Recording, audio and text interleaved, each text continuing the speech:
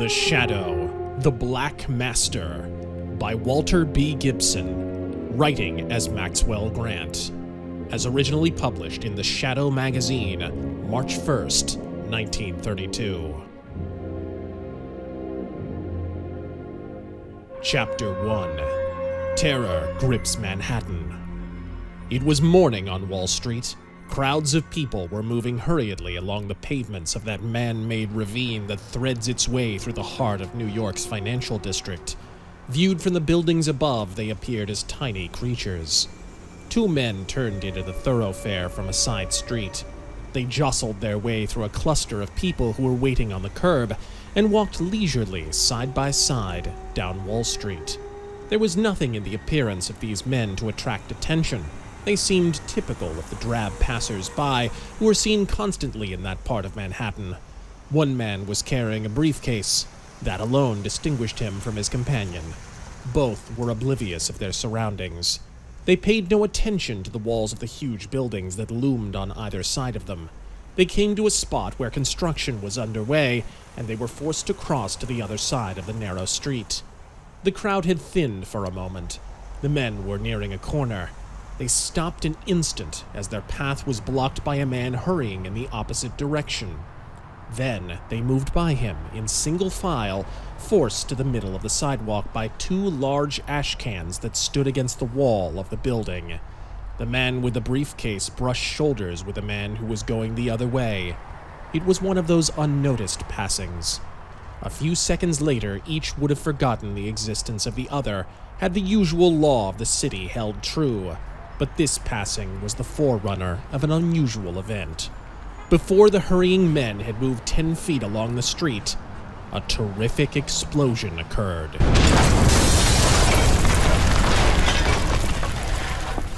Where three men had been momentarily grouped, none remained. All along the block lay persons who were thrown to the sidewalks. Men were staggering, trying to recover from the mighty concussion which had shaken them. A gaping hole appeared in the front of the building on the right, a hole from which ran a series of irregular cracks. A deluge of debris poured from the building across the way. Helpless persons were buried amid loose stone and mortar. From the stricken area came a cloud of smoke-like dust. Then followed an ominous silence that seemed to last for endless seconds. Out of the silence came the cries of the victims. Crowds began to gather at the ends of the block. As though by prearrangement, uniformed policemen appeared to take control. They made their way to the spot where the explosion had occurred. With disregard of danger, they began their work of rescue. While they labored, the clang of bells approached. With the amazing speed that characterizes the working of Manhattan's machinery, rescue squads were rushing to the scene. Patrols and ambulances arrived with fire trucks. Bodies of both living and dead were carried away. Groups of police blocked off the district. Then came reporters. Within 30 minutes after the catastrophe, mighty presses were grinding out the hideous details of the unexpected tragedy. 5 men were known to be dead. The number of the injured was a matter of conjecture.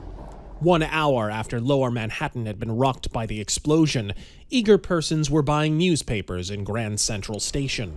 Only the meager details of the catastrophe were available, yet it had already become the sole topic of conversation in the great terminal. A man entered one of the small cigar stores near the main concourse and nodded to the clerk. He was reading a newspaper as he entered. He tucked it under his arm and approached the cigar case.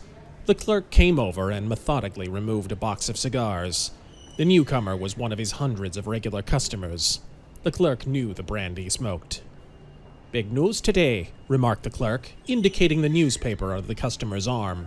"Yes," came the reply. "Terrible. They don't know much about it yet." "And the next editions will be out soon," said the clerk.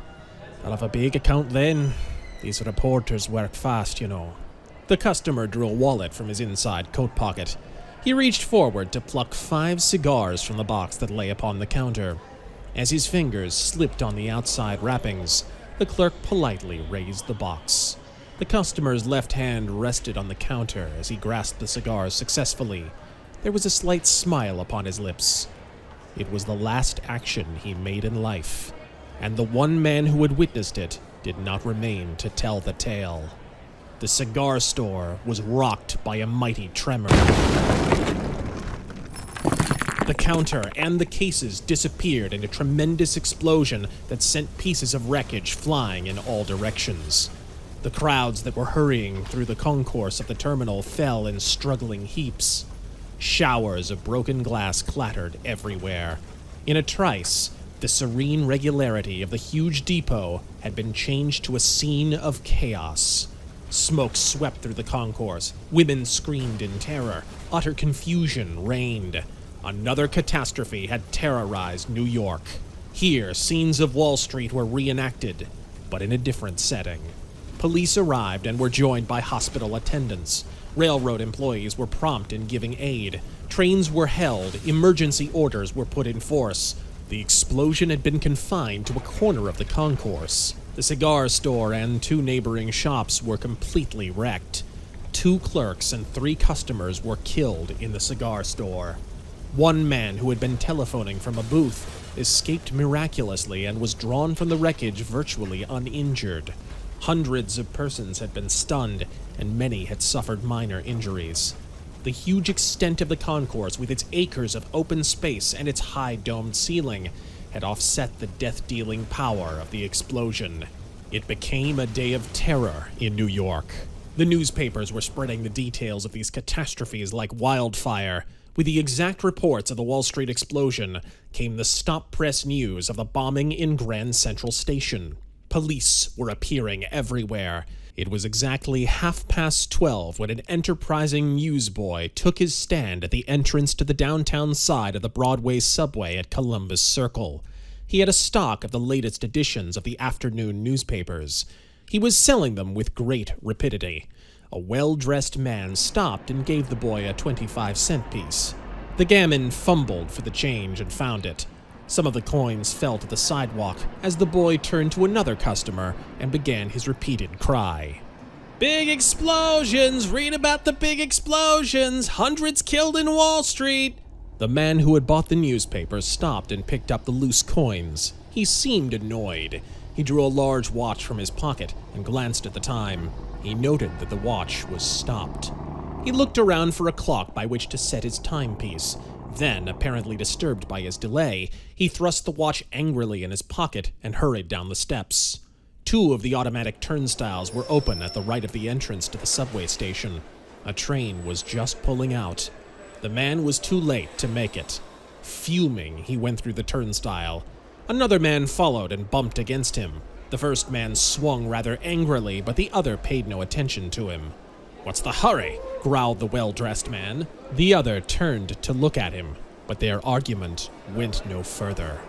The underground tube reverberated with a tremendous explosion that sounded like a mighty cannonade.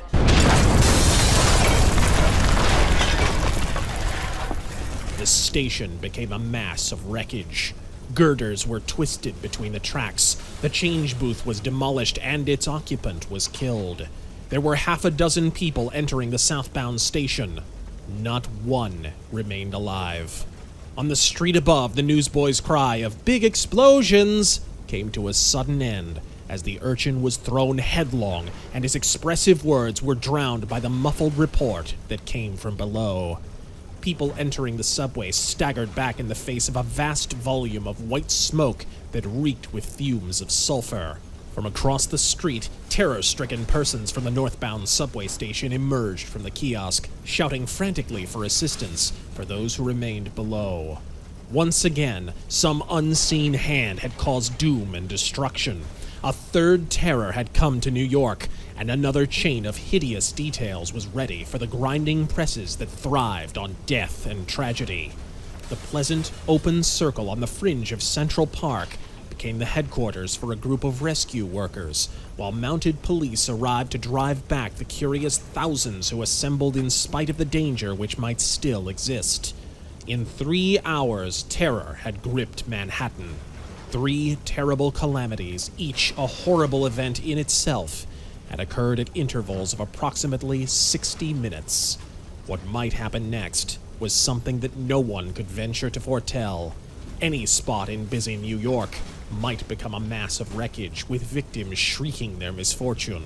Danger lay everywhere, and emergency squads of police could only wait, hopeful that they might be nearby to lend their aid should another mighty tragedy follow those that had gone before.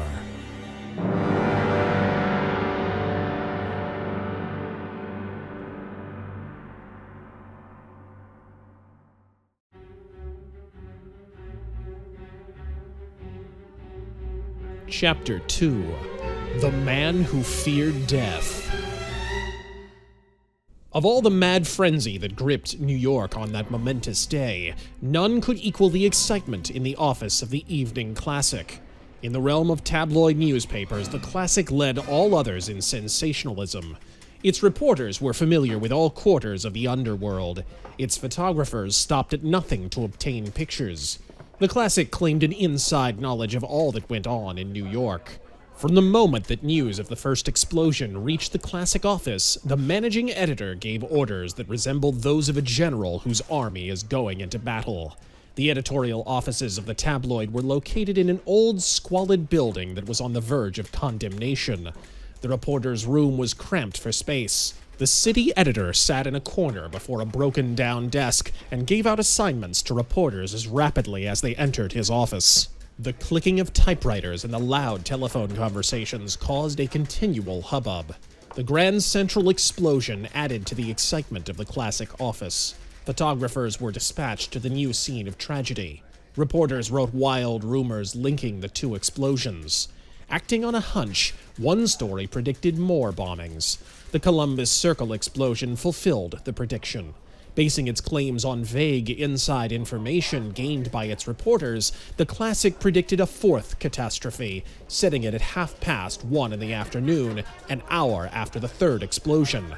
When 2 o'clock arrived and no news of a fresh calamity came to the Classic office, another sensational feature was launched by the tabloid.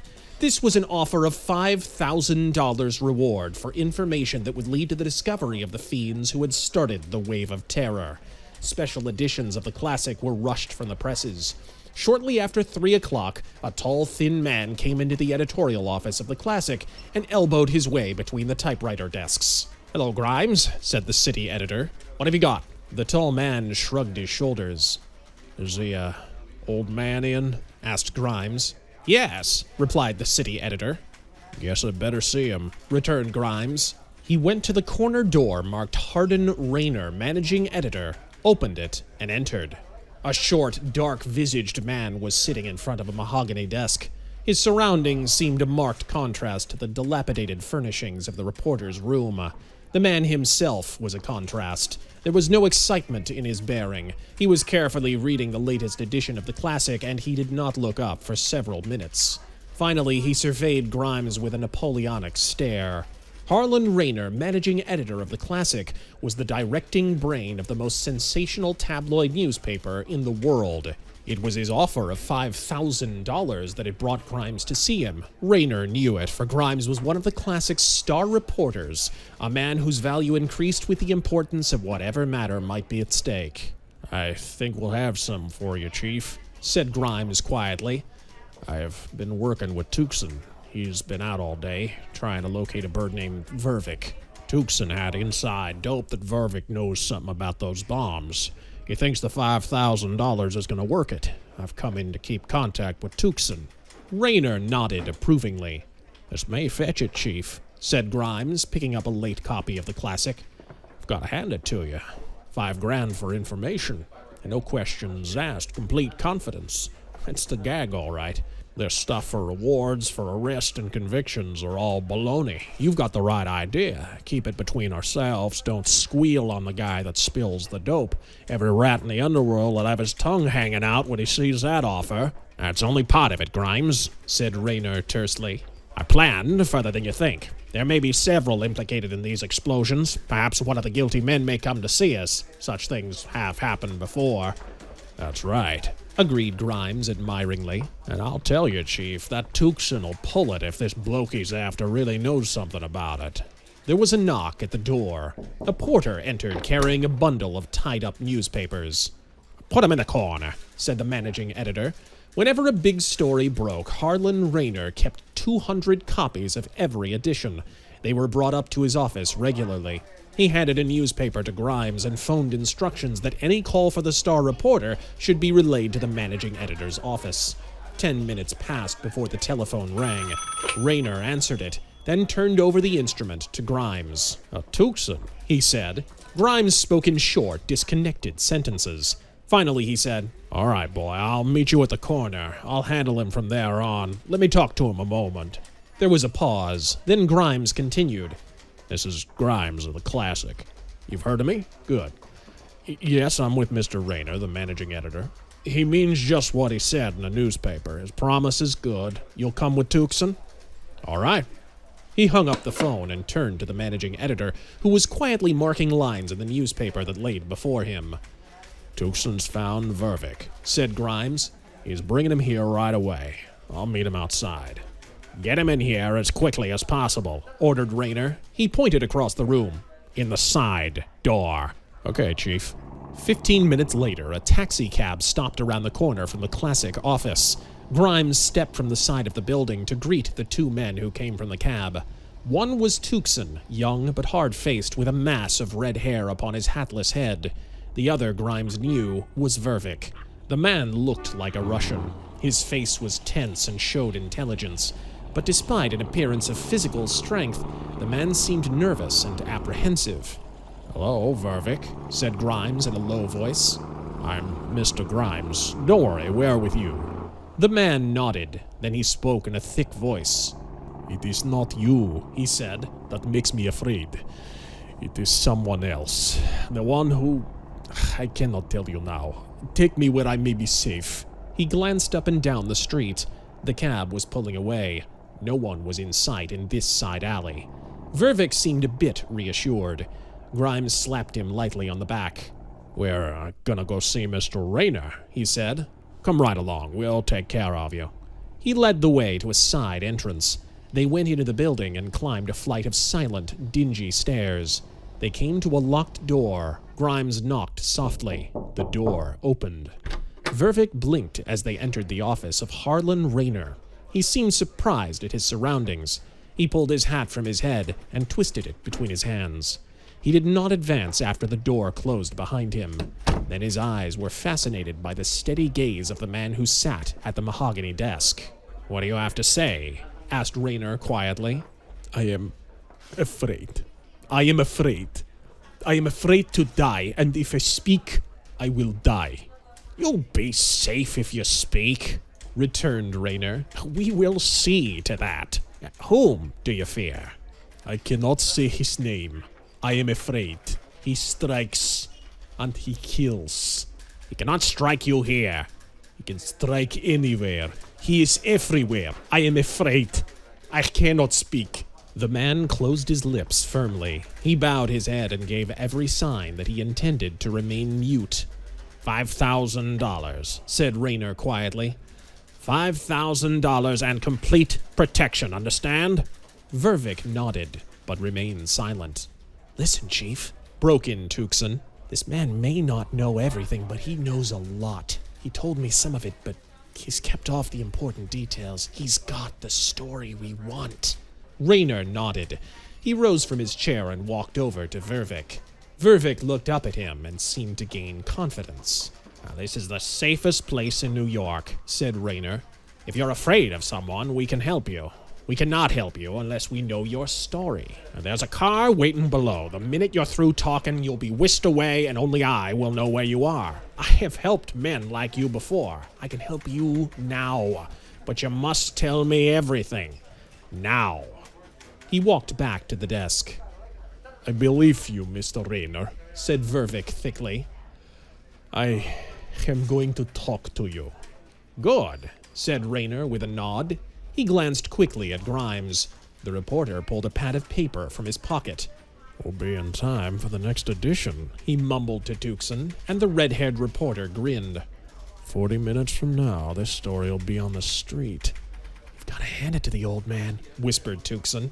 Then he became silent and tense. Vervik was speaking. I have made bombs," said the Russian in a low voice. "I do not know why I have made them. I did not know what they were for until today. I have my address here." He fumbled in his pocket and brought out a paper. "This is the place, but all my bombs were taken away last night by the man who had made me make them." "Who is he?" Raynor's voice was softly commanding. "I do not know his name. He's black, all black. He's dressed in the clothes, which are black, and he has talked to me only in a dark room. He has told me to do what he wants done, and I have called him the Master. That is the name he has told me to use with him. You understand?" "Why did you do what he told you?" "Because I have made bombs before. I did not know why then, but there was trouble, and I would have been taken to prison if the police had known. It was then that the Master came to me. He gave me money. He told me all was well, but all was not well. Today," he stopped. His face bore signs of dread. "Go on," ordered Raynor. "I am afraid," objected Vervik. "I have talked too much now. I am afraid to die. I am afraid." "Oh, come here. You will not die." Vervik approached the desk slowly. He looked about the room. He stared at Grimes and Tucson. He stared suspiciously at the opposite side of the room, where the stacks of newspapers lay. "You will not die," Raynor repeated. Vervik shuddered, and suddenly regained his composure. He came closer to the desk. "I said that I did not know the name of the man I call the Master, but I did not speak true. I have found out who is the Master. I am afraid to speak that name, but I shall give it to you, because you have promised to keep me from death." His fingers trembled as he reached for a piece of paper. He picked up a pencil and scrawled a name, and thrust the paper toward Raynor. An amazing change came over the face of the editor. "Grimes," he exclaimed. "Look at this. Get busy right away. Look, if this is true." Grimes stared at the name as if he could not believe his eyes. Raynor turned to Vervik. "Are you sure?" he demanded. "I am sure," replied the Russian. "It is true, but I am afraid. What I know cannot help me. He is the Master. I am afraid." Raynor wheeled. "Get this man away to safety," he said to Grimes and Tucson. "He'll talk to you now. You know where to take him. Leave this to me. I'm gonna lift the lid." Vervik held out his hands pleadingly as the managing editor rose from his chair and moved to the side of the desk. "I am afraid to die," he said in a trembling voice. "I fear death." Raynor placed his hands upon the man's shoulders. Curbing his impatience, he spoke in his usual reassuring tone. "You're safe." He pressed Vervik gently away from the desk toward the corner of the room that he might have a clear path to the door that opened in the reporter's room. "Do not worry. Nothing can harm you here, because we—" The sentence was never completed. As Vervik stepped back from the desk, the entire room rose and spread in all directions. The four men who stood in that doomed room were blown to atoms. The wreckage that remained poured forth into the street amid a volume of thick smoke. The blast shook the entire building. The name that Harlan Raynor had learned would never reach the public. Harlan Raynor was dead, with his 2 star reporters, and with them perished Vervik, the man who feared death.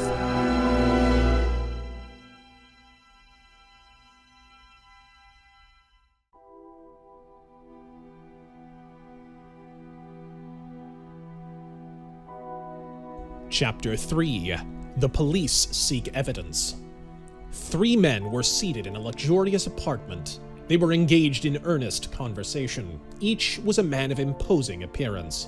Their expressions were serious, and their consultation bore signs of vast importance. A keen observer would have recognized 2 of the men as police officials. Their bearing indicated it, even though they were garbed in civilian clothes. One was Inspector James Burke. The other was Detective Joe Cardona. They were two of the keenest men on the New York police force. The third man in the group was evidently the owner of the apartment. He was tall and dignified, white-haired and keen-eyed.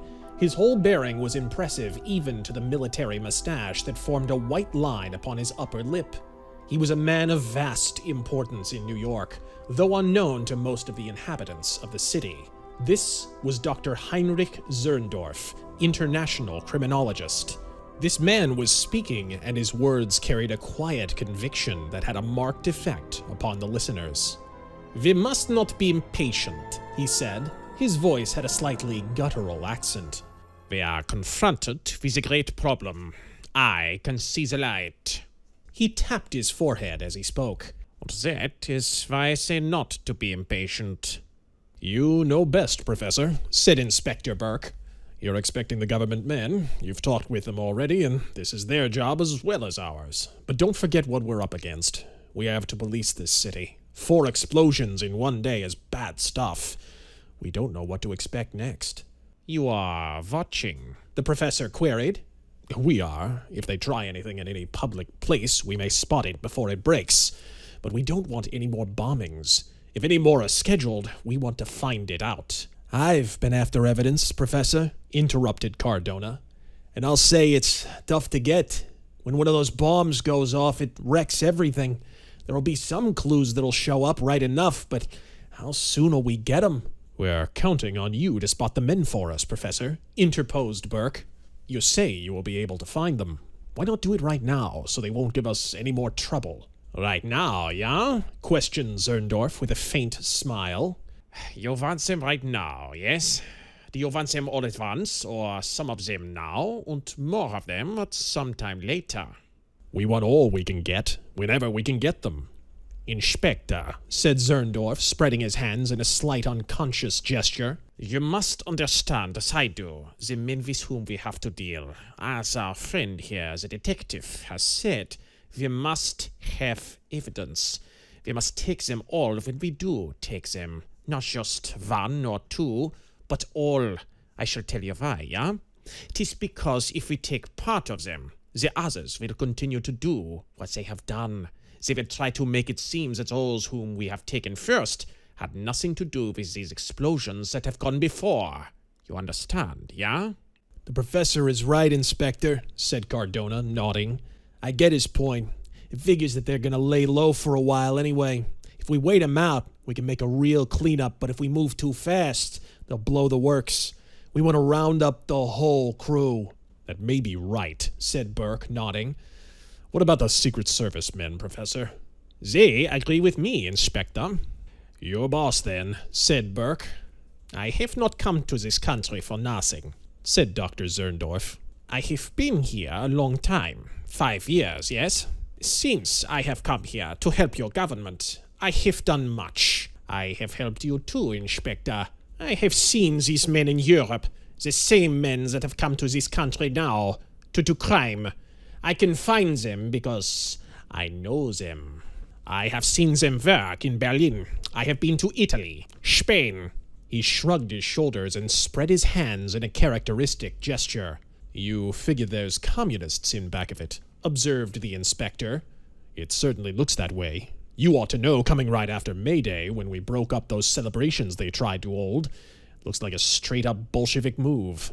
A campaign of terrorism, that's what it is. We want to stop it. Soon." "They picked the spots all right," said Cardona. "Ah, yeah," agreed Dr. Zerndorff.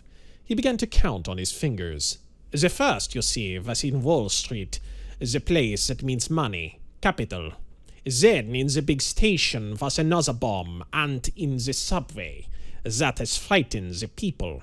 But the most important has been the newspaper office.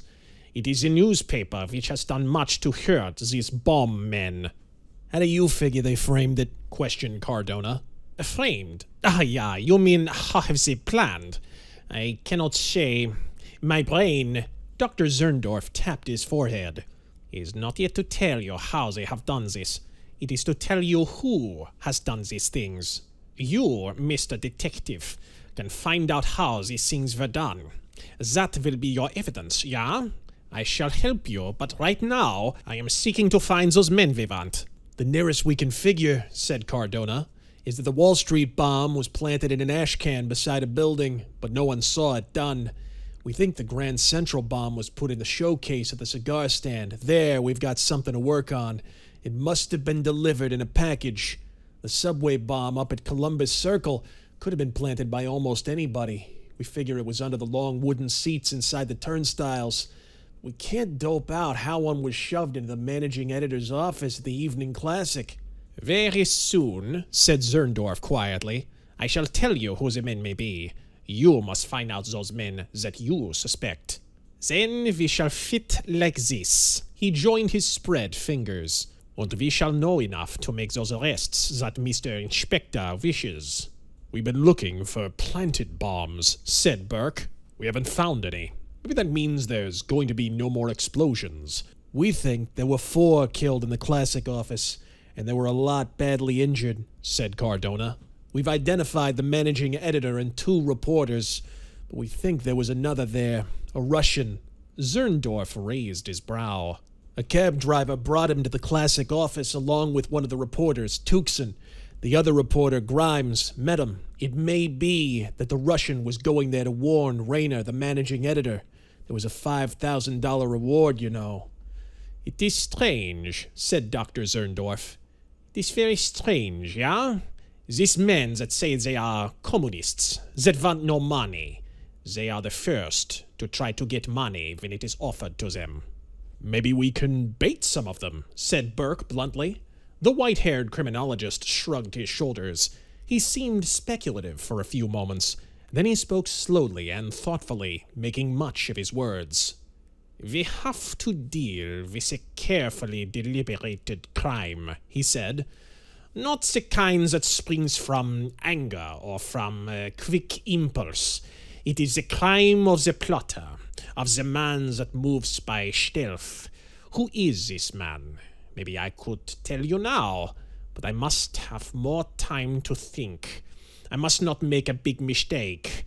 It may not be just the one man. It may be 2 or 3, but these will be the men who plan. Beneath them are the little men, those who have placed the bombs where they have exploded. You must find them, Herr Inspector. Have them for me. You're right, Professor, interposed Burke. Joe Cardona will get the small fry. Leave it to him. But how long will it be before you haul in the big shots? It shall not be long. I shall tell you this. It is not the time of which I am thinking. It is of explosions. Just what do you mean by that? There have been 1, 2, 3, 4, replied Dr. Zerndorff, counting on the fingers of his left hand. Perhaps there shall be no more. Perhaps, he pointed to the last outstretched finger. Perhaps there shall be 1 more. Yeah? If that is so, I can promise you, there will be no more after that. We don't want any more if we can help it. Listen to me, Herr Inspector. Zerndorff's voice was emphatic. My brain. He tapped the fingertips of both hands against his forehead. My brain is understanding. I am like one who is in dreaming, yeah? People I can see. Faces I can recognize, but I cannot grasp. Should they move once, I shall have them. But I can only wait. Perhaps they shall not move. If they do not, my brain shall work of itself, and I shall find them. You understand me, yeah? It's plain enough to me, Chief, said Cardona, turning to Inspector Burke. The professor here knows what he's doing. I've been in the same fix myself. He's waiting to play his trump card, that's all. I get you, said the inspector. All right, Professor. We're counting on you. Dr. Zerndorff rose, and the other men followed. The 3 went downstairs together in the elevator. On the ground floor, the professor placed his finger against his lips, and then spoke softly in the mellow light of the empty hallway. Up to now, he said, these men have struck for just one thing, to frighten. Perhaps they shall try to scare again. I think so, yeah. Perhaps you, Herr Detective, can discover them before they strike. A bomb you may find somewhere, but after that, they shall not try to scare. They will only protect themselves. They may fight, yeah? If they do, who is the one they shall fight? The police? I say no. The police are too many. Here is the one. He tapped his chest expressively. I am the one, yeah? The one that they shall fight. They know that I know, you understand? There is danger, or there will be danger here in New York, for me. It sounds logical, Chief, observed Cardona, looking at Inspector Burke.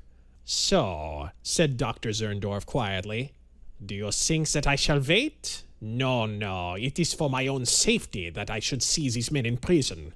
You may think of the public, Herr Inspector, that is good. I think too of the public, but, he smiled, I think also of myself. He went to the outer door and carefully unbarred it. Standing in semi-darkness, he peered across the street. An automobile lurked beside the opposite curb. See, whispered Dr. Zerndorff. It may be now. I am suspicious. Friend or foe, I know not. So go, my friends, and remember that I shall solve this plot for you. Burke and Cardona stepped to the street. The door closed behind them. They heard the click of bolts. The inspector coughed uneasily. Let's get the lay, Joe, he said. The two men walked boldly across the street. They saw two shadowy forms seated in the front seat of the sedan. Cardona's fingers sought the butt of his automatic. What are you doing here, buddies? He asked. Something sparkled on the breast of the man beside the wheel. In the reflected light of the street, Cardona recognized the badge of a Secret Service agent. Hello, Cardona, came a low voice. That's Inspector Burke with you, eh? Right-o, replied the detective. We watched you go in, came the voice. We've been waiting for you to come out. We're detailed here to protect Dr. Zerndorff. Cardona was positive of the identity of the men. He looked at Burke, and the inspector nodded his approval. We may have a police detail up here later on, said the detective. Okay, came the voice from the car. Tell them we're here. We'll know them. Cardona hailed a passing taxi. He waved to the men in the sedan as he and Inspector Burke entered the cab. Then the street became silent. The Secret Serviceman's automobile remained across the street. The lights in the upstairs apartment went out, but the government men continued their vigil. In their keeping was the safety of the man in whose hands might lie the key to a nationwide plot of which the Manhattan explosions might be but forerunners. A car going rapidly passed close by the parked automobile. The sharp eyes of the Secret Servicemen were busy as they peered into the darkness of the passing coupe.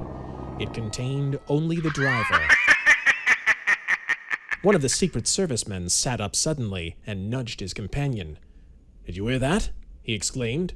No, said the other. What was it?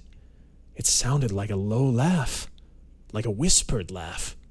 The eyes of the watchers followed the tail light of the coupe until it disappeared in the distance. Then both men settled back to resume their vigil. One, the man at the wheel, was calm and indifferent. The other was thoughtful, and his mind was troubled. For through his brain passed the haunting recollection of a sinister sound, a laugh so unreal that he could scarcely believe that his ears had not deceived him. He felt confident that the coupe had come down that street for some special purpose, yet he could not imagine what its mission might have been. The Secret Service man was not acquainted with the underworld of New York. Had he known more, he might have understood.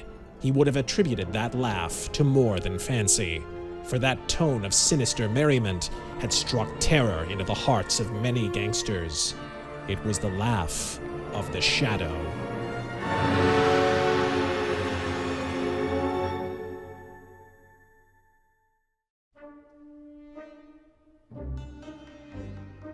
Chapter 4. The Hands of the Shadow. Inspector Burke and Detective Cardona were sitting in the office at police headquarters. Outside, through the misty night, a clock boomed out the hour of 11. The two men had just returned from their interview with Dr. Zerndorff. Inspector Burke laid a sheet of paper on the desk in front of him. He began to write rapidly in pencil. Cardona, watching him, knew what he was doing. Burke possessed a photographic mind. Whenever the inspector held an important interview, he later wrote down the facts from memory. His task completed, Burke handed the sheet of notations to Cardona. The detective read it and nodded in admiration. "You've got everything there, Chief," he said. Burke smiled and folded the piece of paper. He pocketed it. The next day it would be typed and filed, a record of everything that Dr. Zerndorff had said. This would remain as secret police data. There was a knock at the door. "Come in," called Cardona. A tall, stoop-shouldered man entered. He was clad in overalls. His face was a dull white. He carried a bucket and mop. Cardona grinned. This was Fritz, the janitor, the faithful servitor of police headquarters. "Want to clean up, Fritz?" asked the detective. "Yeah," was the reply. "Well, we're going. You're on the job late again, aren't you?" "Yeah." Inspector Burke looked at the janitor. He smiled and shook his head. "I never saw the like of you, Fritz," he observed. "Just because we work late, you work late. I wish some of the force would profit by your example. Come on, Joe. We'll let Fritz finish up." As the men left the room, Fritz was at work. He was dull, slow, and methodical. He continued his task while the footfalls of the departing men echoed from the corridor. Finally, he reached the desk where Inspector Burke had been seated. Here, Fritz laid aside his mop, resting it against the wall. From his overalls, he drew forth a sheet of thin paper. He studied the surface of the desk and laid the paper upon it. He pressed the sheet flat and rubbed it with his fingers. His hand was a strange one for a janitor. It was long and supple and moved with the smoothness of a musician's hand. Fritz laid the sheet of paper aside. He drew forth a rag and carefully polished the surface of the desk. He put the paper on the desk and finished his mopping. Then he returned to the paper and carefully rolled it into a tube, which he inserted beneath his overalls. He left the room, walked along the corridor to a locker, removed his overalls, and put them away. He stowed the mop and bucket in a corner. He walked with a cumbersome step along the corridor until he reached the outside door and stepped out. A policeman was standing there. "Good night, Fritz," he called. "Yeah," was the grunted reply. Fritz shambled around a corner and entered the silence of a narrow alley. Then his form merged with the blackness. Fritz, the janitor, literally had vanished. A coupe stood a short distance down the alley. Its door seemed to open of its own accord.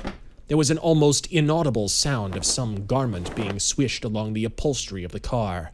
A few moments later, the coupe pulled away.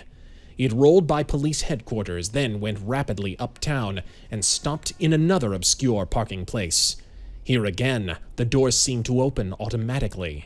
Not even the closest observer could have seen a black-clad figure emerging from the interior of the car. 10 minutes later, a light clicked in a small room. A green-shaded lamp cast a luminous circle upon the surface of a table.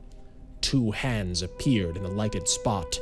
They were those same long-fingered hands that had wiped the desk in police headquarters. The only difference lay in the left hand. Upon it glowed a mysterious gem, a fire opal that shone with the peculiar dim spark of a dying ember. The hands of the shadow were at work. Those hands were both nimble and active. They constantly disappeared and reappeared, each time with a definite purpose. They brought into view that same rolled sheet of thin paper that Fritz the janitor had pressed upon his desk in police headquarters. The hands spread out the paper. One fingernail scratched the corner of the sheet and made a slight line in a waxy surface. The other hand produced a small vial that contained a black powder. This was shaken upon the flattened sheet of paper. The substance was graphite. The fingers rubbed the black powder upon the smooth paper. The result was immediate. It explained exactly what had happened. The surface of Inspector Burke's desk had been rubbed with wax. His writing had left invisible impressions pressing through the paper upon which he had written. The waxy surface with its indentations had been recorded on the thin sheet of paper. Now the graphite revealed a blackened scrawl in reverse. The hands raised the thin sheet, turned it over, and held it before the bright light. There, in plain writing, was revealed the complete report written by Inspector Burke. Every detail of his interview with Dr. Heinrich Zerndorff was now plain to the Shadow. The thin paper remained before the light. Hidden eyes were studying it. A mind in the darkness was remembering every detail. The paper was crumpled and thrown away. The hands dropped to the table. They brought a pad and pencil into view.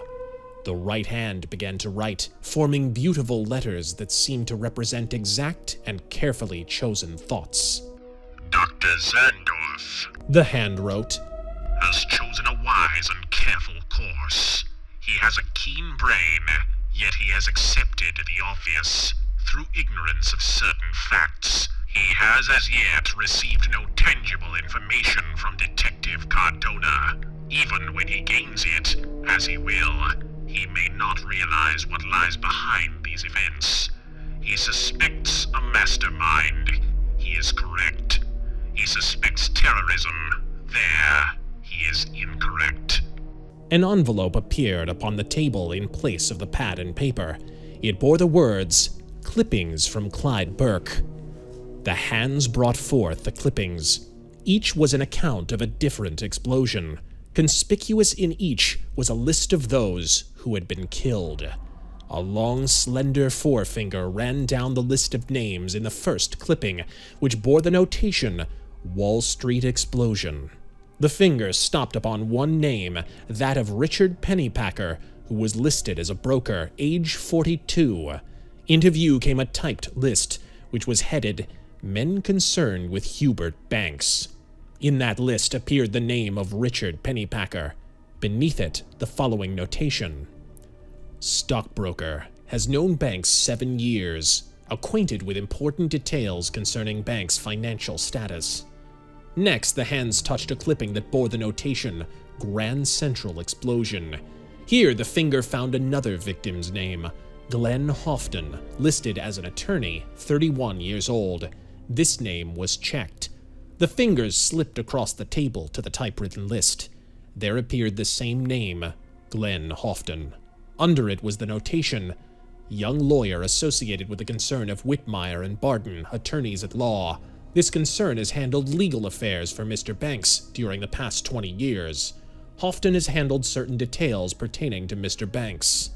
A third clipping was under survey. It bore the heading, "Subway Explosion." At the top of the list of victims was the name George V. Houston, clubman, age 48. The hands seemed to consult between themselves as they moved to the typewritten list. There at the top was the name George V. Houston. Information appeared beneath it. "This man is a frequent visitor to the home of Hubert Banks. Was once engaged to Matilda Banks, sister of Hubert Banks. Has known the family for many years." The fourth clipping, which was marked "Classic Explosion," came in for a careful inspection while the hands remained motionless. At length, a pencil was taken by the right hand. It passed over the names of the managing editor and the 2 reporters who had been killed. It stopped at the statement, "Unidentified man, evidently a visitor to the newspaper office." There, the pencil placed a question mark. Now the clippings were brushed aside. Another envelope was drawn forth by the hands. It bore the words, "Report of Harry Vincent." The hands unfolded a typewritten sheet taken from the envelope, and the hidden eyes read, "Richard Pennypacker had his own office in the Tully building. It was his custom to arrive at the office at 9 o'clock. At 10, or shortly afterward, he would leave the office, carrying papers in his briefcase. He went to an office at the stock exchange. He always followed the same route, and he happened to be in his customary path when the explosion occurred in Wall Street." Beneath this appeared a second tabulation. "Glenn Houghton came into work from Mount Vernon. He always came through the Grand Central Station and stopped at one cigar stand to buy cigars for the day. It was his regular custom, and he was evidently buying cigars when the explosion occurred." Then came a third listing. George V. Houston lived at the New York Barge Club opposite Central Park. He invariably came downtown at noon. He always took the subway at Columbus Circle. It was just after he entered the station that the explosion occurred. and he was one of the victims. 3 strange coincidences, 3 freaks of fate that had brought men to their doom. There were others who had died, but none of their names appeared in the typewritten list of those who had been associated with Hubert Banks, except one, and it was not ignored. Along with the listings of Pennypacker, Houghton, and Houston, appeared the name of Perry Warfield. It had its notation as follows: Promoter has been engaged in various schemes with Hubert Banks. Went to Oklahoma on 2 occasions to investigate oil wells for Banks. Seems to be well off financially and sees Banks frequently. The name of Perry Warfield appeared on the list supplied by Harry Vincent, but it bore no explanatory remarks. Evidently, the long arm of coincidence had not stretched forth to seize this 4th man. The hands of the shadow became motionless. Only the changing glow of the fire opal on the 3rd finger of the left hand gave signs of activity. The hands themselves seemed to be formed of molded wax. Minutes ticked by. Then came a low, slight buzz from the corner of the room. The hands disappeared. A moment later, a whispered voice crept through the silence. It was the first audible sound that had disturbed the silence since the light had clicked. A low conversation followed. The invisible man was talking over the telephone. There was a click as the receiver was replaced. Then the hands were back again at the table.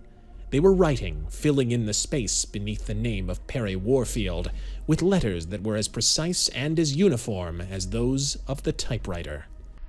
Burbank reports word from Vincent. Perry Warfield did not come from his home in Westville today. He was taken suddenly ill. He will come tomorrow.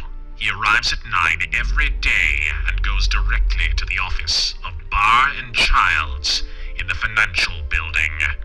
The hand hesitated. Then, in small letters, it wrote these words: Before 9 o'clock. Each word was underscored by the pencil. The light clicked out. Through the darkness of that pitch-black room came the sound of a hollow, whispered laugh. It was an uncanny noise, a mirthless murmur both forbidding and foreboding.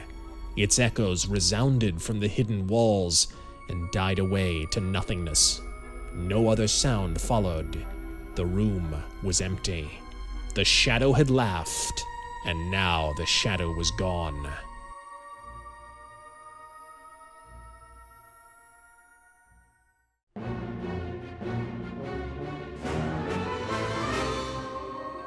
Chapter 5.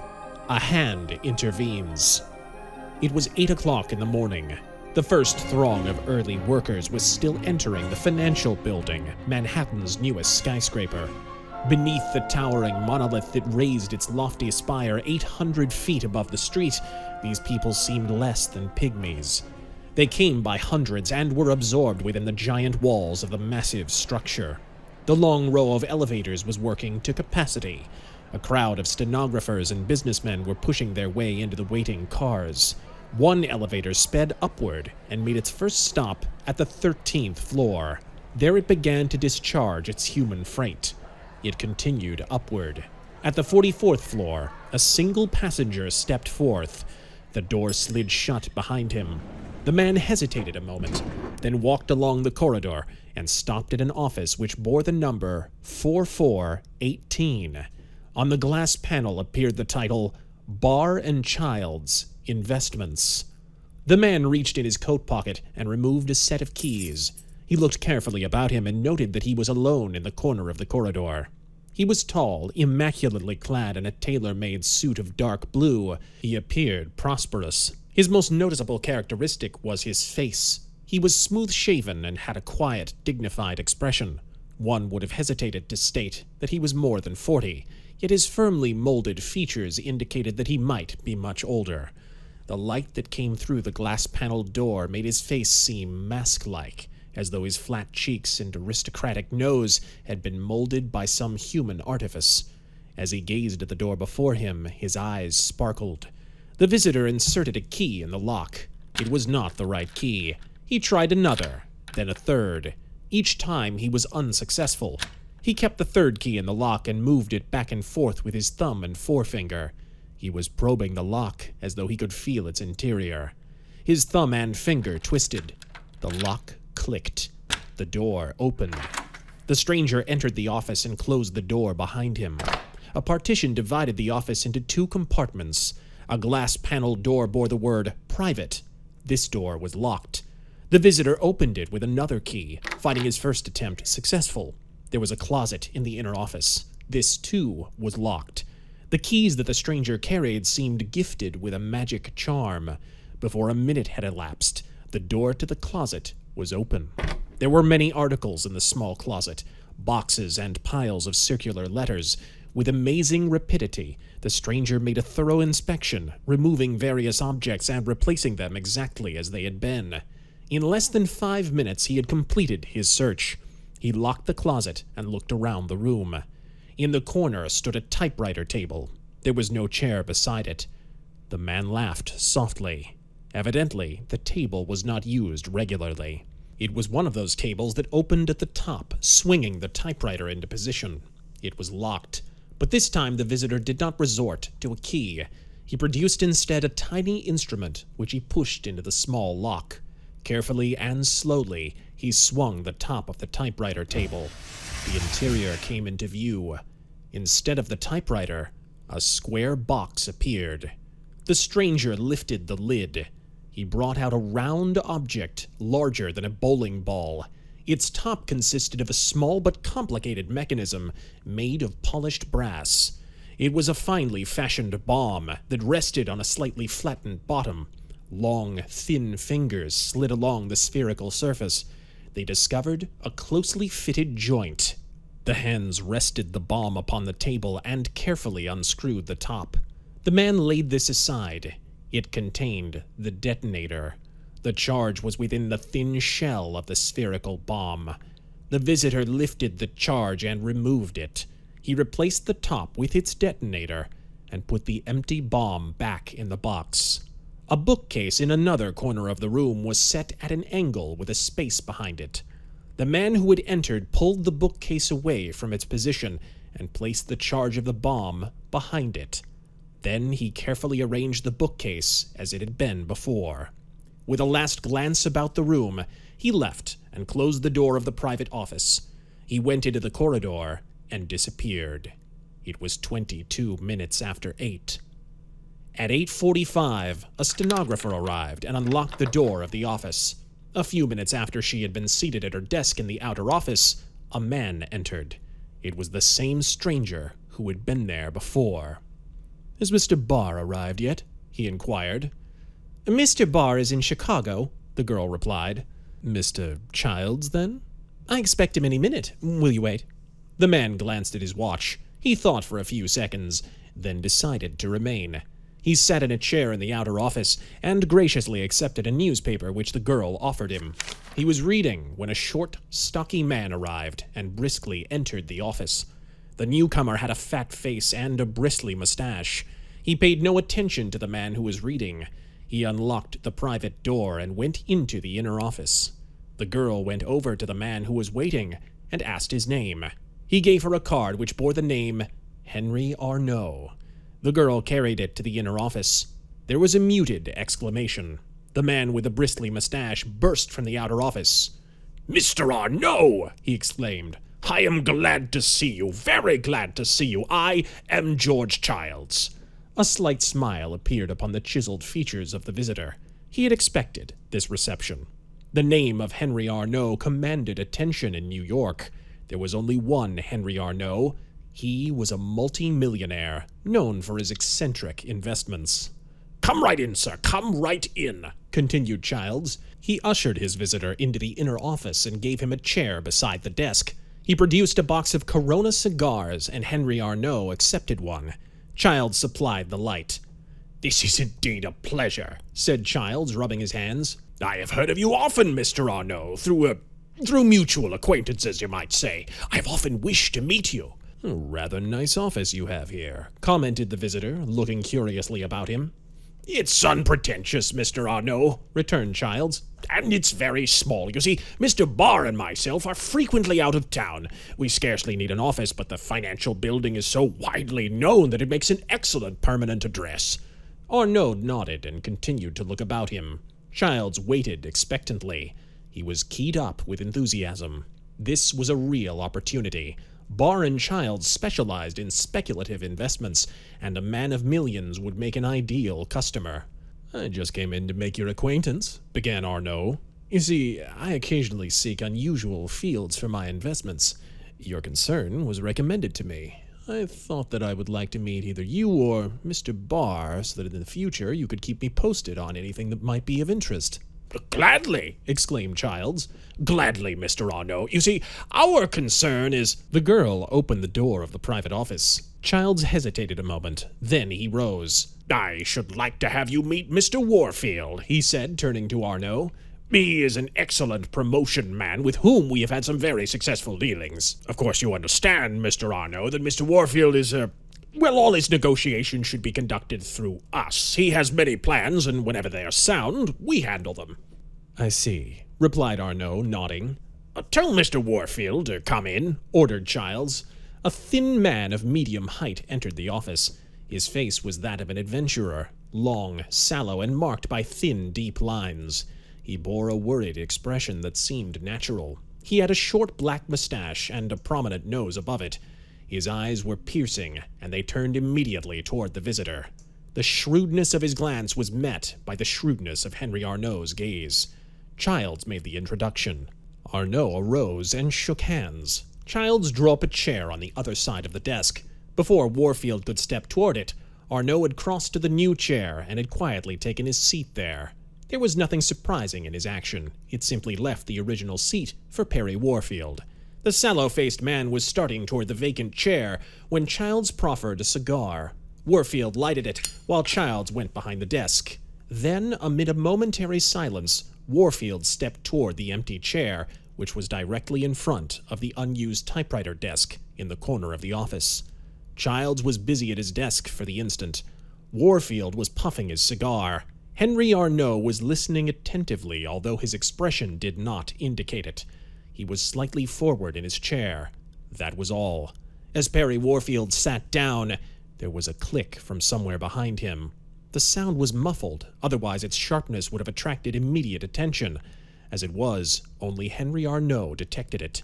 His expression did not change, but a slight gleam of satisfaction shone in his eyes as he relaxed in his chair. Then his gaze turned toward the window, and he puffed his cigar thoughtfully. His mind seemed to be puzzling over something. Childs began a brisk conversation. It was intended for the benefit of both Henry Arnaud and Perry Warfield. It dealt chiefly with investments. Arnaud listened with feigned interest. Warfield nodded but kept chewing the end of his cigar. The man was nervous, although he tried not to show it. At last, during a lull in the conversation, he spoke to Childs. Any new developments? He asked. Oh, nothing spectacular, replied Childs. One or two matters I can speak to you about, but they can wait until later. Don't let me interrupt, began Henry Arnaud, starting to rise. Stay right where you are, sir, said Childs. Why don't you come back later, Perry? The last remark was to Warfield. I think I will, said the sallow-faced man. He became suddenly courteous as he arose and shook hands with Henry Arnaud. I'll be moving along, he said to Childs. There's just one point. I'll see you to the elevator, suggested Childs. Stay right here, Mr. Arnaud. I'll only be a minute. The two men went into the outer office and thence to the corridor.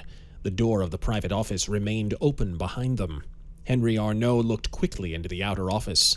The girl was facing the window. Moving with amazing stealth, Arnaud reached behind the bookcase and brought out the interior of the bomb.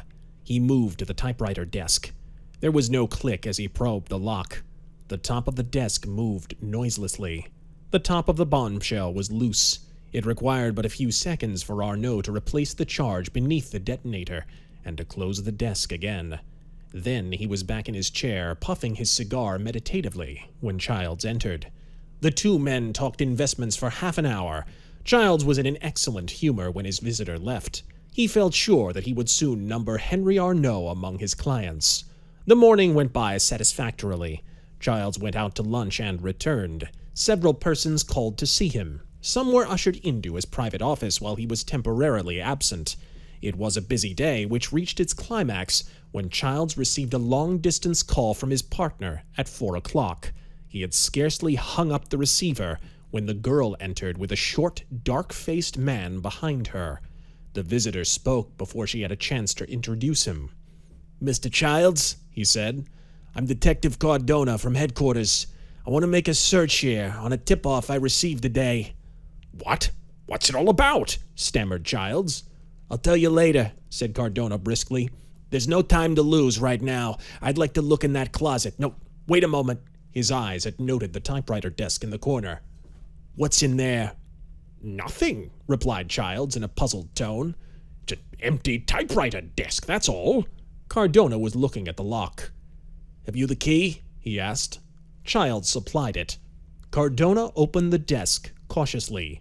An exclamation came from his lips. He bent over the desk and made a quick inspection. Then he turned to Childs and shook his head. "This is your lucky day," he said. "By rights, you should be dead, blown out through the side of the building with this whole office." He lifted the box from within the desk and exhibited the bomb which it contained. "The detonator was struck," he says, "but it failed to explode the charge. When it occurred, I do not know, probably yesterday afternoon.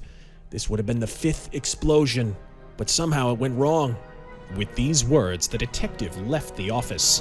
When 2 plainclothesmen entered from the corridor to complete their superior's investigation, they found Childs collapsed behind his desk, his hands gripping the arms of his chair, his eyes staring in horror.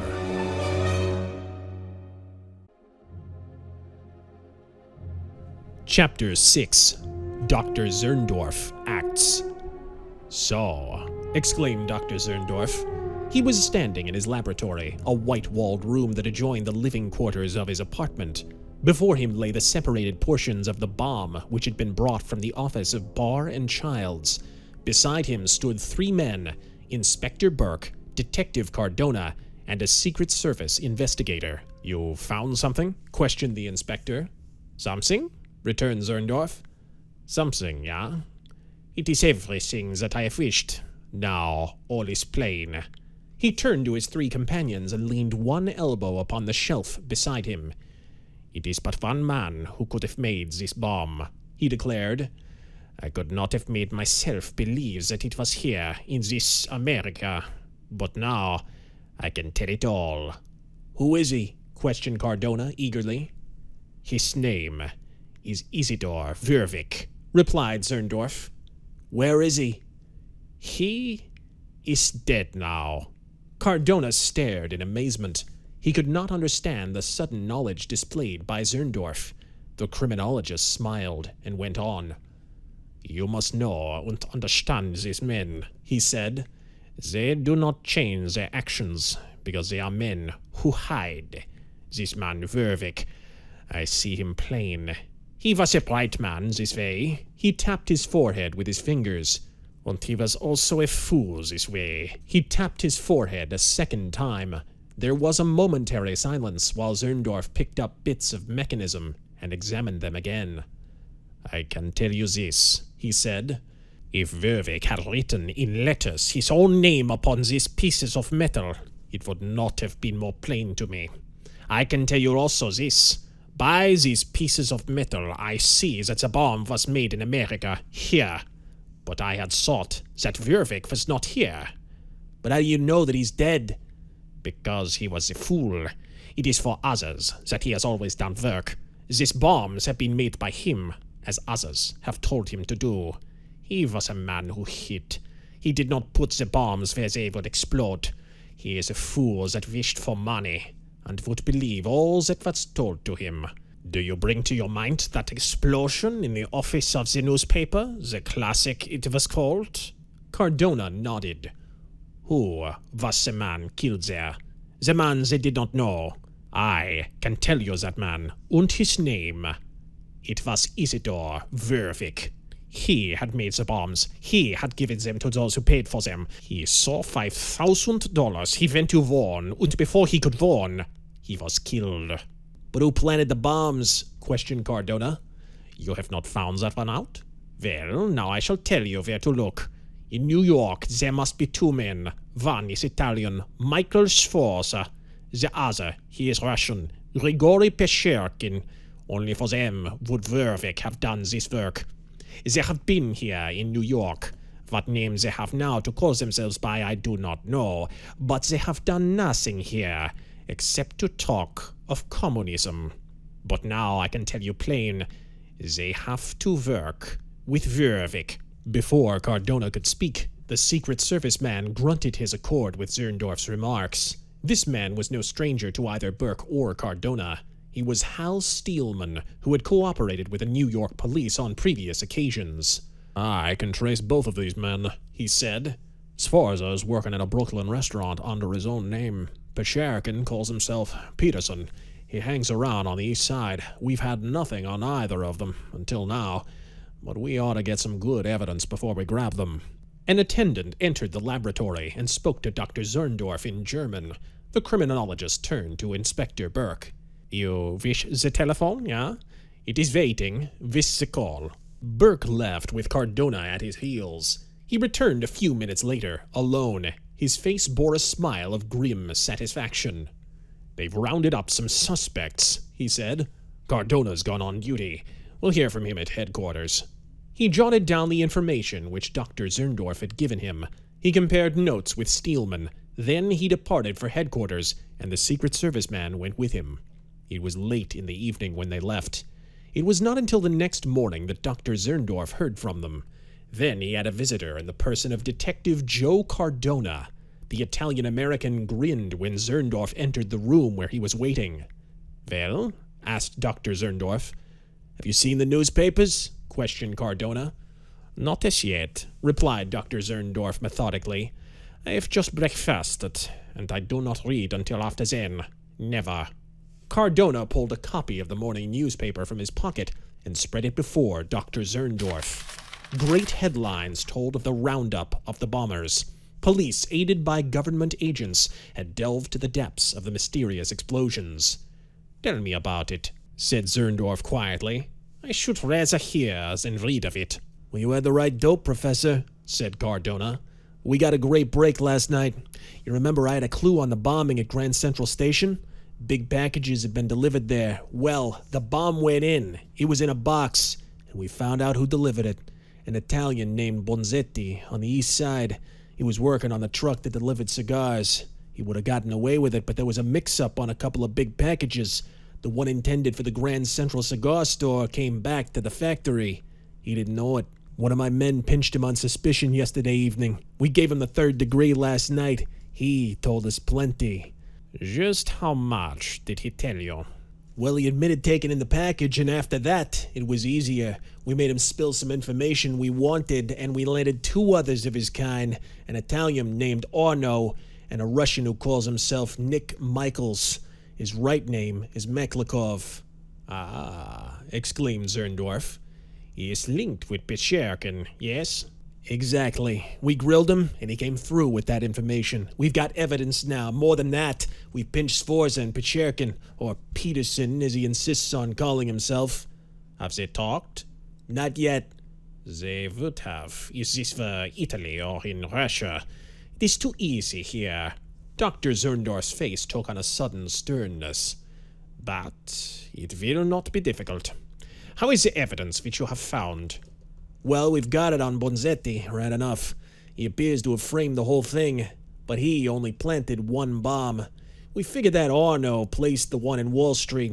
He looked a lot like the fellow who was seen down there early yesterday morning. He's shifty when he talks, but we're getting it out of him. We've also got him tied up with the bomb at Columbus Circle and the one in the office in the financial building. He must have had keys to the office of Barr and Childs. Where he got them, we don't know. But here's the Nick Michaels angle. He was seen around the Classic yesterday morning. We've been getting a real line on him.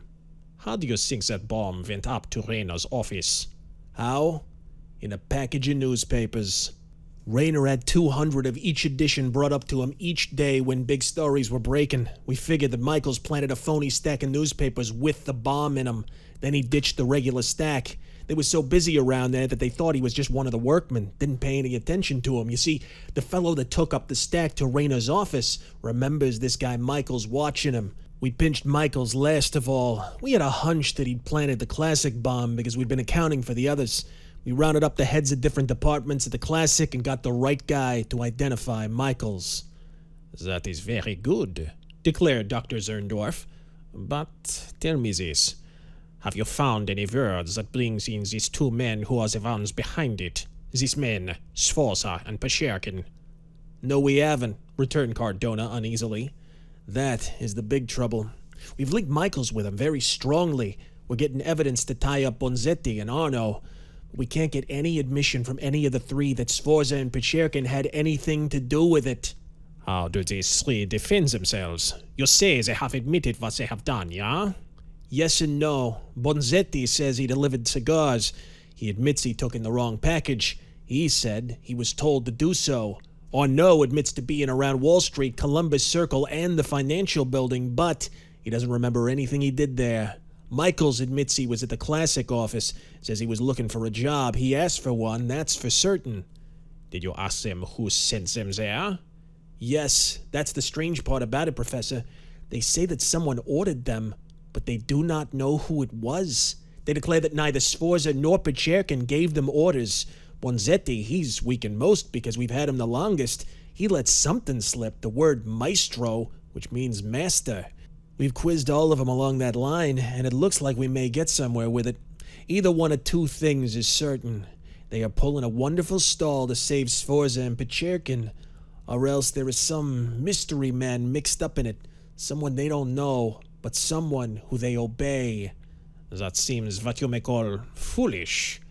I don't know about that, Professor. What? Dr. Zerndorff's voice indicated great surprise. You would believe that there is one who they would call master? One person that they would not know, yet would do as he would say? Cardona paced back and forth across the room. He rubbed his chin speculatively, as though seeking a reply to Dr. Zerndorff's question. Then he turned and looked directly at the criminologist. I've heard of something as strange as that, he said.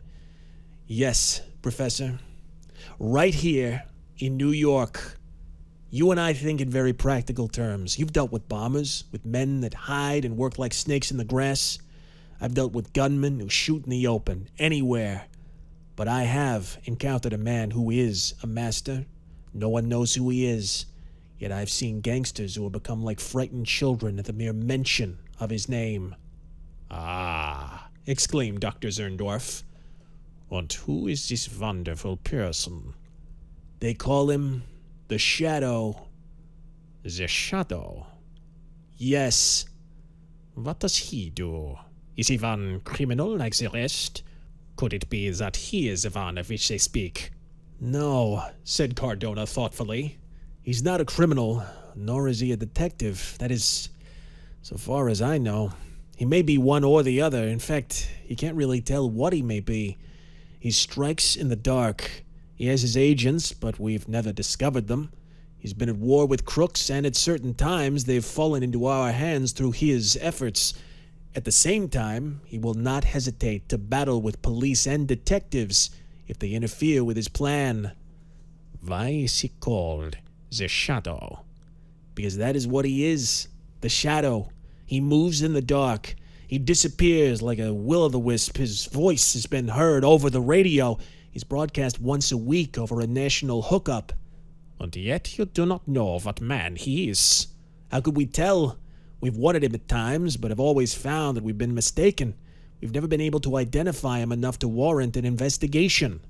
Some people have called him a myth, yet I know that he exists. You have seen him? Yes. Always clad in a cloak of black with his face hidden beneath the brim of a huge turned-down hat. Then he disappears. Sometimes I've met men whom I believed were the Shadow, but there's been no proof. I should like to meet this man, said Dr. Zerndorff thoughtfully. This one that you call the Shadow. He must know the way that is sure to deal with those who have brains bad with crime. That is to fight them without the law. It is the only way that is sure. I have been with the law for so many years that I have seen that very often, Herr Detective." "You're right, Professor," agreed Cardona. "Well, maybe we'll hear from the Shadow yet." "Ah, you think so, yes? Why is that?" "It's a big case, Professor. We got the right men, all right, and we're going to hold on to 'em. But there may be more to it. Gangsters and guns as well as these bomb planters. If there are, it's big, and if it's big, well, that's when the Shadow may show up. If we've got to the heart of it, well and good. If we haven't, then look for the Shadow." "The Shadow," repeated Dr. Zerndorff. Cardona nodded. He went to the door. "Well, Professor," he said in parting, "we'll need you any time now. The inspector will be up to see you. We can count on you for full cooperation, Professor." Dr. Zerndorff bowed. The door closed behind the detective. Dr. Heinrich Zerndorff stood motionless. The eyes of the celebrated criminologist glowed with interest. In all his years of warring against crime, this famous man had never before heard a practical-minded detective speak as Joe Cardona had spoken. "The Shadow," said Dr. Zerndorff in a low, thoughtful voice with a guttural accent. "I should like to meet this man that they call the Shadow. I should like to meet with him. Yes." He turned and went into his laboratory. There he encountered his serving man, who questioned him in German. "They have gone, sir?" the man asked. "Detective Cardona has gone," replied Dr. Zerndorff in the same language. "But Herr Inspector?" "I did not see him." "He came in a few minutes after Herr Detective." The man's expression denoted bewilderment. "I told him to join Herr Detective in the room upstairs to await you." Dr. Zerndorff turned suddenly. He left the laboratory and went into the room where he talked with Cardona.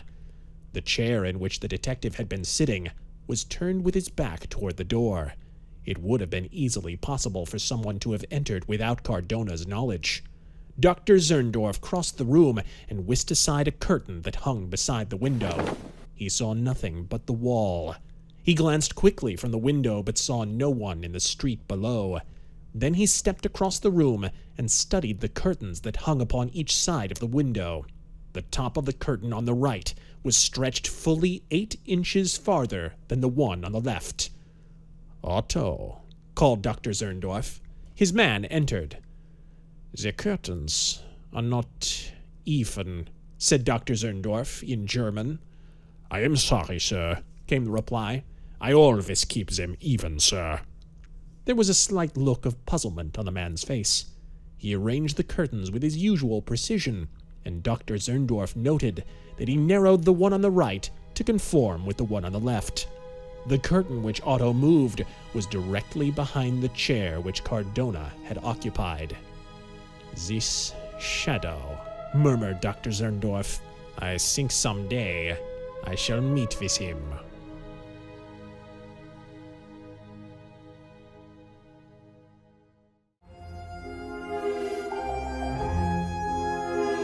Chapter 7. The Hunted Man.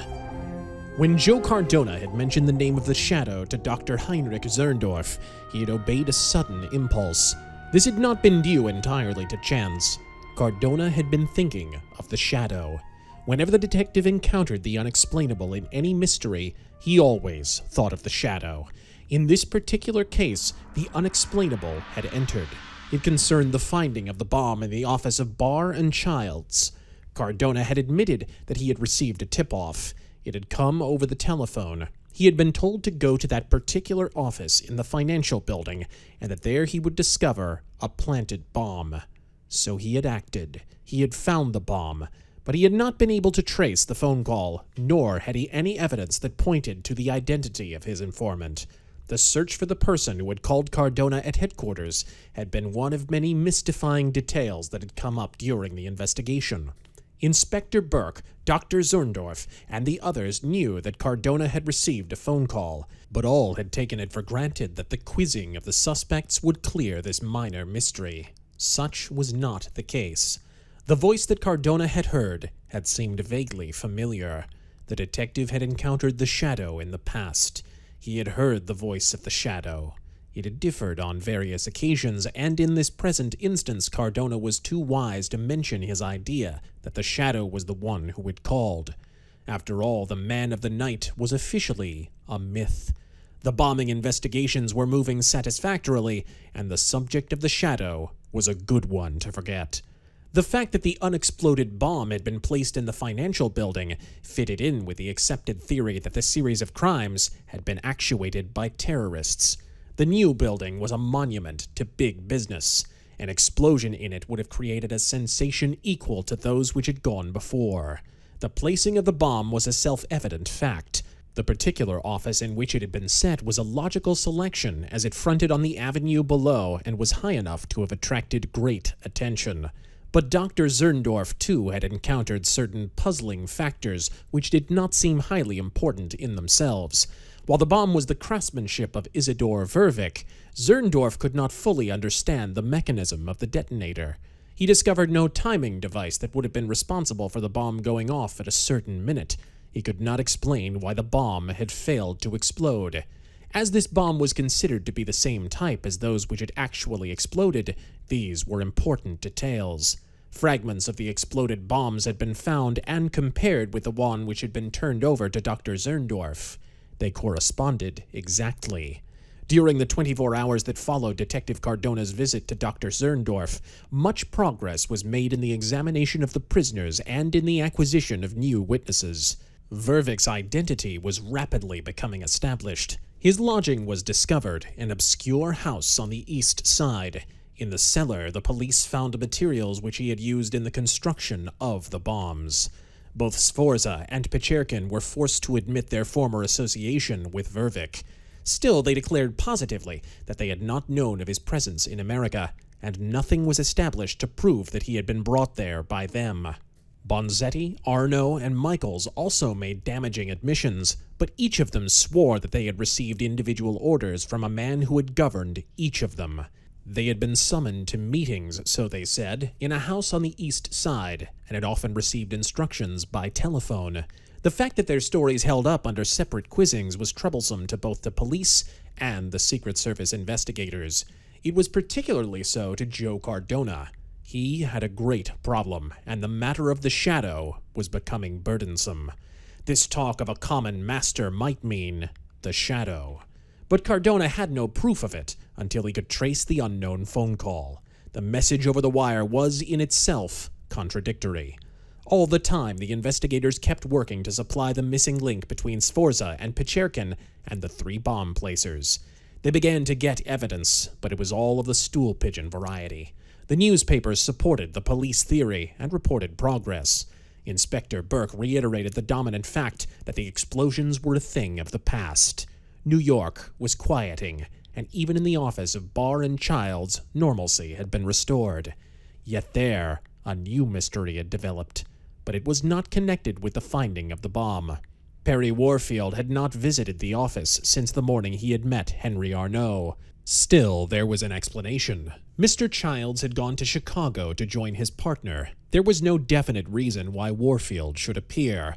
Thus, despite all the ferreting that had followed the bomb discovery, it was not surprising that Perry Warfield should be passing up Broadway, alone and virtually unobserved on a mild May evening. The only surprising fact was the attitude of Warfield himself. His face seemed more sallow than before. His black mustache was unkempt. His shrewd eyes were restless. He seemed to be looking for someone in the crowded thoroughfare. He entered the lobby of the Goliath Hotel, looked quickly about him, and went to the newsstand. There he purchased a final edition of an evening newspaper. He sat down in a corner of the lobby and commenced to read the latest details of the explosion investigations. His action was scarcely more than pretense. He peered over the top of the paper and watched those who entered the lobby. Only the clerk at the news counter observed this. It had been Warfield's custom for the past few days. The clerk shrugged his shoulders. He was used to eccentric guests. A young man entered the lobby carrying a suitcase.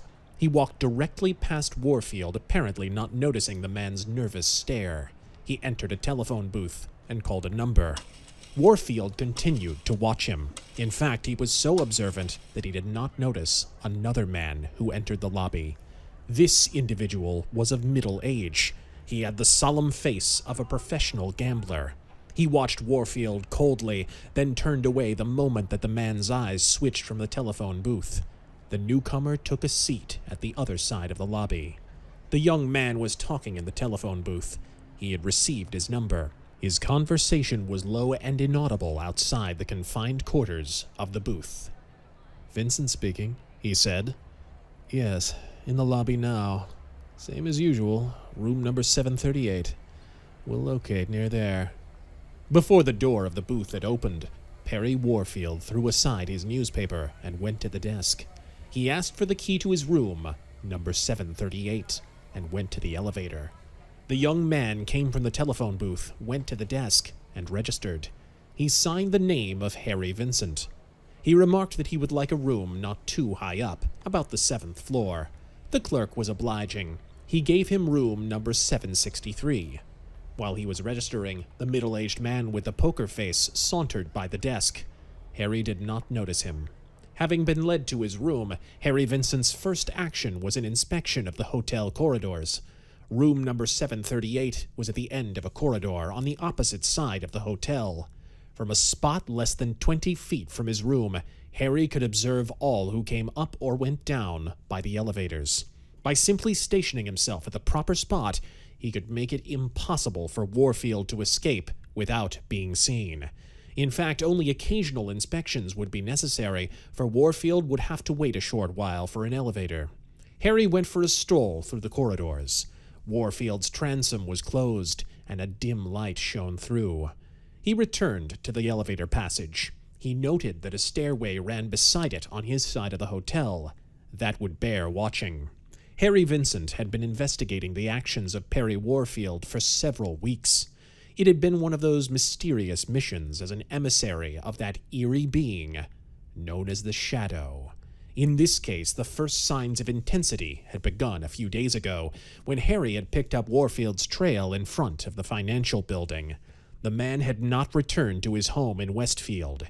He had registered in a New York hotel. There, yesterday afternoon, he had received a note, which he had crumpled and thrown in a wastebasket. Harry had found it. It had borne in typewritten letters the cryptic statement, "Tomorrow night." Harry had lost all trace of Warfield until spying him in the Goliath Hotel. He had reported to the Shadow and had followed Warfield. So here he was, close by, and tonight was the night. An elevator door opened suddenly, and Harry had no chance to slip away. He did not betray the surprise which had interrupted his thoughts of Perry Warfield. Instead, he simply stood by as though waiting for a descending elevator. A man stepped from the car. Harry noticed his square jaw and expressionless face.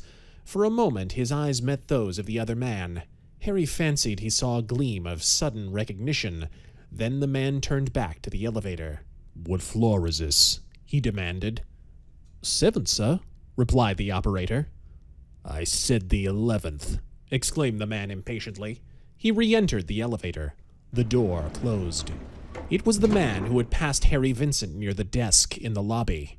Harry had not noticed him there, but the encounter here on the 7th floor had placed him on guard. Harry wondered if the stranger had actually made a mistake about the floor. He doubted it.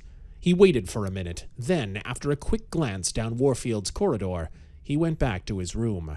He left the door ajar. Harry intended to stay in his room only a few minutes.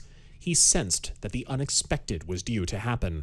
His experience as an agent of the Shadow had given him a keen and perceptive sense that quickened when danger approached. He glanced idly from his window, and his eyes centered upon an electric sign atop a nearby building. Above it ran a row of unflinching yellow lights. One of these was out. As Harry noticed it, the light suddenly turned on, but the bulb to the right became extinguished. That was curious. Harry watched. The bulb lighted again. The next one went out. Harry pulled his watch from his pocket and noted the second hand. As the hand completed its course about its tiny dial, he looked up again. Simultaneously, The dead light shifted one more bulb to the right. Harry pocketed his watch. For some unknown purpose, those lights were telling off the minutes. He counted the row as carefully as he could. There were 30 bulbs. The 7th one was out as Harry still watched. It changed to the 8th. 22 minutes to go. 22 minutes. A sudden realization of danger gripped Harry's mind. He turned toward the door, but he was an instant too late. A man had entered noiselessly.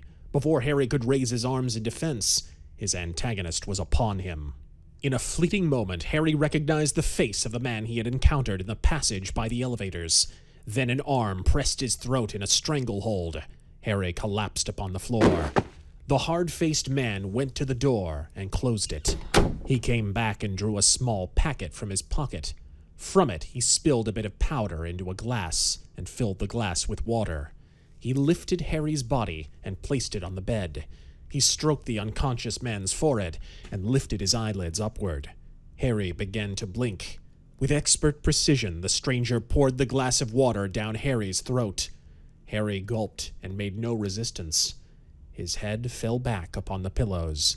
The actions had taken place in an amazingly short space of time. The stranger glanced out the window. The 11th light was now extinguished. He listened intently. Harry was breathing slowly and regularly. The telephone rang and ceased. The stranger smiled again. The operator had evidently reported that Mr. Vincent did not answer. The man looked from the window. The 18th light from the left was now dark. For the first time, the stranger spoke, and then only in an undertone. His voice carried a note of satisfaction. It came evenly from lips that did not move. 12 minutes more, the stranger said. 12 minutes. And then he did not complete the sentence.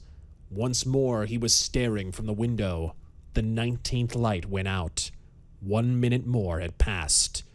The watching eyes turned to the wing of the hotel that lay across the courtyard. They were the eyes of the hunter. They seemed to see through the mass of steel and masonry, visualizing the room where a hunted man lay hiding.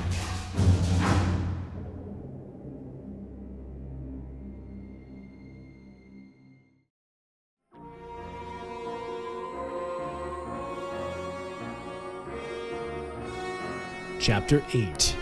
Shots in the Dark. The elevator stopped at the 7th floor of the Goliath Hotel. A tall man stepped from it and glanced toward the wing where Harry Vincent's room was located. Then he turned in the opposite direction. He went down the long corridor and stopped outside room number 738. The man rapped lightly on the door. He heard a slight sound from within. "Warfield," whispered the man. His tone was piercing. It echoed after he had spoken.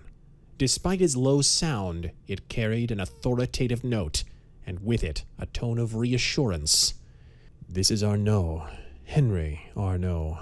I must see you." The door opened suddenly. The man stepped in. Perry Warfield was standing in his shirt sleeves. He gasped in relief as he recognized his visitor. Arnaud looked at him steadily, as though surprised by the fear which was inscribed on Warfield's sallow face. Arnaud came forward and sat down. "What's the trouble, Warfield?" The sallow-faced man hesitated. Then he in turn responded with an inquiry. Why have you come here?" he asked. "Because I know you are in danger. I've come to learn why." Warfield shook his head. "You can't help me, Arnaud," he said. "I'm through. That's all. I had a hunch it was coming. Everything stopped all at once, the day before I met you, in Child's office. I don't know how or why I realized it, but that morning I knew my end was due. It was set for me up there, in that office. I realized it when I read the newspapers that afternoon. It was just an accident that saved me. Just an accident." "You mean an accident that the bomb did not explode?" Warfield nodded. You caused it." "Certainly. I knew the bomb was there. I found it before you came in." "Then you are the man I'm expecting now. The one who is to kill you? No. Perry Warfield sat down in a daze. He rubbed his forehead. He stared at the calm face of Henry Arnault. He seemed like a man awakened from a nightmare. Tell me why you're to die, said Arnault. I cannot, gasped Warfield. I am afraid. Afraid because of one. Of whom? Came Arnaud's undertone. His piercing eyes were staring into Warfield's. For a moment the hunted man's lips trembled as he began to speak. Then he seized his head between his hands. No, he exclaimed. No, I cannot tell. My only hope is silence. A sudden insane sparkle appeared in his eyes, and he laughed silently but wildly. It is a trap. You wanted me to speak, I know why. You are the master. He grinned as though demented, seeming to gain a feeble triumph in his hopeless accusation. Arnaud's response was totally unexpected. I understand now, he said, nodding slowly. You have told me. The man you fear is the one you call the master. Warfield trembled. Unwittingly, he had betrayed his secret. Stark terror swept over his face. Then he calmed suddenly. His voice was hoarse with restrained excitement. If you are the master, he said cunningly, I have betrayed you now. You can do what you will. I have no hope. But if you are not the master, he hesitated, then smiled shrewdly. I can tell you all, without fear. But my time is short. Look, there. He pointed out the window where the changing lights of an electric sign flickered above a building. Do you see that line of lights? Of yellow lights with one that's blank? Count those that remain. There are only 5. That means 5 minutes more to live. Watch them. The blank will move to the right, and 1 minute less will remain. Arnaud turned like a flash. Warfield had risen from his chair and was springing upon him. With a quick movement of his left arm, Arnaud sent his antagonist sprawling. Warfield clambered from the floor and took a huddled position in his chair. I thought perhaps you were the master, he said sullenly. I thought perhaps I could kill you. Before you killed me, you know. It was my only chance. My only chance, you know. His voice was apologetic. Warfield. Arnaud's voice was low and firm. He drew an automatic from his coat. You must speak all. If I'm the master of whom you speak, you may consider this a command. If I'm not the master, you need not fear me. I am here to protect you. Do you understand? Warfield nodded, still trembling. Who is the master? Questioned Arnaud. I do not know his name, replied Warfield. I know him only as the master, the Black Master. I have met him only at one place. Then it has been dark, pitch dark. I have only heard his voice, and I have obeyed. Why? Because he knew. He knew my secret. He threatened me by telephone first. Then he summoned me. I came to him. Since then I have done his bidding. And his commands concerned your friend, Hubert Banks. How did you know? There was terror in Warfield's voice. I, too, have been watching you, said Arnaud quietly. I've been watching 4 men, Pennypacker, Houghton, Houston, and yourself. 3 of them are dead. I know, exclaimed Warfield. This is how I found out what the master meant to do with me. I was to die with them. Not one of us knew the others were in the master's power. Those men were friends of mine, and I never suspected them until they died. And then I tried to escape the master. I wanted to hide. I thought New York would be the safest place. But last night, I received the summons. I left the hotel where I was staying. I came here. Tonight I received a phone call. A voice said, watch the lights from your window. Each one is a minute. Instinctively, the man looked beyond Henry Arnault. His mouth opened as though he were about to cry in horror, but no sound resulted. He pointed wildly through the window. Arnaud threw a quick glance in that direction. The last light in the row was blank. Henry Arnault looked calmly toward Perry Warfield. The man was cowering, trembling, between Arnaud and the door. Arnaud was a living statue. He stood silent, his keen eyes seeing not only Warfield, but the door beyond. He detected a slight motion. His watchfulness increased. In the door, the key was turning, slowly, noiselessly. The handle of the door began to move. It stopped. The door swung silently inward. It was then that Henry Arnaud acted. As the door opened, Arnaud's arm came upward from his pocket, his eyes fixed upon the door. A stocky, hard-faced man stood with leveled automatic in the opening. Before the murderer could fire, Henry Arnaud's finger pressed the trigger of his revolver. But for the unexpected, the murderer would have fallen. Perry Warfield supplied the unexpected. The door had opened behind his back. Henry Arnaud had momentarily ignored the cringing man. In the upraising of Arnaud's automatic, only one explanation could come to Warfield's terrified mind. He thought that Arnaud meant to kill him. With a wild scream, he leaped forward and upward as Arnaud's finger touched the trigger. He struck the arm of the man who was about to save him. The bullets from Arnaud's automatic went wild as he resisted this mad attack. He stumbled as he flung Warfield from him. In failing, Perry Warfield saw the man at the door. He screamed in sudden recognition. Before Arnaud could bring his gun into play, the room was plunged into darkness as the man at the door pressed the switch.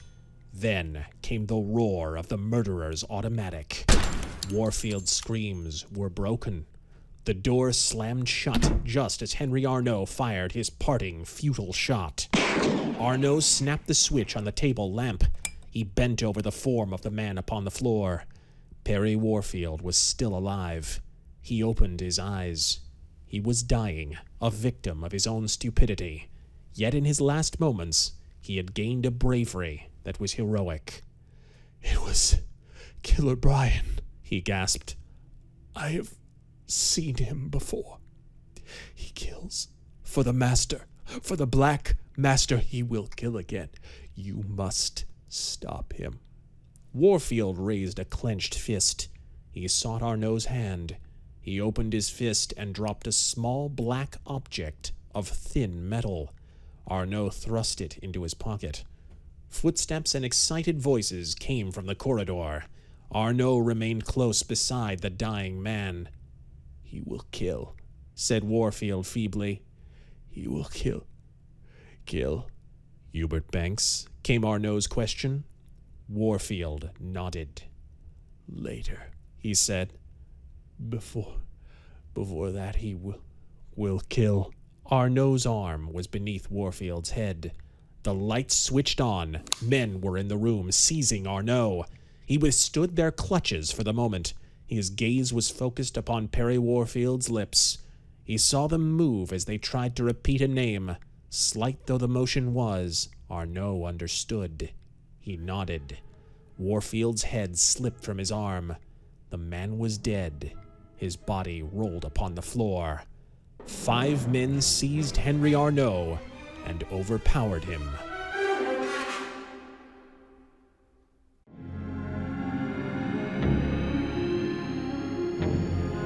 Chapter 9. The Second Murder. Henry Arnaud lay in a corner of the room, his hands cuffed behind him. In front of him stood 2 hotel attendants and the house detective, keeping close watch, awaiting the arrival of the police. Soon a plainclothesman shoved his way into the room. He looked at Arnaud, then glanced questioningly at the house detective. "This the guy?" he asked. "Yes." "I'm Detective Blaine from headquarters," said the newcomer. "I'll take charge from now on." He asked Arnaud's name. Then, "You killed this man?" "No." The detective laughed. "The murderer," persisted Arnaud, "is a man called Killer Bryan. He has escaped. He intends to commit another murder. I can tell you the name." "Lay off that stall," exclaimed the headquarters man threateningly. "It won't do you any good to try to lay the blame somewhere else, get me?" "The name of the man marked for murder is Matthew—" "Shut up," ordered the detective. "Another peep and you won't be able to do any talking, get me? You'll have plenty of chance to talk at headquarters." Henry Arnault remained silent, but his eyes were intent, his face taut, as if he was engaged in physical effort. The headquarters detective leaned over the body of Perry Warfield. The others in the room concentrated on the action of the sleuth as he made his careful inspection. It was then that the unexpected happened. Slowly, almost unnoticeably, Henry Arnault raised his body. A man beside him detected a sound and turned. Before he could make an exclamation, Arnault's freed right hand swung from behind his back. The handcuffs were still fastened to his right wrist. The solid mass of metal struck the watcher at the base of his neck. He collapsed. Arnault was on his feet. As the headquarters man turned, automatic in hand, the shackled arm descended and knocked the pistol from the detective's grasp. The house detective and two other men made a leap for the prisoner, but Arnault was too quick for them. His right arm swung in a wide arc. One man escaped the blow by dropping to the floor. Another fell as he received a staggering stroke. The third grappled with Arnault for a brief moment. Then the conflict ended as the steel manacles glanced against the man's head. The prisoner made a leap for the door, pulling the handcuff from his right wrist as he went. This amazing man, through some strange ability, could laugh at manacles. The path to freedom lay ahead, but Arnault scented danger. He dropped suddenly toward the floor and turned just as the headquarters detective reclaimed his automatic and raised it toward the fleeing form. Arnault's action required that the detective change his aim. Before the threatening finger could pull the trigger, the handcuffs whizzed through the air at terrific speed. The detective threw up a protecting arm. He was too late to save himself. The heavy steel cuffs struck the top of his head, and he fell. Then Arnault was gone, but from the corridor outside the room came a last reminder of his presence. It was a long, eerie laugh. A terrible laugh that seemed a laugh of triumph. It was the laugh of the shadow. Despite the consternation in the room where the murdered man lay, the baffled captors of the supposed murderer acted quickly. Within 1 minute after Henry Arnault's escape, the news had been phoned to the lobby below. Police had entered. A manhunt was underway. All available attendants in the hotel were pressed into service for the search. The principal search was instituted on the floor where Perry Warfield had been killed. It had hardly begun before a cry of alarm was sounded by an elevator man. His car was stopped at the 7th floor. He had looked up just in time to see a form speed rapidly to the head of the stairway. "There he goes! There he goes!" Uniformed police rushed from the corridors. Downward they went in mad pursuit, and again from the floor below came the sound of a mocking, bursting laugh. A man appeared in the lobby of the Goliath Hotel. No one saw him arrive until he walked up to the policeman standing by the door. He drew back his coat and showed a badge. The policeman nodded. "Headquarters," said the man nonchalantly. "Keep on the job here. I'll be back with more men." As the man passed through the revolving door, 2 policemen dashed down a stairway into the lobby. "There he goes!" cried one, pointing to the figure emerging beyond the revolving door. "That's the murderer! Get him!" The guarding policeman joined in the pursuit, but he had realized his mistake a few moments too late. When the bluecoats reached the street, their quarry had disappeared. He had vanished like a shadow. Passers-by were quizzed, but to no avail. As the policemen were joined by others and the searchers scattered along the street, a form emerged from beneath the darkened shadows of the dining room of the Goliath Hotel. Silently, swiftly, a strange being flitted through the night, keeping always in the protecting shadows. He did not seem human until he had reached a spot a block away from the hotel. Then he suddenly revealed himself in the light. It was Henry Arnault. The man stepped into a passing cab. He gave an uptown address near the home of Matthew Stokes. The taxi driver did not recognize anything unusual. Matthew Stokes, despite his important position as the head of a detective agency, was a man who kept out of the public limelight. The importance of his investigations was known only to himself. He was a sleuth par excellence who handled most vital cases for private individuals. The front of the Stokes house was dark when a taxicab stopped several doors away. Shortly after the cab had gone, a stealthy figure approached the house and made its way up the side wall of the building. Projecting cornices helped the task. 2 hands came from the darkness and raised a window. A man entered. He moved invisibly. Then he stopped in the corner of the room and listened. There was no sound. Finally, a slight click occurred. A small lamp turned on in the corner of the room. Beside it stood the visitor, scarcely more than a shadowy mass of black in the dim illumination. The shadow was in the bedroom of Matthew Stokes. The room seemed silent and deserted. There was a bed in the opposite corner with a high baseboard at the foot. For a moment, the features of Henry Arnault were visible as the shadowy investigator moved past the corner light. When he reached the bed, he appeared only as a fantastic, dark-clad form.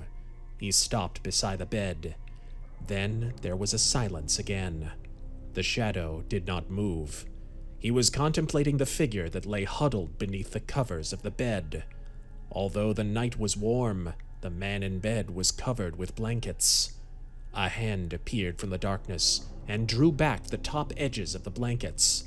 A face could be distinguished in the gloomy darkness.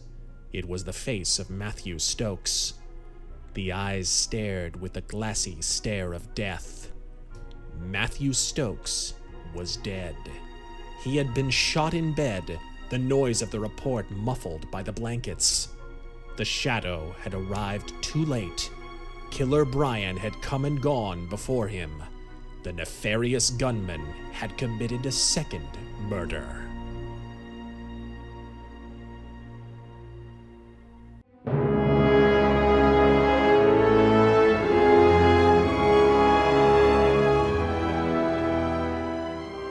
Chapter 10. Killer Bryan Speaks. Henry Arnault had escaped, but he had been recognized and his identity admitted. The morning following the affair at the Goliath Hotel, his picture had been published in the newspapers. Then came the bombshell. A statement from Toronto declared the real Henry Arnault was in that city. A man well known in the Middle West and a frequent visitor in New York, he denied any connection with the case, and his ironclad alibi was a sensation. In the apartment of the German criminologist, Dr. Heinrich Zerndorff, Inspector Burke and Joe Cardona were discussing the murders of the night before. Zerndorff, eyebrows bristling, leaned forward in his chair. "I cannot understand it," he said. "Who is this man who looks like Henry Arnault, yet is not Arnault?" Cardona shrugged. He was thinking of the shadow, but keeping those thoughts to himself. He remembered the phoned warning that had led to discovery of the bomb in the financial building. Could it be that the murders of Perry Warfield and Matthew Stokes were connected with the explosions that had terrified New York? "Well," said Inspector Burke, "we must get busy, Cardona. There's too little evidence in this Stokes case. We figure the killer must have been waiting. Stokes was shot in bed, and the blankets were used to muffle the sound of the gun. We've got to locate this fake Henry Arnault." Darkness was gathering outside. Joe Cardona stared speculatively from the window. Somewhere in that gloom, 2 men were buried in the depths of Manhattan. It was his task to find them. The telephone rang. Dr. Zerndorff answered, and then turned the phone over to Joe Cardona. A low, whispered voice began to talk the moment that Cardona placed the receiver to his ear. "You are looking for me," said the voice. "I am the man who called himself Henry Arnault. I did not kill Perry Warfield. The murderer is Killer Bryan. He also murdered Matthew Stokes. I have located him. You can capture him tonight, but take him alive, you understand? Alive. He is hiding out in a rooming house 2 doors west of the Pink Rat." The voice continued. "You know where the place is?" "Yes." "His room is the first to the left, at the head of the stairs. He will be in there at 10 o'clock. He does not know that he is suspected of murder. Be there with your men tonight." The receiver clicked. Cardona turned to the other men. He told them what he had heard. "The Trace the phone call, ordered Inspector Burke. It won't do any good, replied Cardona. We'll try it, though. You will go there tonight, yeah? Questioned Dr. Zerndorff. You're right, I will, replied Cardona emphatically. I've been tipped off before. We'll get that guy, if I'm not mistaken. I think I shall go with you, declared Dr. Zerndorff. Perhaps I shall be of use. It was shortly before 10 o'clock when a thick-set, long-armed man entered the doorway of the second house from the Pink Rat. He climbed stealthily up the stairs to the second floor, stopping at the top to listen. He entered the room at the left of the stairway and snapped on the light. The hardened face of Killer Bryan was revealed. He looked about the empty room and laughed. Then he turned out the light and lay down on the creaking bed. Outside the room there was a slight rustling sound, but Killer Bryan couldn't hear it. Someone was passing the doorway in the darkness. Someone was moving, a silent, invisible shape. Then came absolute silence. From below, a door opened softly. 4 men were on the stairway, creeping softly upward. Then they stopped. You were going alone, yeah? Came the whispered voice of Dr. Zerndorff. Yes, came the reply from Joe Cardona. I'll nab him. Stay outside with the others, Professor. The 4 men silently took positions in accordance with a rehearsed plan. Joe Cardona moved to the door of Killer Bryan's room. Dr. Zerndorff remained by the stairway, where he commanded a direct view of the door. The other men stood away from the door. Cardona advanced cautiously. He waited, listening. Then came action. His hand was on the knob. His men clicked their flashlights, focusing their powerful glare upon the doorway. That was the signal for Cardona to rush in upon Killer Bryan. But as the lights went on, the door opened inward, seemingly of its own accord. There stood Killer Bryan, his evil face leering in the glare, his automatic aimed directly at Cardona, his finger on the trigger. At that instant, another pistol spoke from the darkness, and a bullet from an unseen hand tore through Killer Bryan's fingers. With an oath, he dropped his gun. Cardona, his life saved, whirled toward the doorway, a startled exclamation coming to his lips.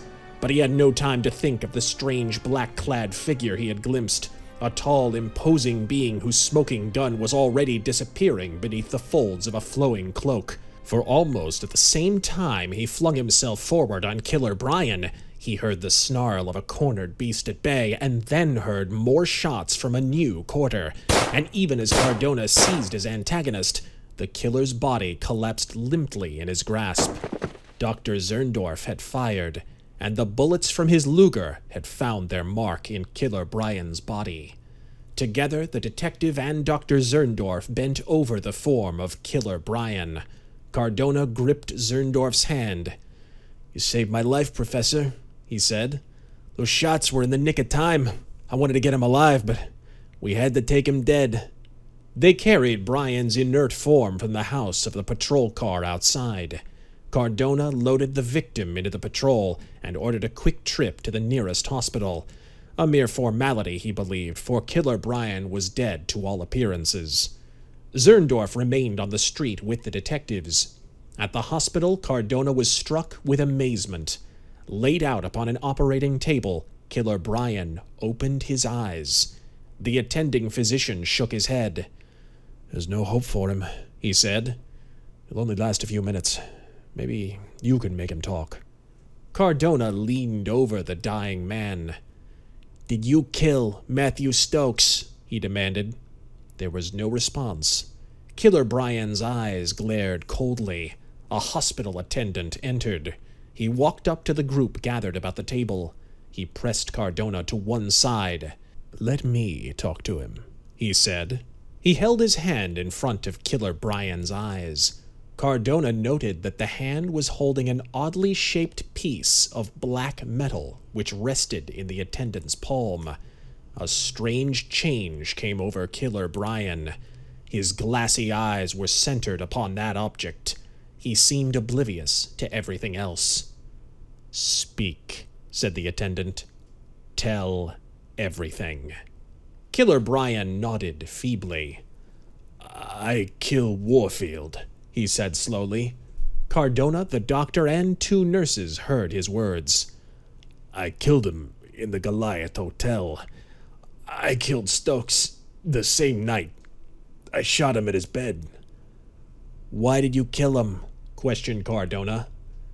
Because the mass... The last word ended in a hoarse gasp. The physician bent over Bryan's body. He is dead, he said. We must make a record of his statement immediately, declared Cardona. I have 4 witnesses, Doctor. Yourself, the 2 nurses, and that attendant. He looked about him. The man who had made Killer Bryan speak was gone. Cardona blinked. Where's the attendant? A nurse shook her head. I don't know, she said. I don't even know who he is. Never saw him here in the hospital before. 15 minutes later, as Joe Cardona was leaving the hospital, he encountered Dr. Zerndorff entering with the 2 detectives. They had followed in a cab. Bryan was dead, of course, commented Dr. Zerndorff in a matter-of-fact tone. He's dead now, replied Cardona. But before he died, he gave us this. He held up a typewritten copy of the killer's statement, signed by himself, the physician, and the nurses. He confessed, yeah? Exclaimed Dr. Zerndorff. You made him tell what he had done. Not I, replied Cardona. It was another man. We don't know who he was. No? Questioned Dr. Zerndorff sharply.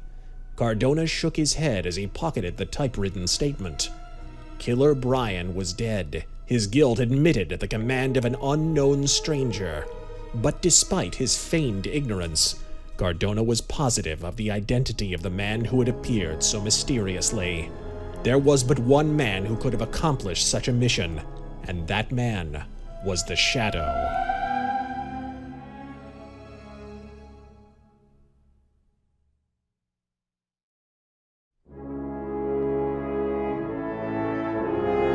Chapter 11. The Mad Millionaire.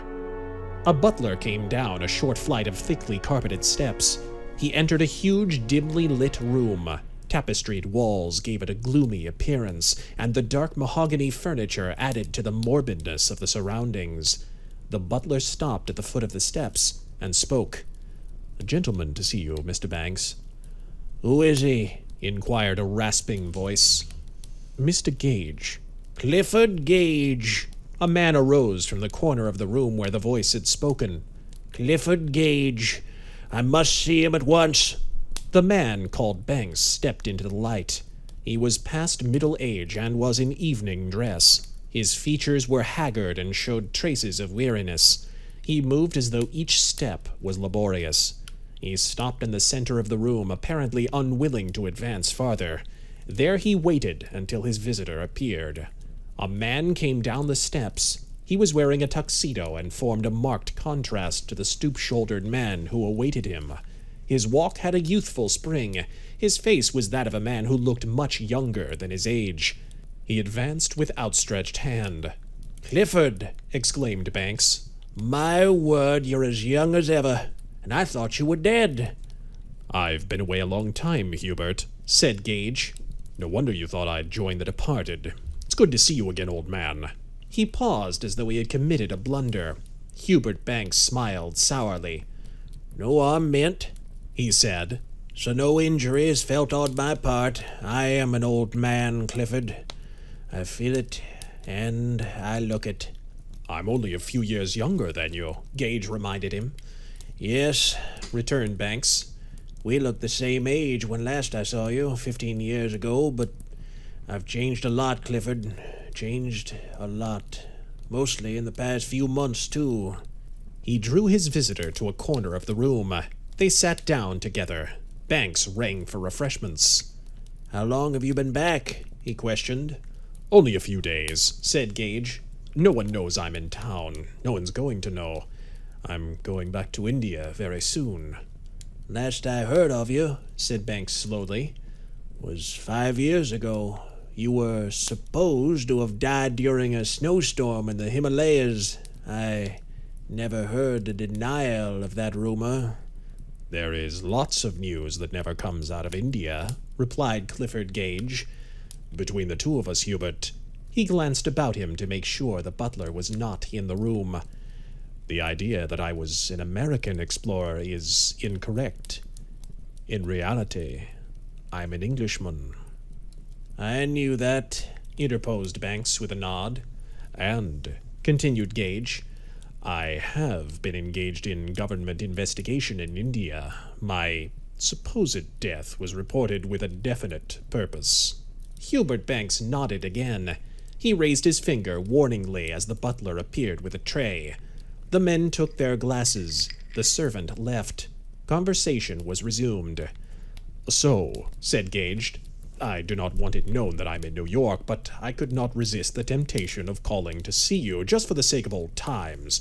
I've often wondered how you were. I suppose you have seen many strange things during the past 15 years, observed Banks. I have, returned Gage. Strange things, repeated Banks in a low voice. He held his glass up to the light, then sipped the liquid. Such as?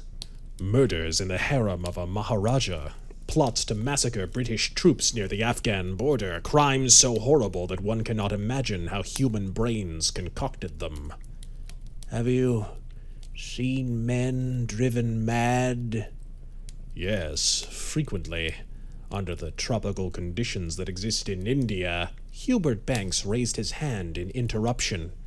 You misunderstand me, he said. Have you ever seen a man who's been victimized by unknown plotters whom he cannot see, whose family has deserted him apparently without cause or reason, whose friends have shunned him without realizing why? A man whose sanity has become a question in his own mind? Clifford Gage shook his head. Well, said Banks, again studying the liquid that remained in his glass, you are looking at such a man right now. He gulped down his drink and set the glass upon a table. He turned to view his visitor and noted an expression of amazement upon Gage's face. What do you mean? Demanded Gage. Just this, Banks spoke in a low, wearied tone.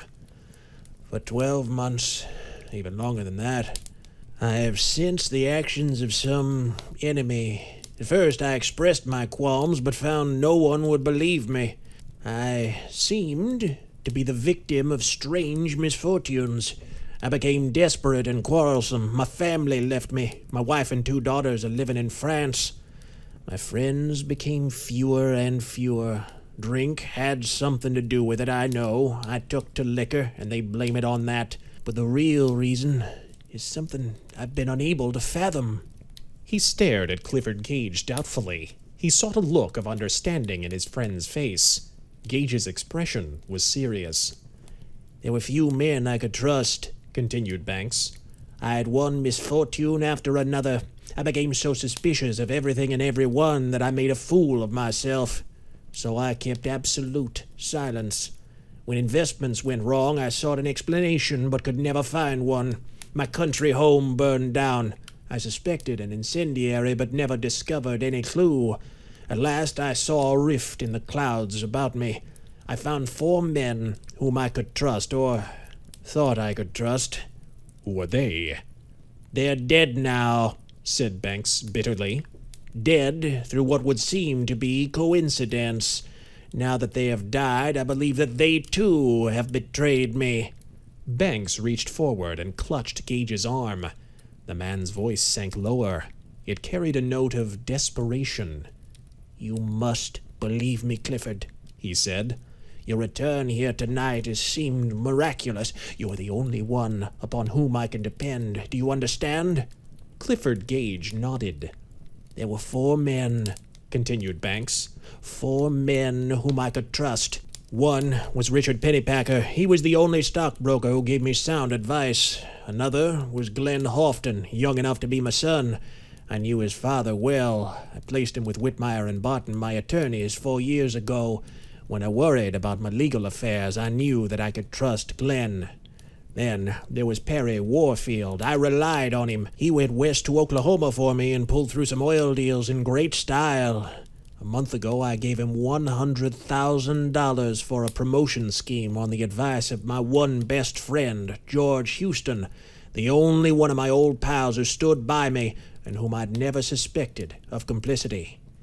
Then He raised his hand and snapped his fingers. like that, they were gone. How? Asked Gage incredulously. You read of the explosions here in New York? Yes, just before I left by air from San Francisco. Dick Pennypacker was killed in Wall Street. Glenn Houghton was killed at the Grand Central Station. George Houston died in the explosion at Columbus Circle Subway. Horrible, exclaimed Gage. What amazing coincidences. Coincidences? Banks's voice was hoarse. Coincidences? Plots, you mean? He calmed himself suddenly. As for Warfield, he was shot a few nights later, murdered in the Goliath Hotel. Your only friends. My friends? There was bitterness in the old man's tone. My friends, as I thought then, but now I know differently. The investments Pennypacker made for me were false. He lied to me. He bought speculative securities with my money. Their value has fallen. I've received telephone calls from my attorneys asking me about important legal documents. I gave those papers to Houghton. He never placed them in the safe. They cannot be found.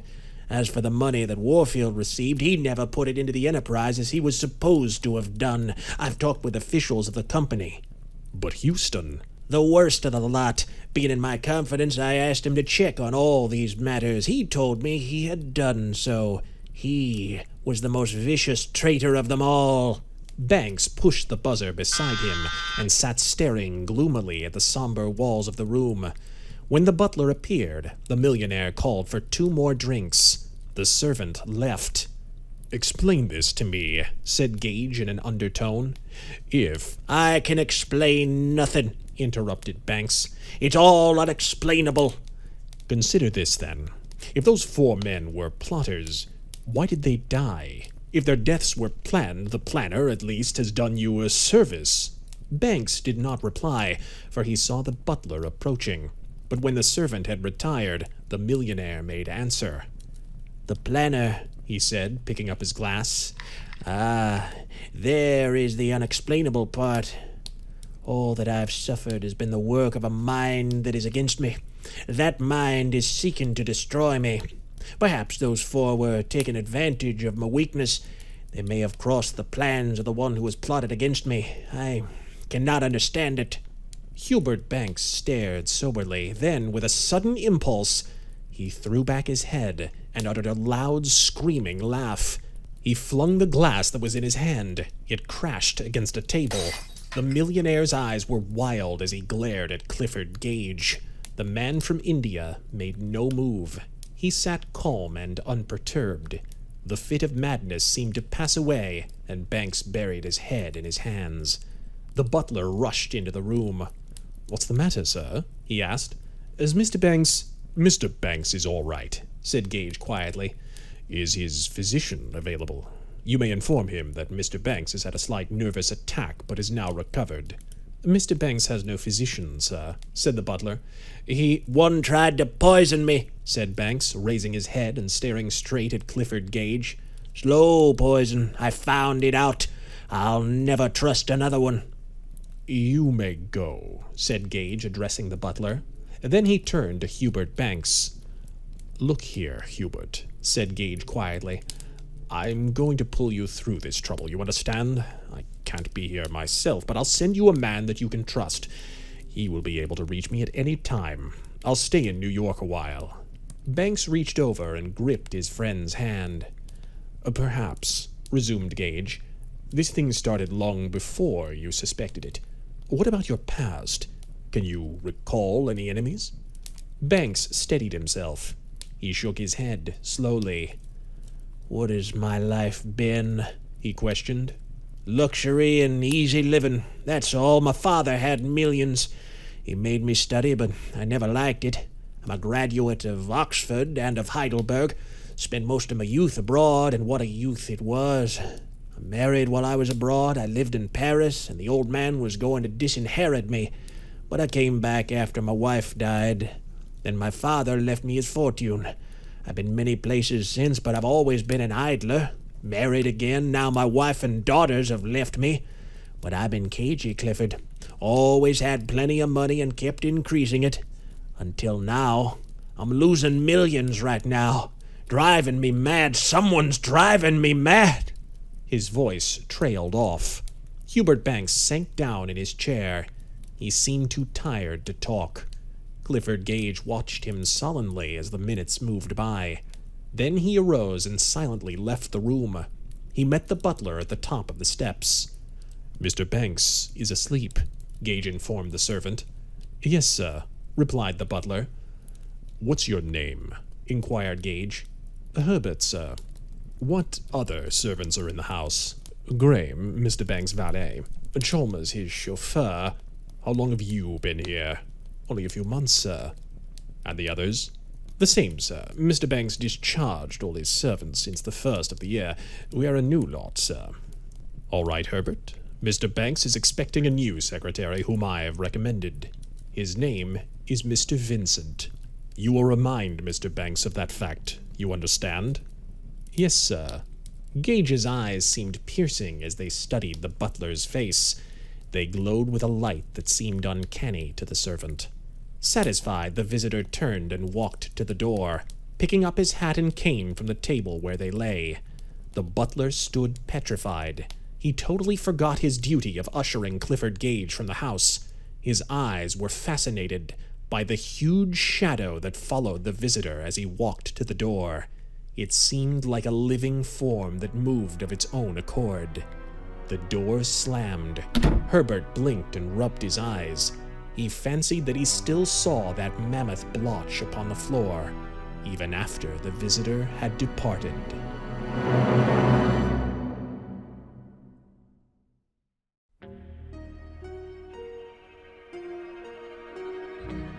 Chapter 12. Dr. Zerndorff Agrees. It was late the same night. Dr. Zerndorff had not retired. He had spent the evening in his laboratory constructing a bomb patterned after the one that had been made by VIII. He intended to test two factors: its explosive force and the action of the detonator when the charge was in place. Neither of these could be done with the original bomb, for it was necessary as evidence at police headquarters. Otto entered and handed a visiting card to the criminologist. It bore the engraved name Clifford Gage. Dr. Zerndorff studied it impatiently. "Tell him I am busy, Otto." "He says it is very important, sir," said the attendant in German. Dr. Zerndorff glanced at the card again. It was then that he noted something peculiar. Across the face of the card lay a light gray shadow, extending diagonally from one corner to the other. Dr. Zerndorff moved the card beneath the light, but the shadow did not change. Then it faded away. Zerndorff blinked. He stared at the white wall of the laboratory to see if his vision was failing him. Satisfied that his eyes had not deceived him, he smiled. "Bring him into the reception room, Otto," he said. Dr. Zerndorff concluded his experiments for the evening. He took off his working coat and put on his dressing gown. Thus informally attired, he went into the reception room to meet his visitor. He took a chair opposite Clifford Gage, who accepted a cigar. "Dr. Zerndorff," remarked Gage, "I've come to discuss important matters. A few nights ago, a man, a friend of mine, who called himself Henry Arnault, escaped arrest for a murder which he did not commit. The real criminal has now confessed his crime and is dead. I refer to Killer Bryan." Zerndorff nodded. "This Mr. Arnault," continued Gage in a quiet voice, "wished to discuss certain matters with you. Inasmuch as his whereabouts are now unknown, I have come in his stead." Zerndorff smiled and bowed. "I have learned," said Gage, that you're a man of great capacity, unrestricted by the usual limitations that surround those who are connected with police departments. I thank you, Mr. Gage. There was a peculiar tone in Dr. Zerndorff's voice. The words did not reveal his actual thoughts. The tone was different from Zerndorff's customary speech. It might have betokened keen interest, or it might have been tinged with irony.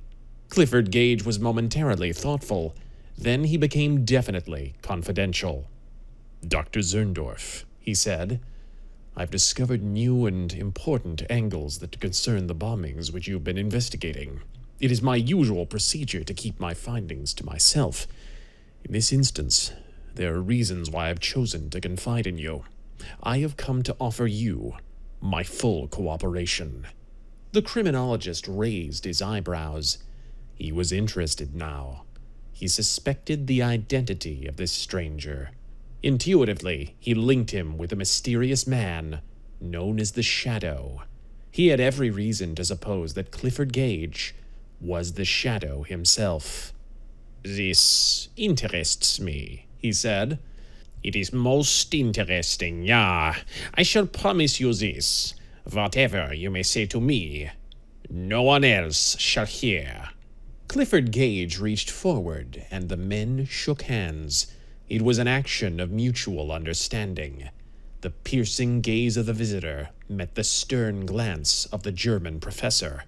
Each man knew that he had found a co-worker worthy of himself. Let me ask you, Doctor, said Gage, settling back in his chair. What is your fool theory regarding these explosions? Is it exactly as stated in the newspapers?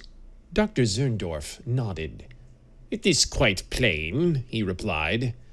Plain to me, yeah. It is the work of these two men, Sforza and Pescherkin, who have been in this country so long now, waiting until they could do as they have done in Russia and in Italy. Then you believe that the bombs were placed in vital spots about New York simply to create terrorism, as an aftermath of the unsuccessful Mayday activities? That is just so. Do you link any other crimes with the bombings? Gage questioned. No.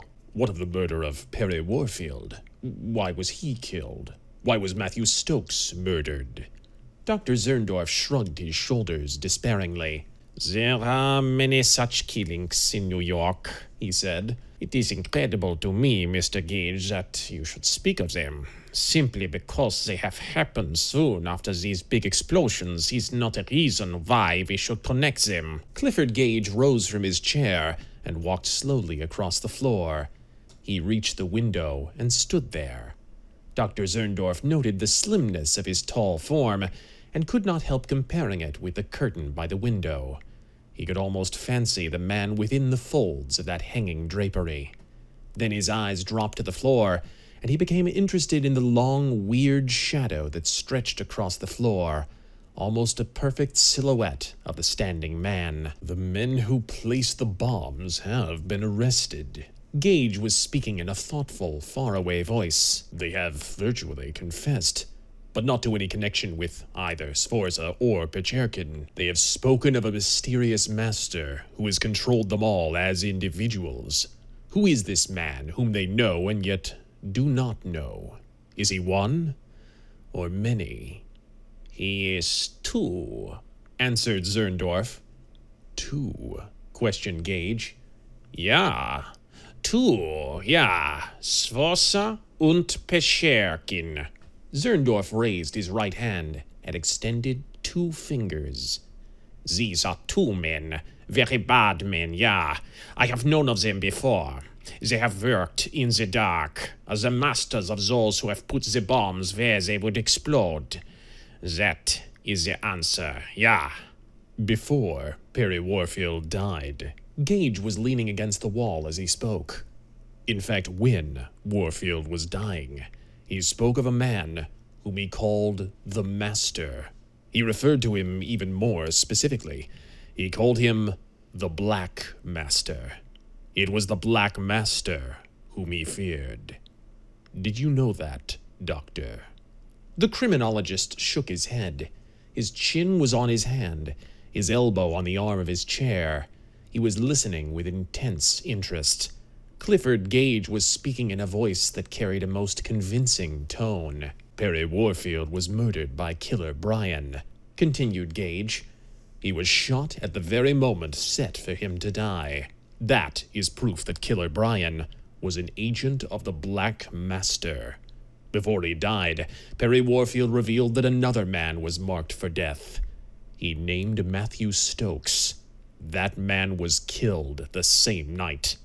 Again, the murderer was Killer Bryan." Dr. Zerndorff nodded slowly after the speaker paused. He was impressed by the words that Clifford Gage had uttered. His keen mind was working on these same problems.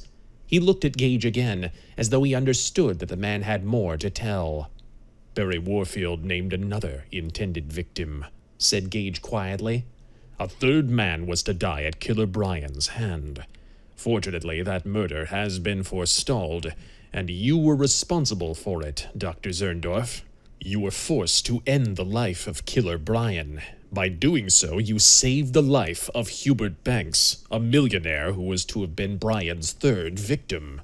"This is wonderful, ja?" exclaimed Dr. Zerndorff. "I have not supposed it for 1 minute. The detective, Herr Cardona, has told me that it was a killing of the... what is it you call them? The gangsters, yeah? I believe now that you have found some more important reason. Is there some other proof, yeah?" "When Killer Bryan lay dying," said Gage quietly, "he confessed that he had murdered Warfield and Stokes. It is an unwritten law of gangland that gunmen remain silent until death. Why did Bryan confess?" "I do not know." "I shall tell you why. It was because someone showed him this." Clifford Gage strode across the room. He extended his arm and opened his hand before Dr. Zerndorff's surprised eyes. In the visitor's palm lay an oval-shaped disc of thin metal, painted black. Gage placed it in Dr. Zerndorff's hand. The criminologist examined it with eager interest. "What is this?" he asked. "It is the token of the Black Master," said Gage. "It was given by Perry Warfield to a friend before he died." Dr. Zerndorff studied the disc for several minutes. Then he looked up and returned the token. "Keep this, yeah?" said Zerndorff. "It may be of important use. You have found something very valuable. My brain is sinking, yeah? Sinking much." He tapped his forehead. "Sit down, my friend, sit down, while I discover something." He went to the telephone. Clifford Gage heard him call police headquarters. Dr. Zerndorff was connected with Detective Joe Cardona. "Ah," he said. "Listen, my friend, and tell me this. Did you make one search of that man who died in that hospital? The man that was called the Killer Bryan? You did, yeah? And did you find a piece of metal that was flat, like the shape of an egg? Yes, it was all black. You did. Will you bring it to me tomorrow? It is important, yeah." Dr. Zerndorff hung up the receiver and beamed as he turned to his visitor. His eyes sparkled with the delight of the scientist who has made a new discovery. He placed his hands together and clasped them, as though congratulating the man who had led him to this trial. He sat down and spoke thoughtfully. "Tomorrow," he said, "I too shall have that token to study. You may keep the one that you have. Together we shall work. It is a mystery, yeah? You may be right that it is connection with these bombings, and yet..." His voice was doubtful. "You may also be wrong. Unless you have other things to tell me, yeah?" Clifford Gage smiled at the subtle inquiry. "We're getting there now, Dr. Zerndorff," he replied. "You are right. I have more to tell. I have proof to offer. I have been to see Hubert Banks, the man whose life was threatened. He recognized me as an old friend whom he had not seen for 15 years. He is melancholy because 4 men have betrayed him. and those 4 have all died suddenly. Perry Warfield is one. Ah, ja, is that so? Und who were the others?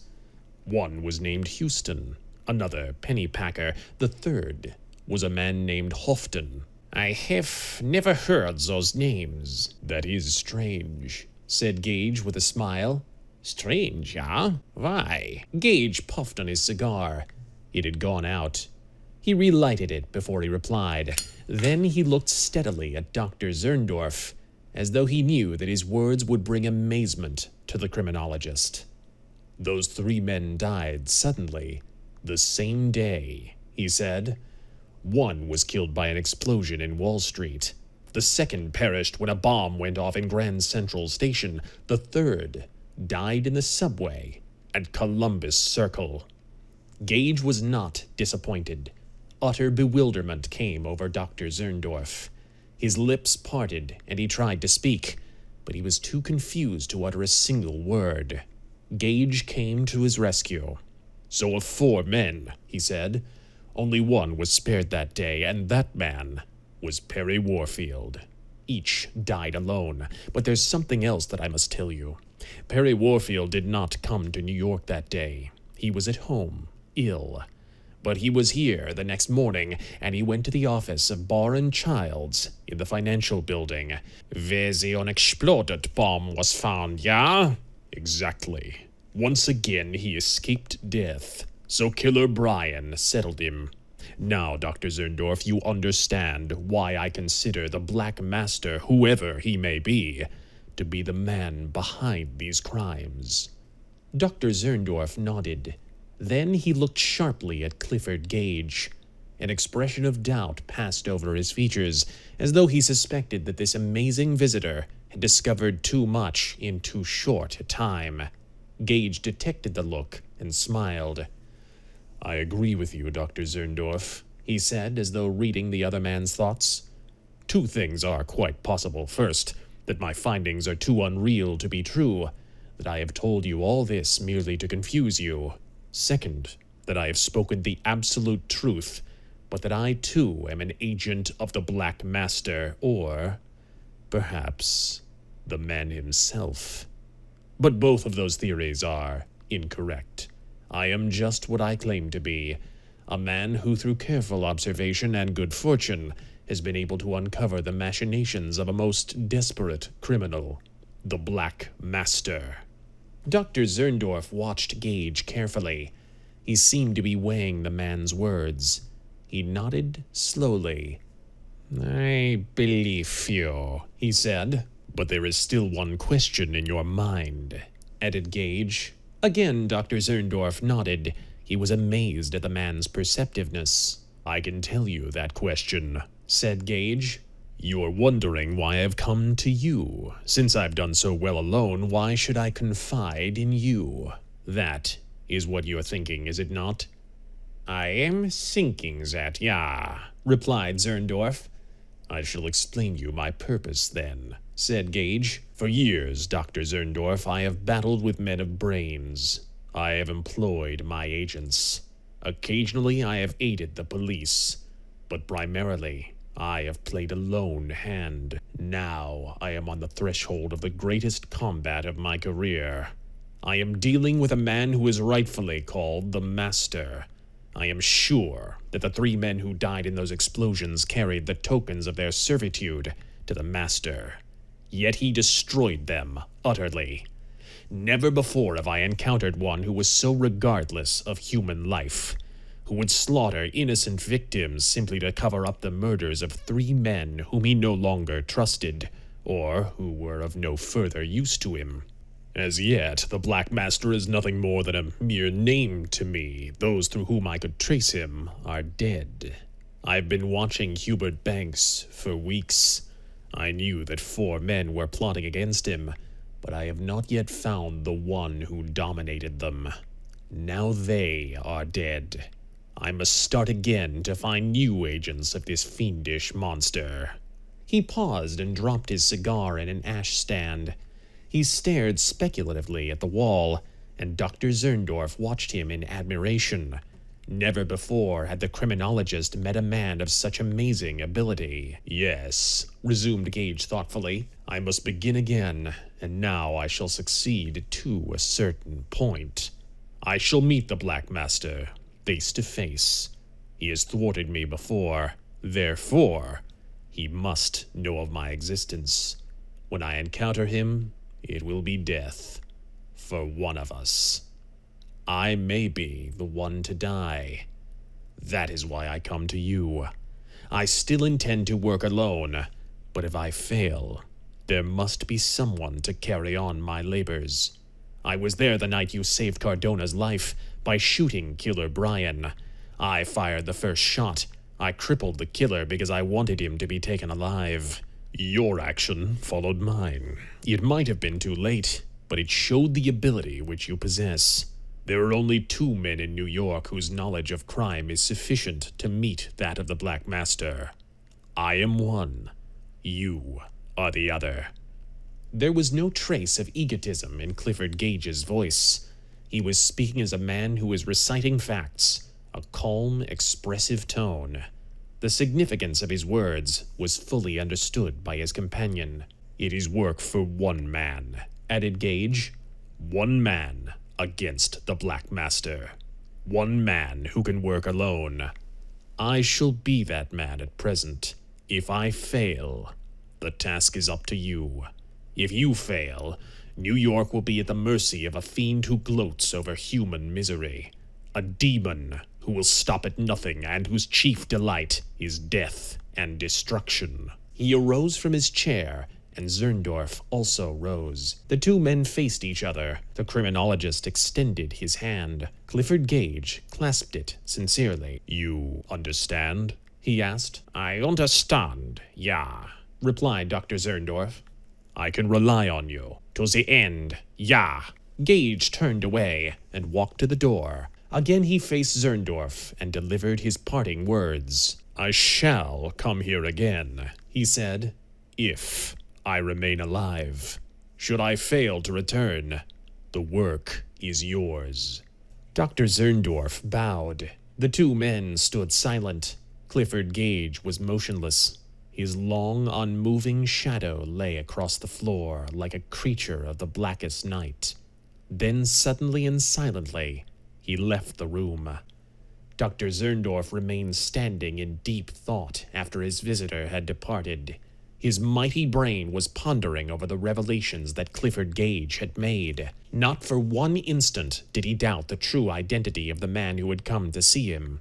He knew that Clifford Gage was the man who had appeared as Henry Arnault. He knew also that the man was the Shadow. "It is strange indeed, mused Dr. Zerndorff half aloud. "There is no other like him, this man they call the Shadow.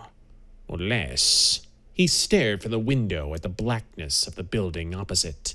"Unless it is this one of which he has told me. So he is gone, this man they call the Shadow. He is gone to seek the man that is his enemy. My brain can see the future." He tapped his forehead. "And it tells me that they shall meet. Yes, they shall meet. This man they call the Shadow. He shall meet the Black Master."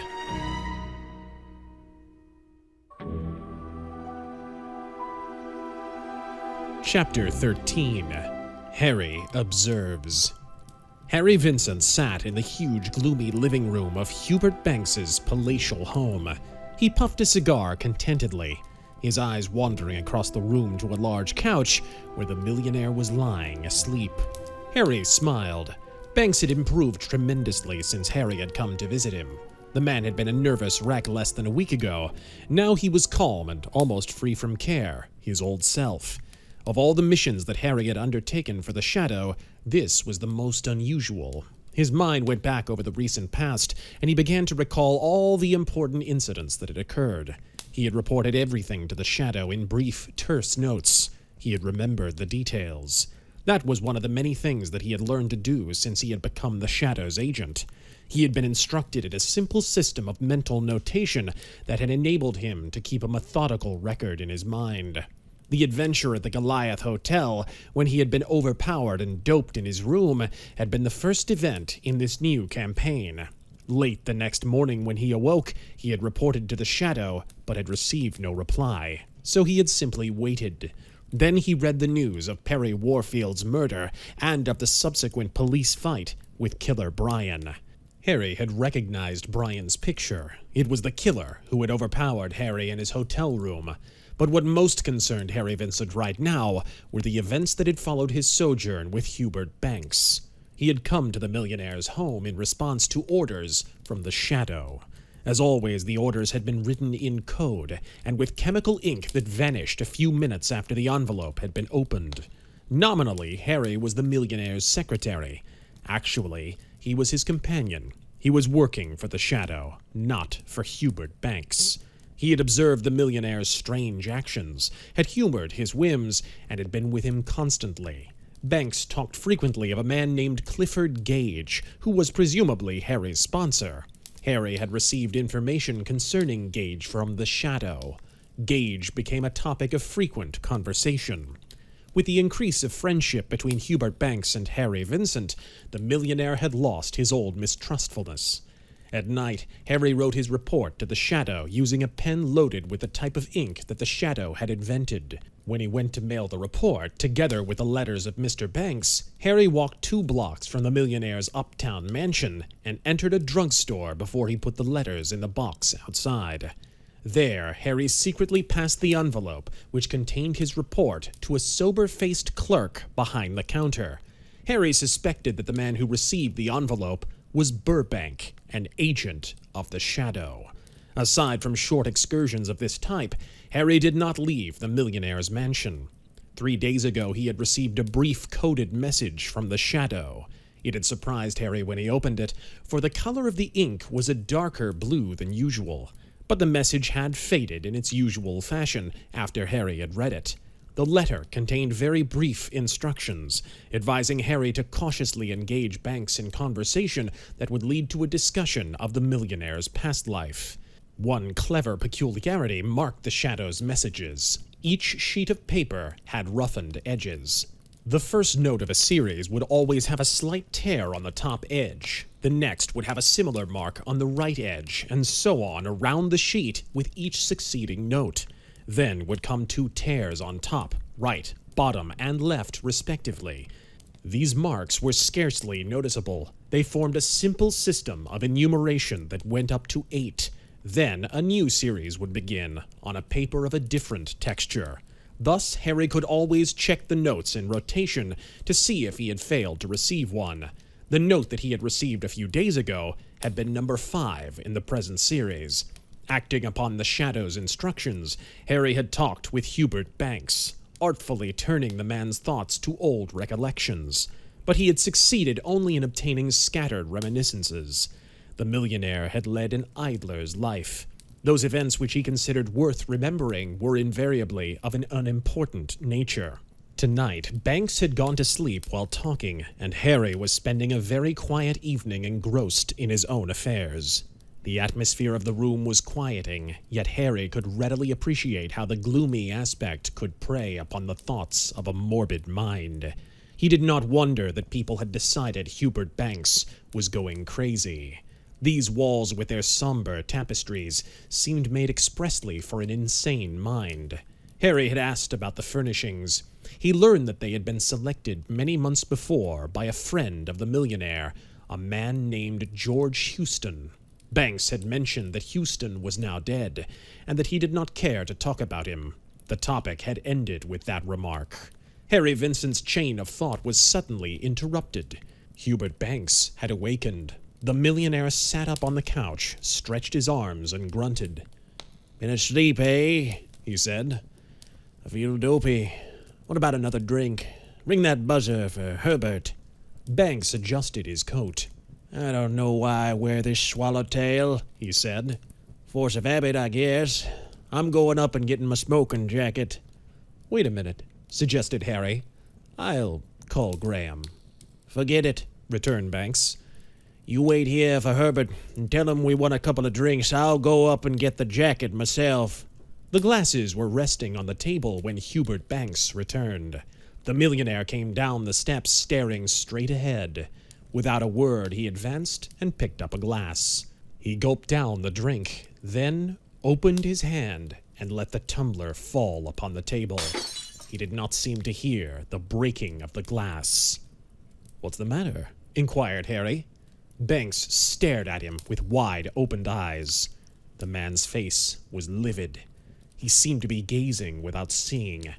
Then he spoke harshly, in a hoarse, rasping voice.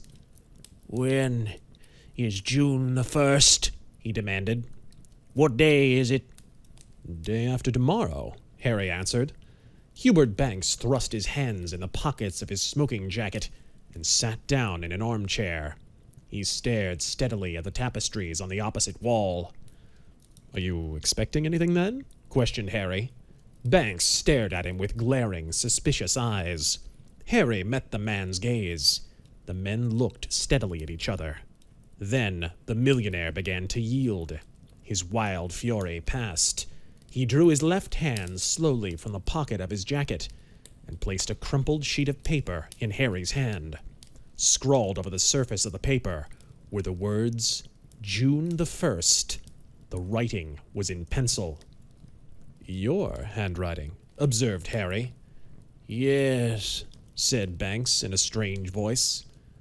"When did you write it?" "I don't remember." Banks spoke slowly and painfully. "I don't remember. I talked on the telephone today, twice. Sometimes I write when I talk. I do not remember doing that today." "June the 1st, said Harry speculatively. "June the 1st, exclaimed Banks in a hoarse whisper. "I never wrote those words. Am I going insane? That is the one day I have learned to forget. Now it's coming back. Coming back to..." A sudden realization dawned upon Harry. Hubert Banks had always ignored all dates in connection with his correspondence. He had said that he could not be bothered with dates, and he had another peculiar habit. When he read the front page of a newspaper, Hubert Banks invariably turned back the top portion of the page.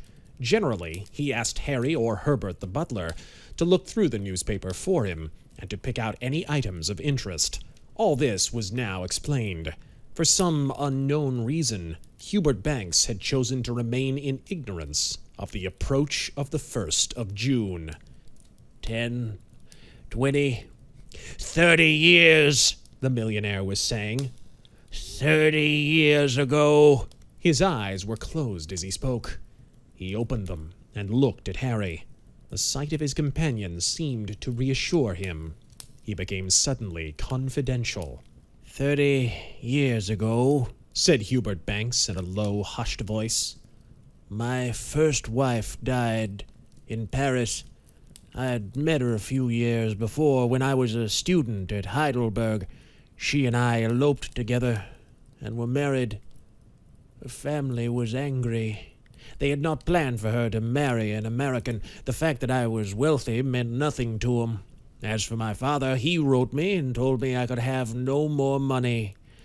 We lived in poverty, Rachel and I.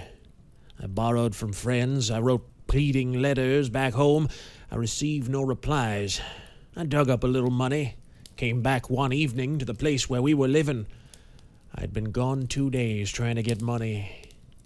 I found Rachel. His voice broke.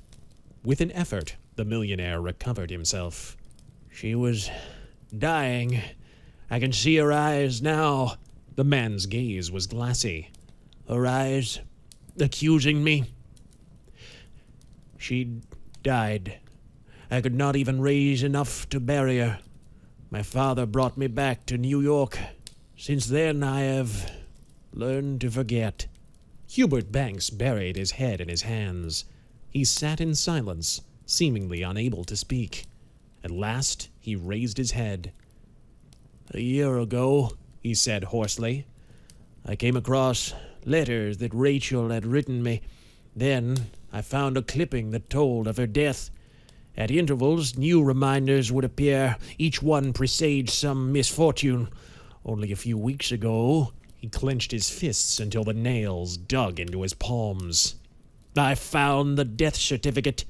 She killed herself. Poison. That terrible night has been haunting me. I was blamed for her death. I was accused by her relatives and by a man who had once loved her. I've been dreading the anniversary of that night 30 years ago. I've been trying to forget. And now... His voice rose to a hoarse scream. He seized the paper that lay in Harry's hands. He tore it to shreds and flung the fragments in the air. The 1st of June! Banks stared wildly as he uttered the words. The 1st of June, the night that she died. I must forget it. I will forget it, but now I've written it, and I cannot remember when. He arose and paced back and forth across the room, while Harry watched him in silence. I've written it myself, gasped Hubert Banks. Written it with my own hand. I cannot remember when. I found the paper on the telephone table.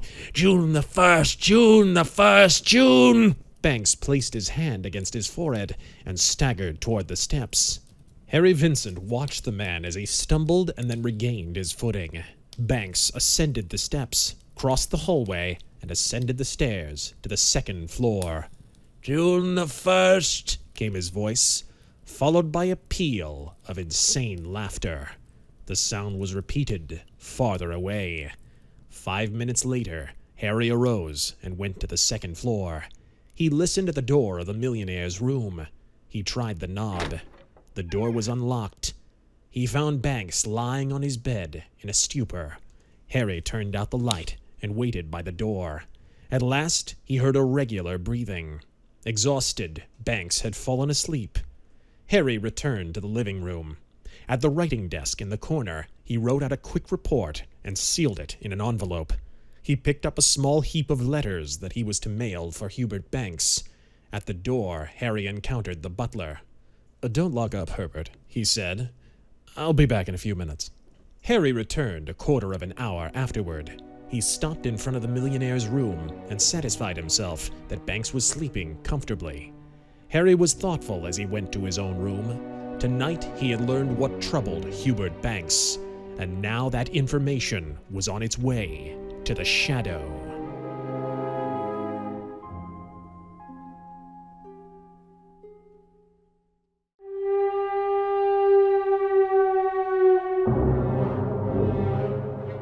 Chapter 14. The Unseen Hand. A man stepped from a taxicab on a quiet street. He paid the driver and walked slowly toward a nearby house, glancing cautiously over his shoulder as he went. When the cab had pulled away, the man stopped, looked up and down the street, and then sauntered away in the direction opposite that taken by the cab. Although the night was mild, the collar of the dark topcoat was turned up above his neck. He turned suddenly and walked through a narrow passage between two houses. He came to a side door of a house on the next street. He tapped lightly. The door opened automatically. Inside, he went up 3 steps, through a hallway to another door, which opened to his tapping. The man entered a room. The door closed behind him. The room in which the visitor stood was the visible creation of a gruesome mind. It contained no furniture. Its walls were formed by billowy jet-black curtains. A ghastly blue light pervaded the apartment. There was a strangeness about this weird light that had a marked effect upon the man who had entered. He could not see his own features, yet he seemed to realize that they were indistinguishable in that eerie illumination. The curtains seemed to rustle uncertainly. The man was watchful. Then, at the end of the room, a black form seemed to emerge from the bulging curtains. A human form, with face invisible, showing only as a white blur under the strange blue light. The man who had come from outside shifted his position. The action showed that he had noted the arrival of the master of the strange room. He awaited a command. "Speak," said a quiet voice. "Howard Jennings," said the man in the center of the room, addressing the dim form that stood before the curtains. "Now operating under the name of Graham Jenkins, serving as valet for Hubert Banks." Report. The paper was placed. It worried Hubert Banks. He believes that he wrote it while telephoning. He destroyed the paper. He talked about it with his secretary, Vincent. Conversation only partly overheard. Banks was talking about something that happened 30 years ago. A woman dying. Report on Vincent.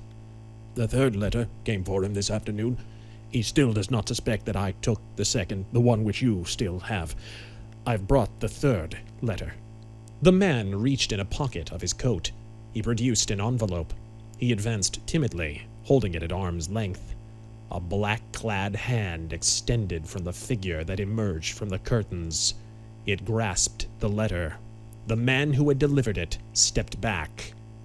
Wait here, came the quiet, commanding voice. The curtains rustled. The black form disappeared. A deathly stillness settled over the room, while Howard Jennings, alias Graham Jenkins, was standing uneasily in the room with the gloomy black curtains. A silent man was at work in an adjoining room. This compartment was a long, narrow room, in total darkness except for spots where small but powerful lights were focused. On a table, beneath one light, lay an opened envelope and a blank sheet of paper. Two gloved hands appeared. Despite their black silk covering, the hands worked deftly. They held the letter which Jennings had delivered. They inserted a thin bladed instrument beneath the flap of the envelope. Part of the flap moved upward. Then a moistened brush was pressed into the opening. A few moments later, the flap lifted up smoothly. The hands brought out a folded sheet of paper. They carried it into the darkness. It was fully 2 minutes before they reappeared. This time, they held a board, which they placed before another lamp that threw its glare against the wall. On the board appeared the letter which had been removed from the envelope. The hands went away. An instant later, something clicked in the darkness. Shortly afterward, the writing began to fade from the sheet of paper beneath the light. It disappeared, word by word. There was swishing in the darkness, the sound familiar to all professional photographers. A plate was being treated in a developing bath. A few minutes went by. Then the hands arrived again beneath the table light. They held a photographic reproduction of the letter which had been placed upon the wall. The click had been caused by the operation of a camera. The duplicated message lay for a while on the table. At last, there was a chuckle in the darkness. A low voice read off the message, which had been solved after a brief study of the simple code. Do not leave Banks tomorrow night. Stay with him every minute. Plot now understood since receiving your message. No danger while you are active. House will be watched. Signal if urgent. Now the hands produced a pad and a bottle of ink. Dipping a pen in the liquid, the right hand wrote a few words on the top sheet of the pad. The ink dried in a few moments. It remained in view for about 1 minute. Then it disappeared. There was a chuckle from the darkness. The hands took the blank folded letter, the one that had been lying on the table before the second was opened. Using the pen, the right hand wrote a short note in code, pausing now and then as though a reference were being made to the photographic reproduction. As soon as the ink had dried, the letter was folded and sealed in its proper envelope. The operation was repeated with the second letter. Both envelopes having been carefully sealed, the hands gathered them and disappeared from the light. Soft footsteps moved through the darkness. The curtain rustled in the outside room. Howard Jennings looked up to see the black form with its blurred white face standing before him in the pale blue light. An arm moved slowly toward Jennings. He saw 2 white objects. He grasped them and discovered that they were sealed envelopes. Receive instructions, said a quiet voice from the curtain. Ready, replied Jennings. You will see that Vincent gets these letters immediately, said the voice, speaking in a mechanical monotone. Express surprise if he asks about the old letter. state that you thought he had received it before. Tomorrow night, continued the voice, you will wait until Vincent has left the house, then begin the final plan of operation. You understand? Instructions received. Remember, said the voice, you will follow these orders in every detail. Is everything in readiness? All is ready. Be sure that Banks has telephoned for Chalmers. There must be witnesses on hand. Remember, after Mr. Barton has arrived. All is ready. And remember, the voice was low and threatening. Remember that your name is Graham Jenkins, not Howard Jennings. Remember that your only protection is the Black Master. The man in the center of the room shifted his position uneasily. His face was pale in the shimmering light. 10 years in the penitentiary awaits you, the voice went on. 10 years, if the word is spoken. Your safety depends upon your faithfulness, and remember also that if you fail or if you speak a single betraying word, you will never serve those 10 years. Instead, you will die. You will die at the word of the Black Master. Jennings nodded. Guard every action, said the voice. The Black Master will excuse no failure. He does not wait for explanations. He strikes down those who disobey his will. Tomorrow night, you will witness his vengeance. The lights in the room flickered 3 times. It was a signal which Jennings understood. He reached in his pocket and drew forth a small object which he held upon his outstretched hand. It was the black disc that symbolized the power of the Black Master. The lights flickered once again. Jennings turned and opened the door. He stepped into the outer hall.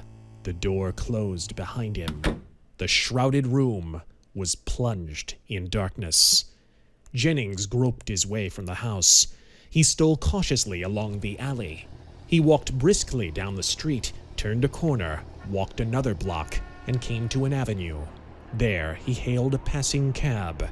As the valet stepped into the waiting vehicle, a dark shadow seemed to form about him. The man did not notice it. He gave the driver a destination not far from the home of Hubert Banks. As the cab moved away from the curb, Jennings did not look back. Thus, he failed to see the tall figure clad in black that stood by the wall of the nearest house. But he did crouch in sudden alarm at the sound which reached his ears. From some unknown place came the low, weird tone of a chilling, mocking laugh that aroused terrifying thoughts. It made Jennings remember the weird room where he had received his final instructions. More than that, it brought back chilling remembrances of stories that he had heard in the underworld before he had come beneath the sway of the Black Master. Jennings had heard the laugh of the Shadow.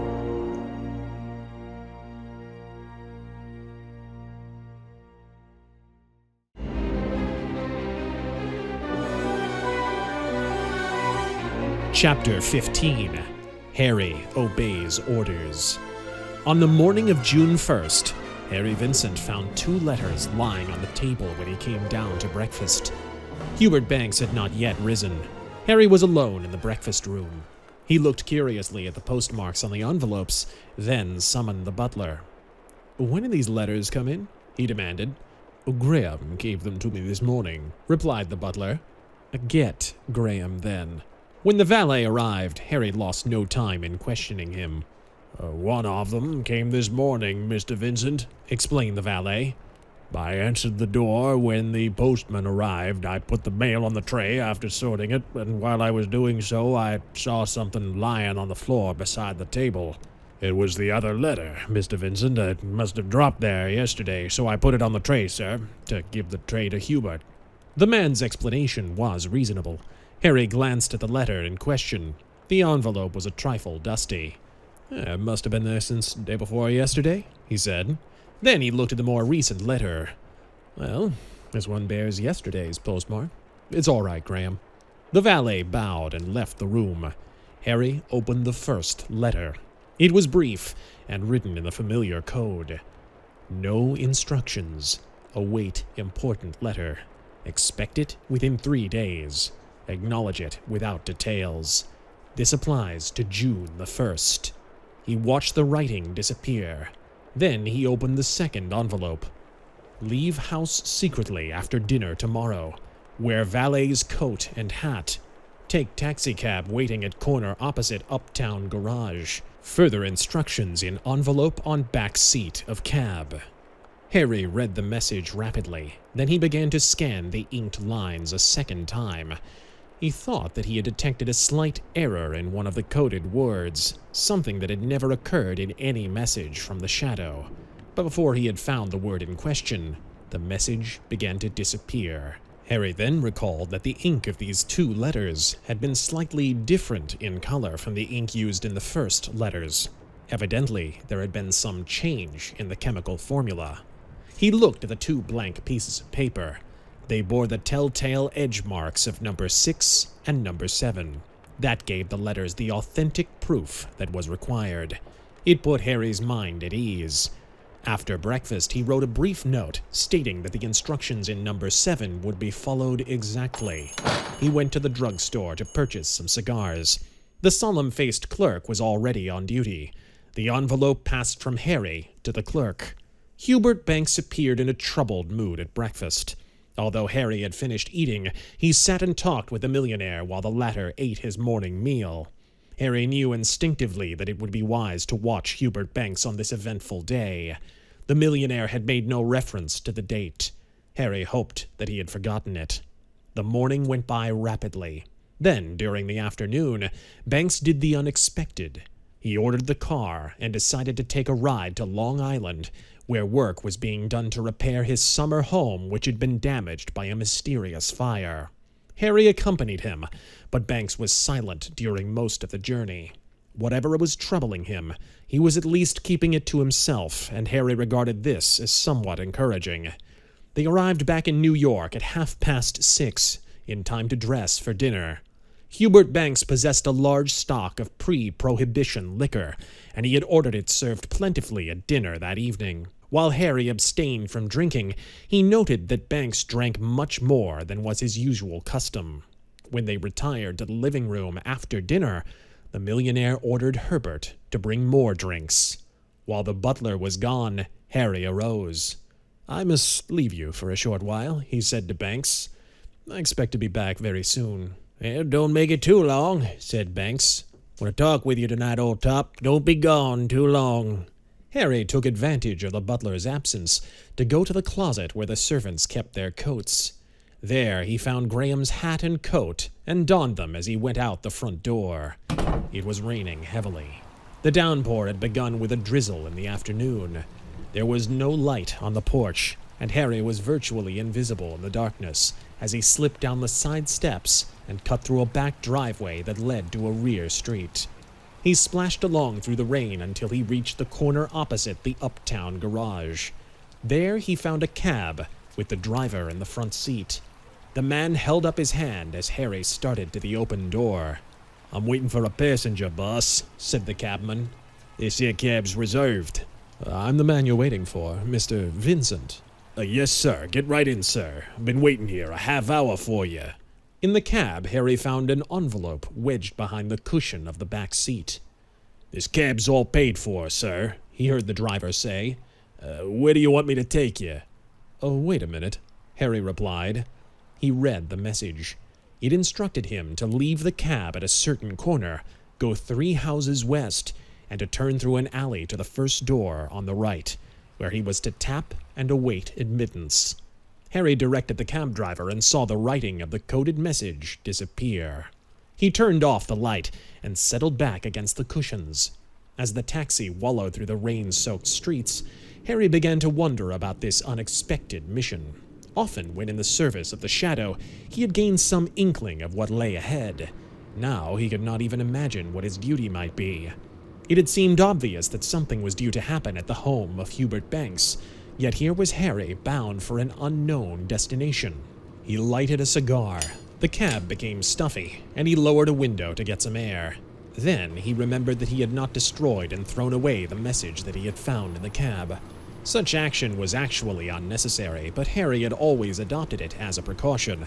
He had always known that if someone found a letter to be blank after he had been seen reading it, that in itself would be suspicious. He turned on the light. The sheet of paper was on the floor. Harry picked it up and began to tear it in half. He felt the texture of the paper to be different from that used in the previous notes. According to the system, this should be number 8 of the series. Since the paper was different, it must be the beginning of a new group of messages. If so, he had missed letter number 8.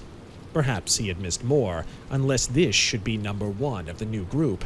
He ran his fingers around the edges of the paper, seeking telltale indentations. He found none. Harry paused with the untorn sheet in his hands. There was only one explanation.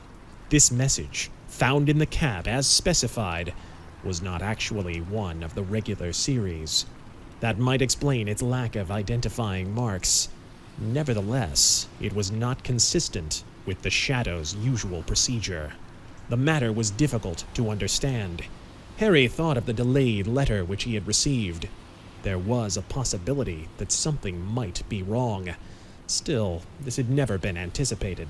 A missing letter would be explainable, but fraudulent letters in the Shadow's own code with the mysterious ink that disappeared were something that Harry did not believe to be within the realm of probability. Harry knew that time had become important. It would be a great mistake for him to question the Shadow's instructions at a time like this. The cab stopped at a corner. The rain beat a tattoo on top of the closed vehicle. "Here we are, sir," said the driver. "Wait a minute," replied Harry. He took his pen from his pocket, and using the sheet of paper that was in his hand, he inscribed a short note under the dim glow of the dome light. It was a simple repetition of the instructions that he had received, telling his destination exactly as it had been given to him. Harry folded the note quickly. He thrust it back in the envelope which lay beside him. The flap had been loose when Harry had found it. He sealed the envelope. He looked at the identification card that bore a photograph of the taxi driver. He studied the man's face through the opening that led to the front seat. The photograph and the features corresponded. "Where are you from?" "A green taxi company, sir." "You say this cab is paid for. By whom?" "It's paid for, all right. I don't know who paid for it. Some guy gave me $5, told me to wait for Mr. Vincent, do whatever he told me up to $5 worth. That's all I know about it." "All right," Harry said. "Deliver this note for me." He gave the address of the drugstore near the home of Hubert Banks. "Give it to the clerk at the prescription counter. He's a quiet-looking fellow, about 35 years old. Tell him it's a prescription to be filled for Mr. Vincent. Do it right away, understand?" "Okay, sir," said the driver. Harry handed the man $1. He left the cab and pulled his coat closely about him as he stepped into the deluge of rain. The cab drew away. Harry counted the houses as he went along the street. Just past the 3rd house, he discovered an alley. He followed it and found the door on the right. It was the side entrance of a house. He tapped lightly. The door opened. Harry entered. He found himself at the foot of a dimly lighted flight of steps. Ascending, Harry was confronted by a closed door. It opened, and Harry found himself on the threshold of a dimly lighted room, draped with black curtains. He hesitated for a moment, then stepped forward. The room was deserted. There was nothing there but sable draperies and a dark, blackish carpet that covered the entire floor. Harry turned at a slight sound. The door had closed behind him. It was then that he became impressed by the lighting of the room. The illumination had changed almost imperceptibly. It had become a shimmering blue, and as Harry gazed at his hand, he noted that it bore a bluish tint. Suspecting a trap, he reached beneath the coat that he was wearing and let his hand rest upon the butt of a revolver. Staring straight ahead, he detected a movement in the curtain at the end of the room. Materializing from nowhere, a black form came into view, with a face above it. The features were only a blur in the strange light. "Who are you?" demanded Harry. A chuckle came from the dim black form.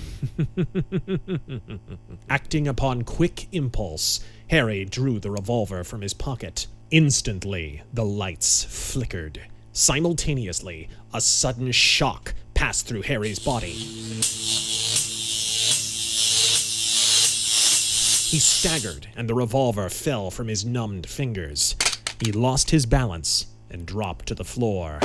The stinging sensation of the electric shock ceased, but Harry felt totally helpless.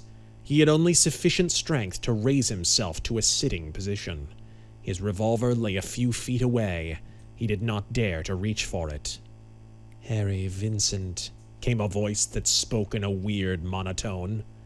"You have come into the presence of the Black Master. You are here for a purpose. You are to answer every question that I ask you. Do you understand?" Harry nodded. He was still too stunned to speak. "Who is this man you call the Shadow?"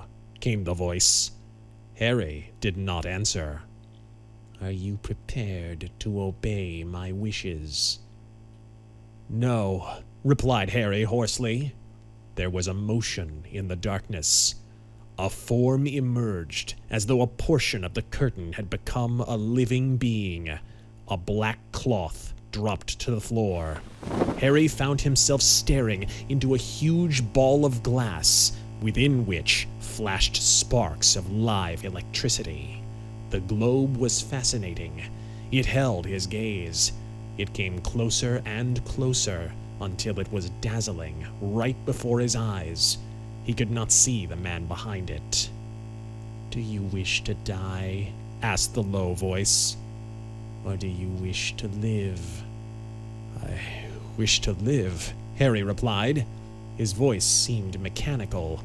The words came to his lips without his realizing the action.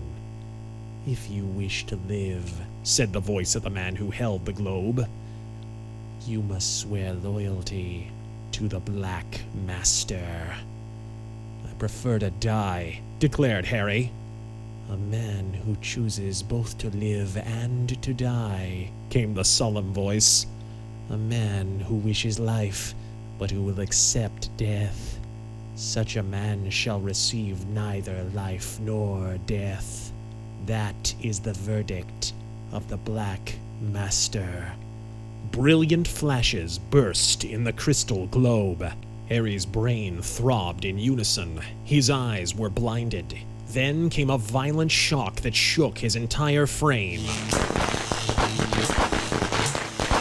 Another, and a third. The room was whirling. His head was bursting. Blackness, brilliant light, blackness, light, blackness, bursts of blinding flame, all followed in quick succession. A tremendous roaring burst in Harry's ears. He was whirling within the room, faster, faster, faster. Then came the most terrific shock of all. And Harry felt himself falling down, down into a hopeless nothingness. He screamed, but the roaring in his ears drowned the pitiful sound. Then came one mad burst of cataclysmic light, and Harry Vincent knew nothing more.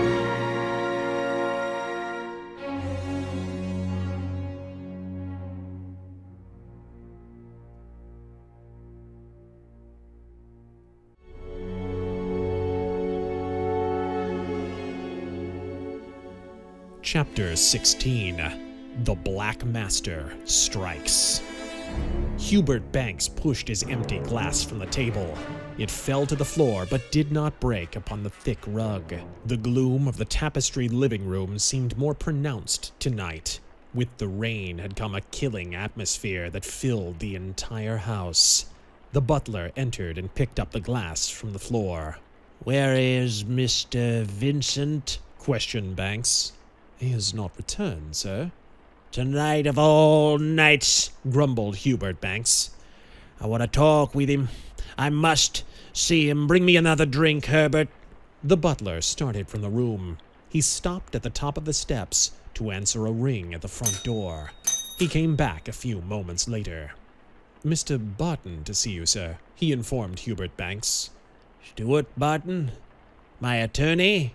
Yes, sir. What can he want? Tell him to come in. Stuart Barton entered the room. He was an elderly man with solemn, saddened features. He appeared more like a mortician than a legal advisor. He bowed curtly, and when Banks did not rise to greet him, he took a chair opposite the millionaire. Well, Barton, said Banks, what brings you here tonight? I received a call to come here, replied the attorney. It was from your secretary, Mr. Vincent, this afternoon. I didn't tell him to call you. No, I've never met Mr. Vincent, but I took his word that you wished to see me. What did he call you about? He wanted me to remind you that today was the 1st of June, and that A startling change came over Hubert Banks. His face became the face of a madman. He raised his hands, and his half-clenched fingers clawed in empty air. The 1st of June, he screamed. The 1st of June, remind me of it. The paroxysm passed, and the millionaire sank helpless in his chair, while Stuart Barton looked at him in startled bewilderment. There was no question in the attorney's mind. He had not seen Hubert Banks for many months.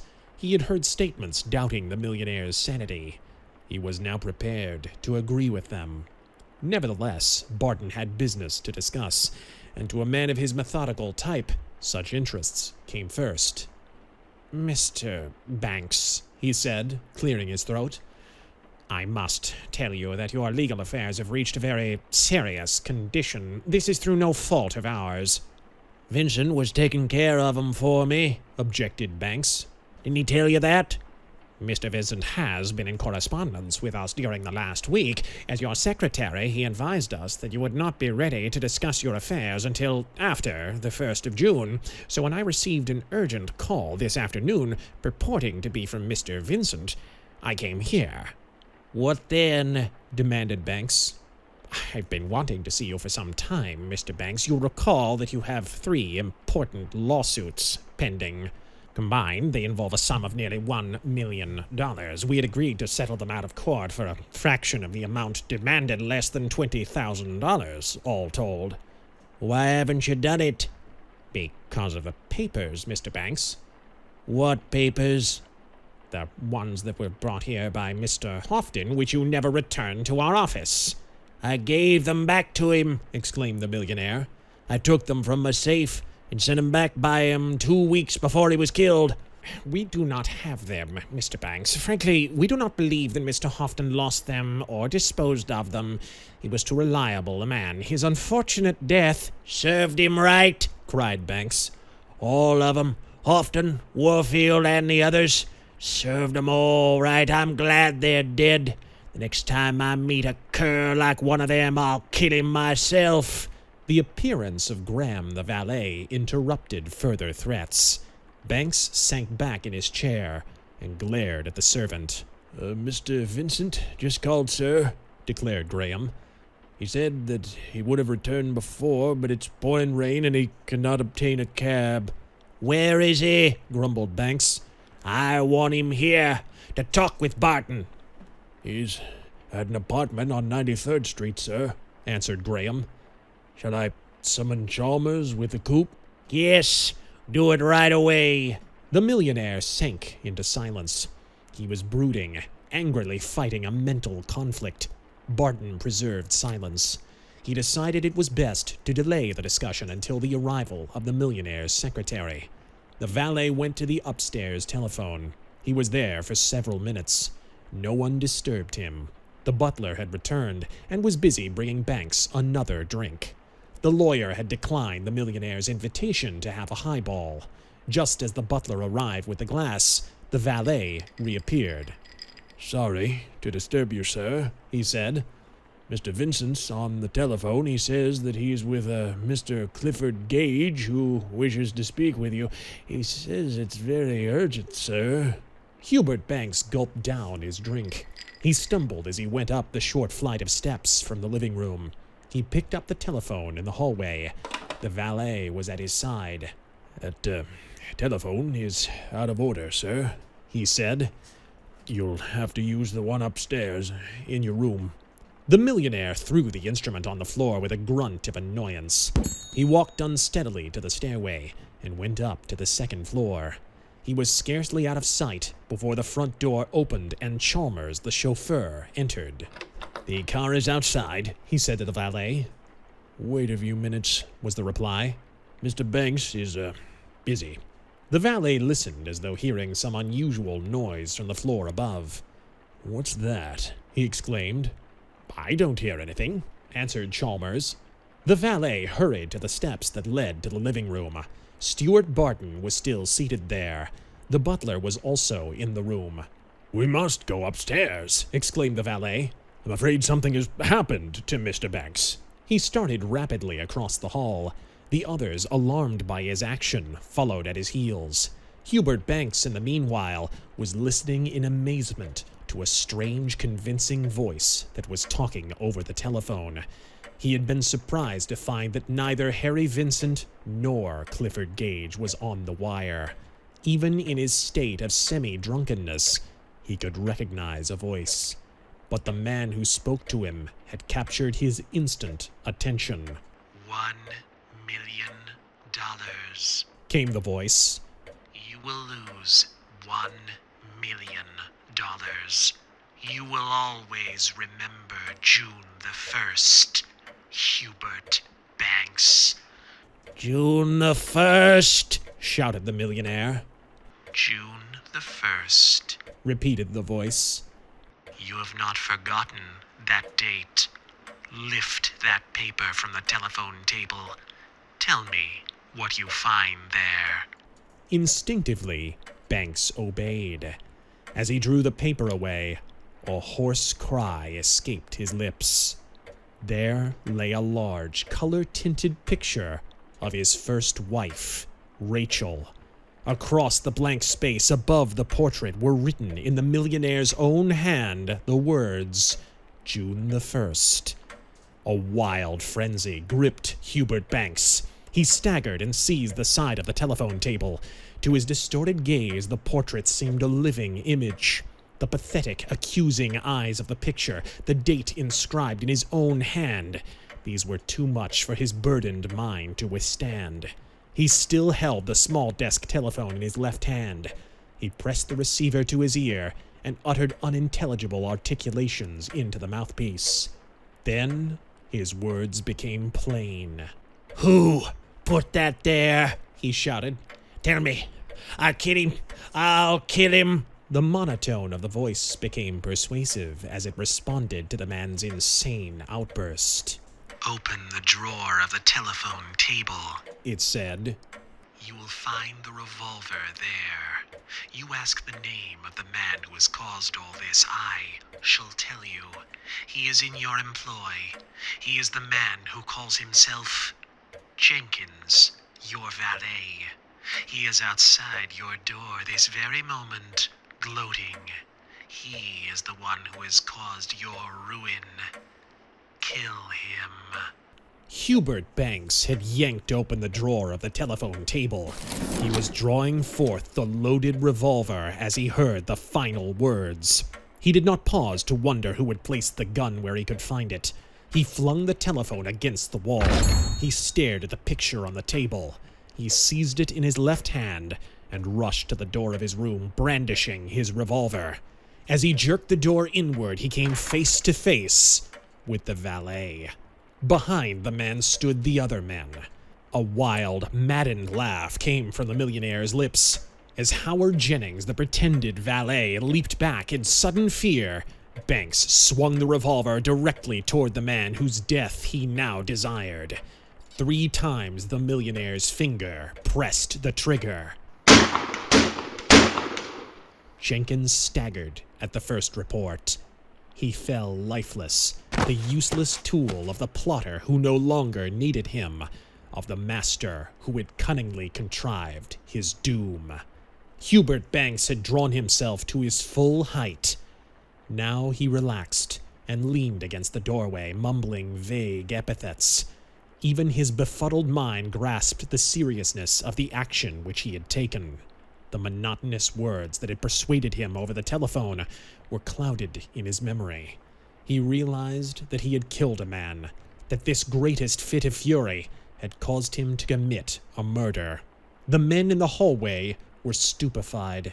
They formed a silent, immobile group, each one shuddering in horror at the deed which they had witnessed. Hubert Banks stared toward them with unseeing eyes. He became conscious of the picture which he held in his hand. His gaze softened, and he laughed gently as his demented mind brought back old recollections. His eyes turned. He saw the revolver that he held. Slowly, deliberately, he raised the muzzle of the gun to his temple. The watchers stood, fear-stricken. A man came rushing up the stairs. He burst through the group. It was Clifford Gage. He called to Banks in warning, but the millionaire did not heed the cry. Before his friend could reach his side, Hubert Banks again pressed the finger of his revolver. The report sounded. The millionaire collapsed upon the body of Jennings, just as Gage made a futile effort to pluck the revolver from him. The three men who had witnessed the tragedy stood still in silent horror. It was Clifford Gage who leaned over the bodies and learned that both men were dead. Upon the floor, close by the body of Howard Jennings, lay a small object. It was an oval disc, the token of the Black Master. It had fallen from the dead man's pocket. Gage picked it up, unnoticed. He stood up and faced the silent three. They saw his firm lips murmur the words, "Too late." Then, with bowed head, he walked by them and descended the stairs. His sudden arrival and departure restored their self-control. Headed by Chalmers, the chauffeur, they moved forward to examine the bodies of the dead men. Clifford Gage stood in the hall below. He was like a statue, lost in perplexity. Once again he had witnessed the power of the Black Master, that strange, unknown monster whose unseen hand dealt sudden, violent death and did not spare those who performed his bidding. Mechanically, Gage reached to the table beside the door and lifted a large hat and a long, flowing cloak that he had cast there when he had burst into the house at the sound of the first shots. Slowly, methodically, he donned the cloak and wrapped its collar about his face. He placed the hat upon his head. Its wide, turned-down brim totally obscured his features. Then his manner changed. In one brief instant, the identity of Clifford Gage had been absorbed by the unknown character of the Shadow. The door opened silently and closed again. The man in the cloak was gone. Gone into the stormy night.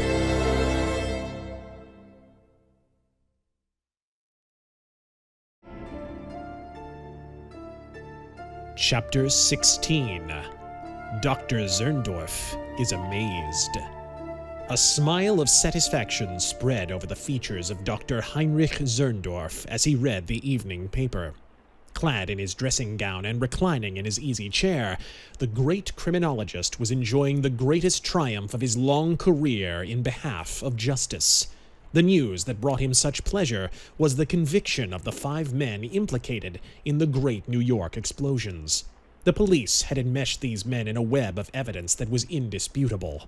All had been found guilty of murder and had been sentenced to the electric chair. Never had the wheels of justice moved so rapidly. The date of the executions had already been set. There had been little difficulty in convicting the 3 who had placed the bombs. The evidence was too strong against them. Witnesses, at first uncertain, had eventually given sworn testimony that was damning. The men themselves had admitted their crimes, although they claimed that they had placed the bombs at the order of a superior who had not told them the work that they were doing. They disclaimed all knowledge of what the packages had contained. Such protests had made no effect upon the juries. With Sforza and Pescherkin, the case had been different. They were radicals who had made threats against the government. They had known and had dealt with the three who had planted the bombs.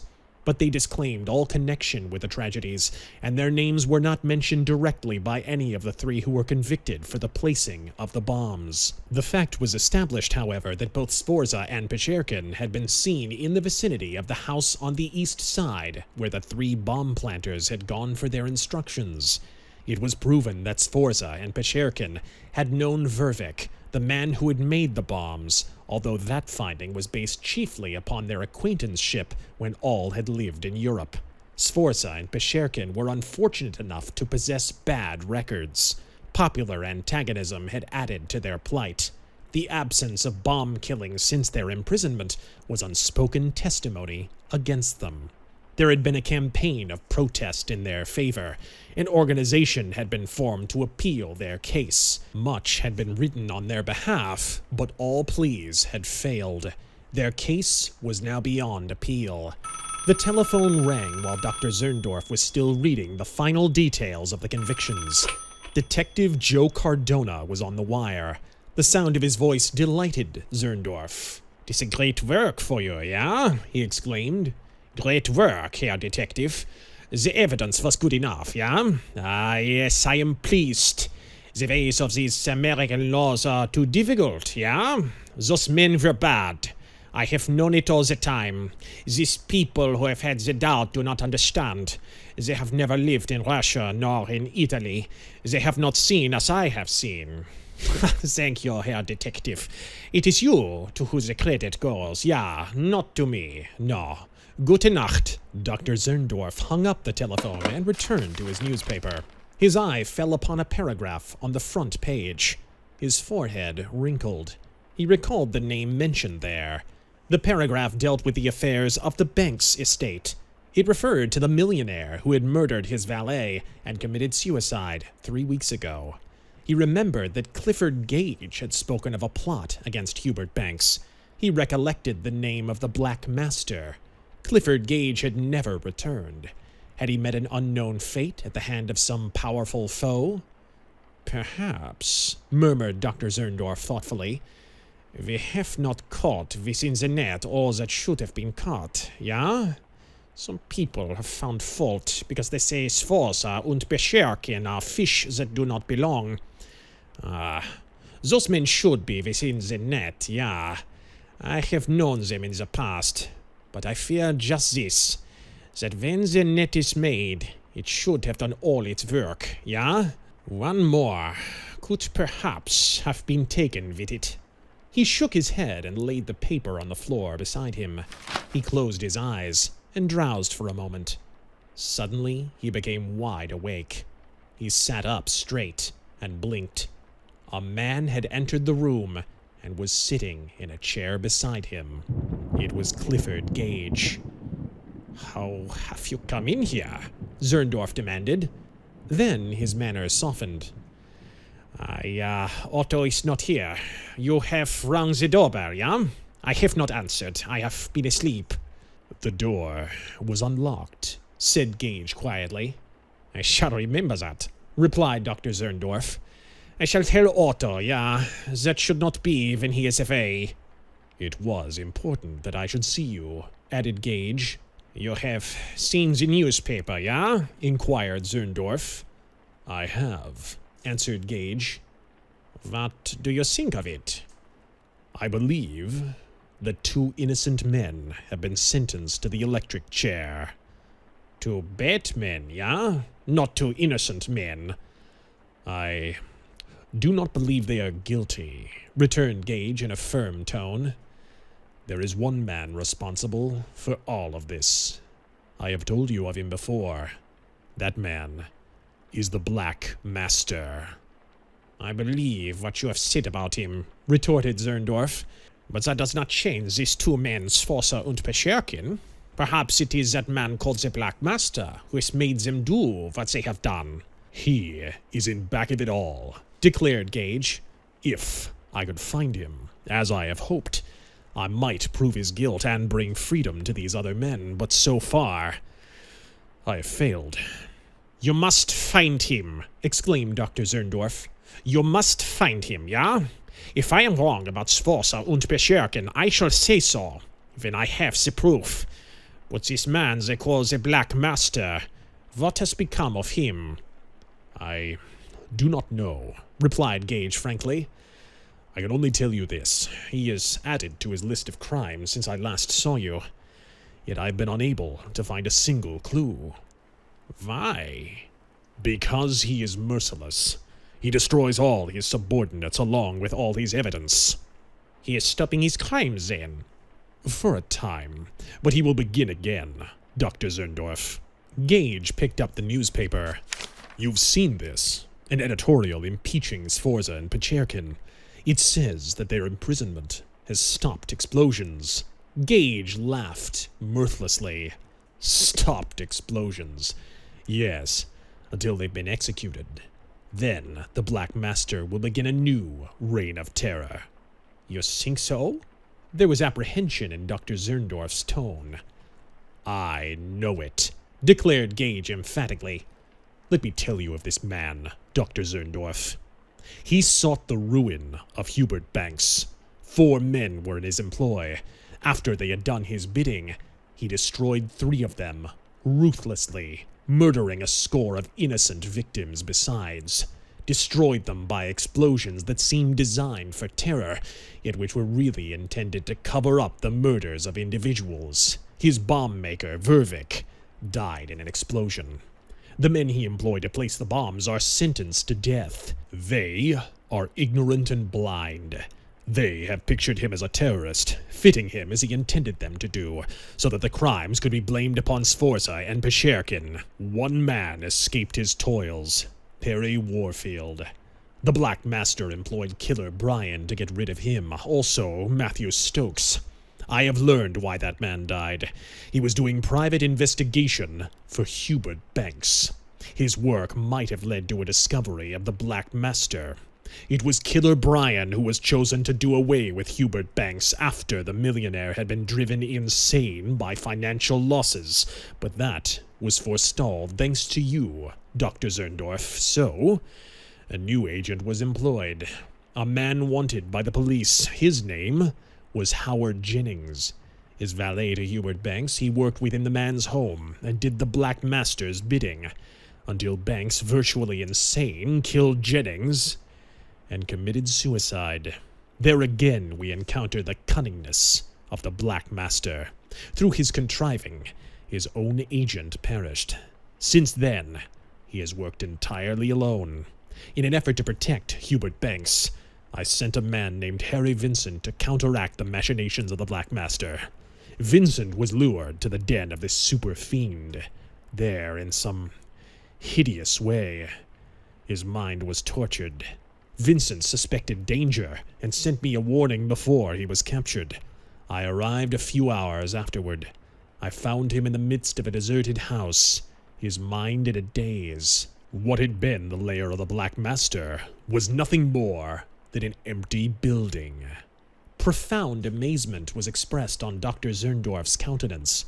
His enthusiasm over the convictions of the bombers had been forgotten in the intense interest which had now gripped him. He studied the face of Clifford Gage. The man showed unmistakable signs of weariness. "What was this Vincent?" questioned Zerndorff. "He is still stunned, yeah?" "He is improving," replied Gage. "I've placed him in a private sanitarium. He will soon be well, but any reference to his terrible experience would shatter his nerves. He must not be questioned for months to come." "And this man you call the Black Master, have you heard more of him, yeah?" Zerndorff continued his questioning. "I have not. That shows his cleverness. He is working entirely alone. I found one of his tokens beside the body of Howard Jennings. That proved my suspicions regarding the valet. Otherwise, I am without a clue." "He fears you, perhaps?" "No," Gage answered. He is waiting to begin again, after his tools have gone to the electric chair. Still, I am working, with a single hope. What is that? Zerndorff asked.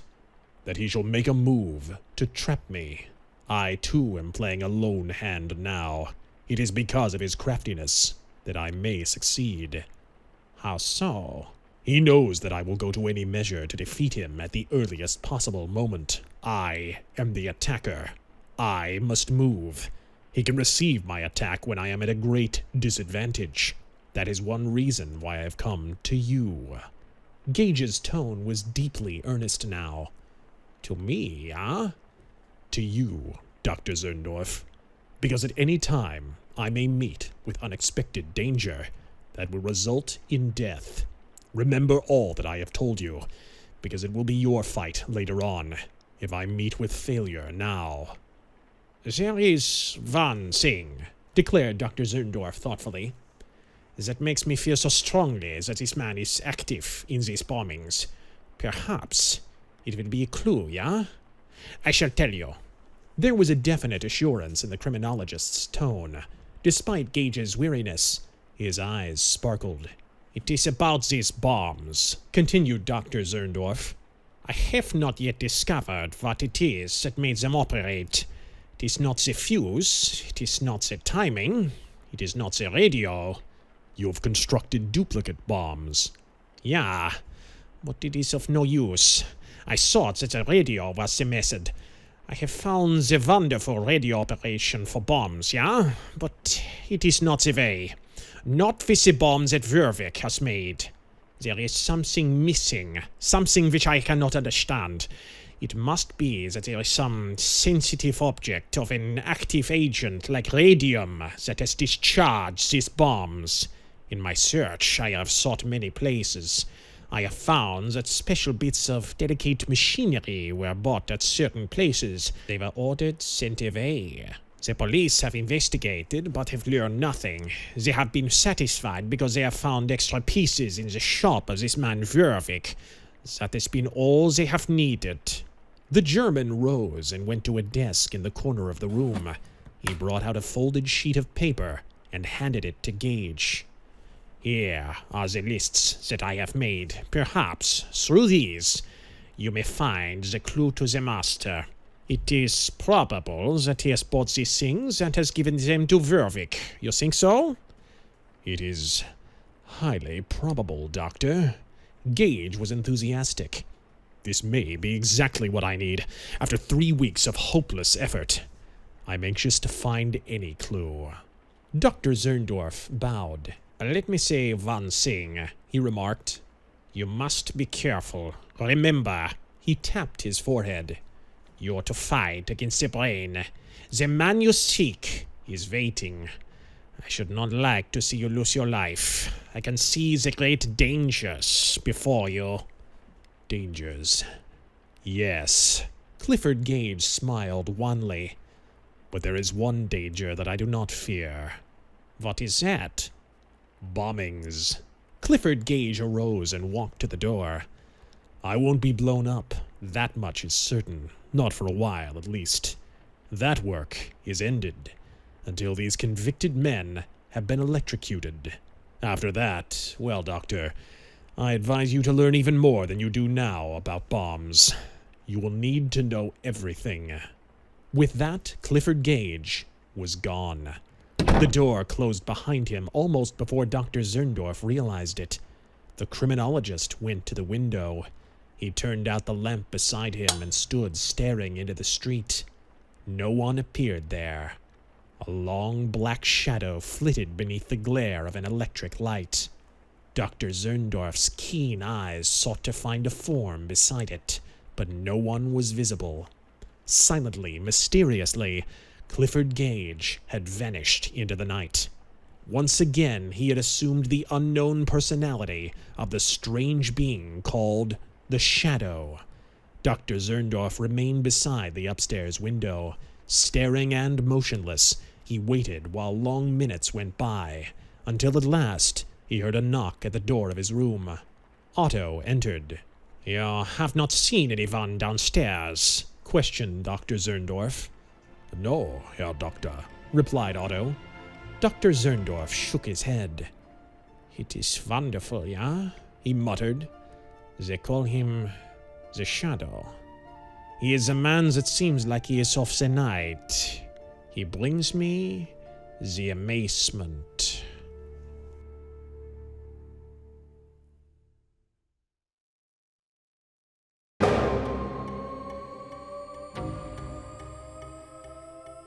Chapter 18. Mystery House. In uptown Manhattan stood an old, deserted house. Thick bars and gratings protected its windows, even up to the 3rd floor. The house had become desolate, specter-like, even before the owner's death, a few years before. Pedestrians shuddered and increased their pace as they passed the sinister mansion on dark nights. No one would openly declare the place was haunted, yet the few who had rented it found some excuse to break their lease.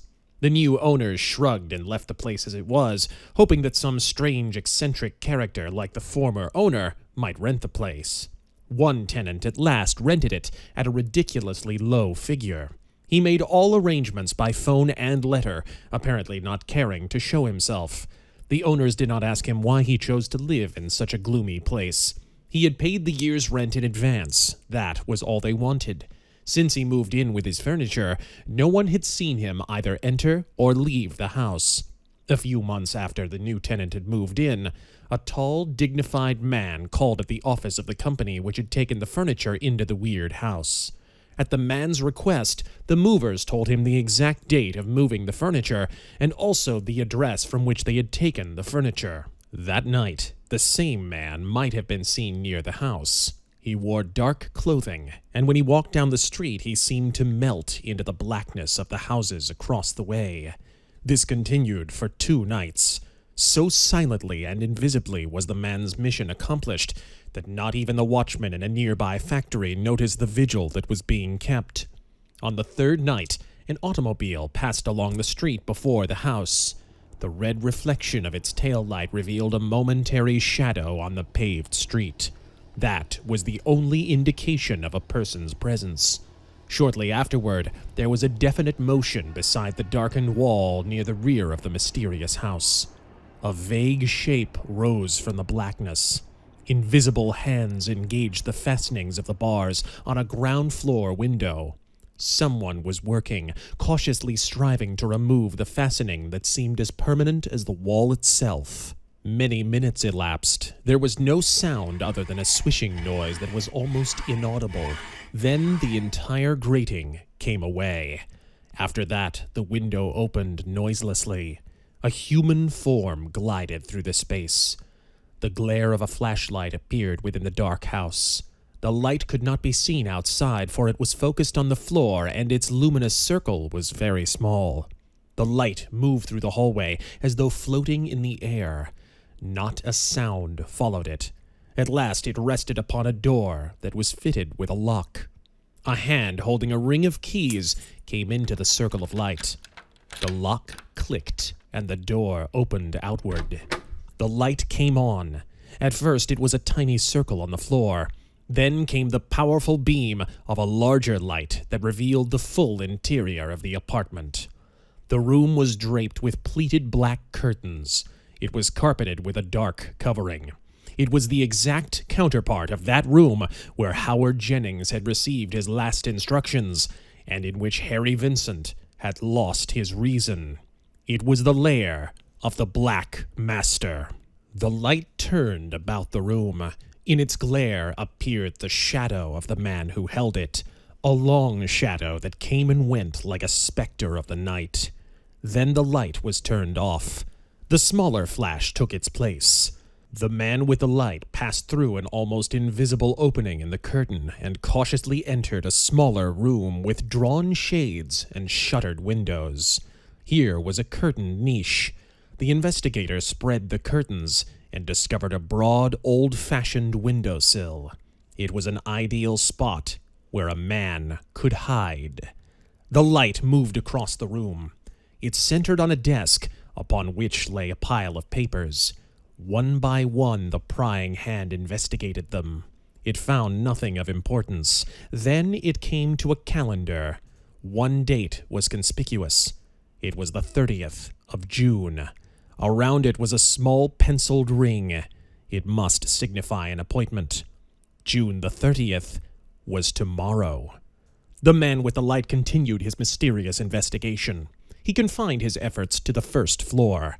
There was a stairway to the second, also one to the cellar. Both were protected by heavy, double-locked doors. The man who had made the search continued no further. He was satisfied after he discovered a locked closet and had opened it.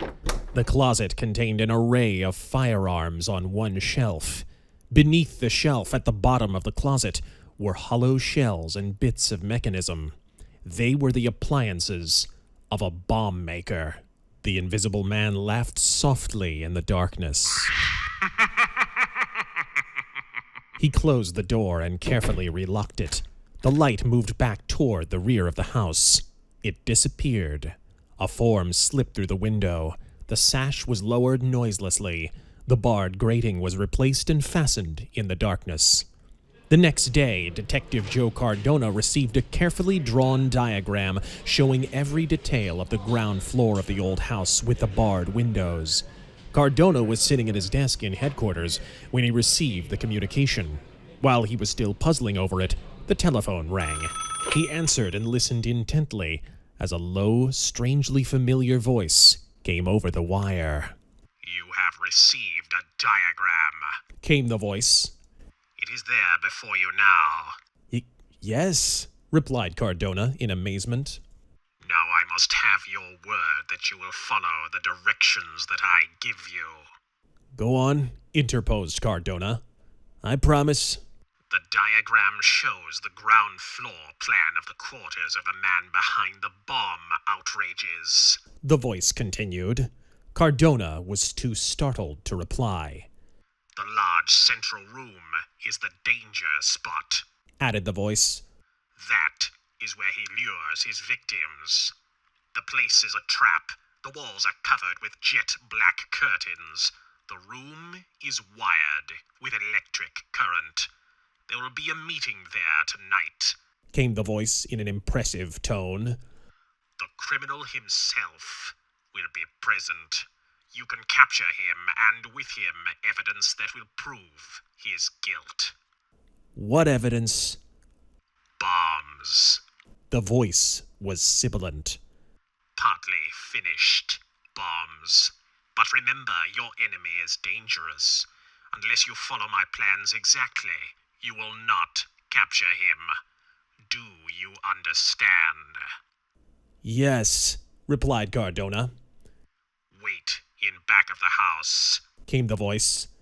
Be there after dark with a squad of men. Lie low. Give no sign of your presence. Do you note the window marked with a tiny X? Yes. Enter there. Advance to the door of the central room. Go no farther. That is the danger zone. Wait there. The escaping criminal will be forced to choose that exit.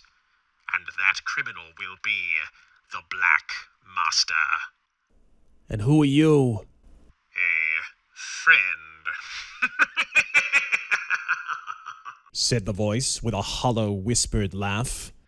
I too shall be somewhere in the inner room where I can trap the enemy. I shall force him into your hands. Once you have captured him, you can search the house. I understand, said Cardona grimly. When shall I enter with my men? When you receive my signal, a shot fired from within the house, then the Black Master will know of my presence. But he will be at my mercy. The whole scheme sounded fanciful to Cardona. Nevertheless, the impressiveness of that sibilant voice made him realize that this was not a hoax. I am counting on you, said the voice. Because this man is a mastermind. He must be captured and his identity revealed. Otherwise, innocent men will go to their deaths. Do you understand? Yes. Where is the house? The laughter that came over the wire was soft with mockery. It made Cardona realize the ingenuity of his informant. Without the location of the house, all these plans were useless. That Said the voice. is something that you will learn only if you again promise to obey my instructions to the final detail. No matter what happens, no matter what you may suspect or see, you must not move or mention your plans until I receive my signal. Do you promise? Yes, agreed Cardona with sincerity. Then take down this address. Cardona scrawled the final data upon a sheet of paper. He had hardly finished when he heard the click of the receiver at the other end. The detective pocketed the address that he had written, together with a diagram. When Joe Cardona agreed upon any plan, he adhered to it. He knew well who had uttered those mysterious words over the telephone. The Shadow. "Tonight," muttered Cardona. "Tonight." He smiled in anticipation. It was the kind of work that Joe Cardona liked. He had full authority to choose his men and go on any quest that he might choose. He thought of Inspector Burke's surprise tomorrow. This talk of a Black Master was mysterious, but the Shadow was a man of mystery. He had guided Cardona in the past. Tonight, the detective knew, would reveal new and sensational results that might lead to a final solution of the crimes which had terrorized New York. "Tonight," repeated the detective. "Until then, I keep mum."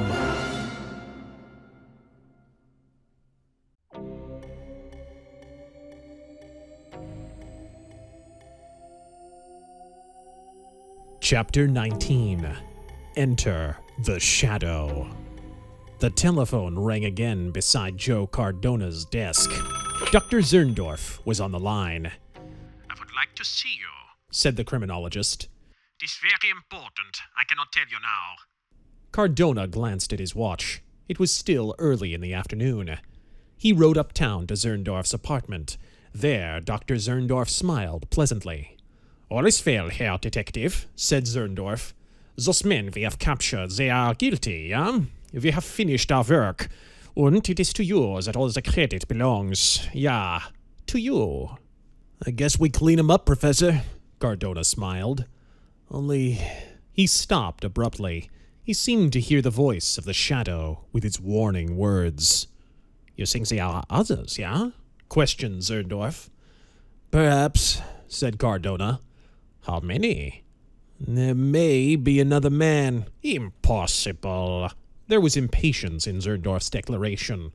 "Impossible. We have captured them all." Cardona became silent. He remembered his agreement with the Shadow, yet this positiveness of Zerndorff made him wonder. He recalled the scene at the hideout of Killer Bryan, when Zerndorff's prompt shots had saved his life. He glanced at the criminologist and noted that Zerndorff was eyeing him curiously.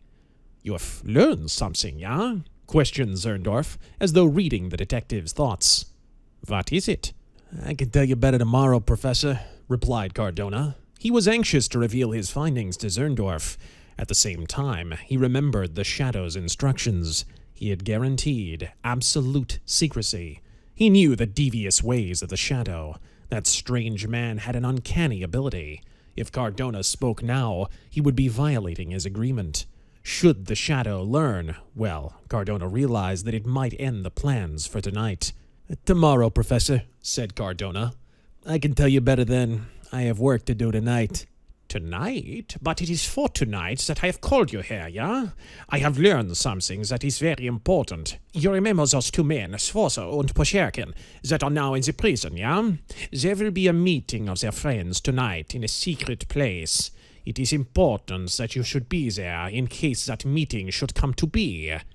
"Have you learned of this, Professor?" Dr. Zerndorff drew a folded paper from his pocket. He spread it before Cardona. It was inscribed with coded characters. "This was sent me from Chicago," he explained, "by a government man. Today I have just discovered its meaning. It tells of the meeting, where these men will be. One of them is to come from Chicago. This was taken from him there, yeah?" He wrote an address upon the margin of the paper, copying it from something he saw in the code.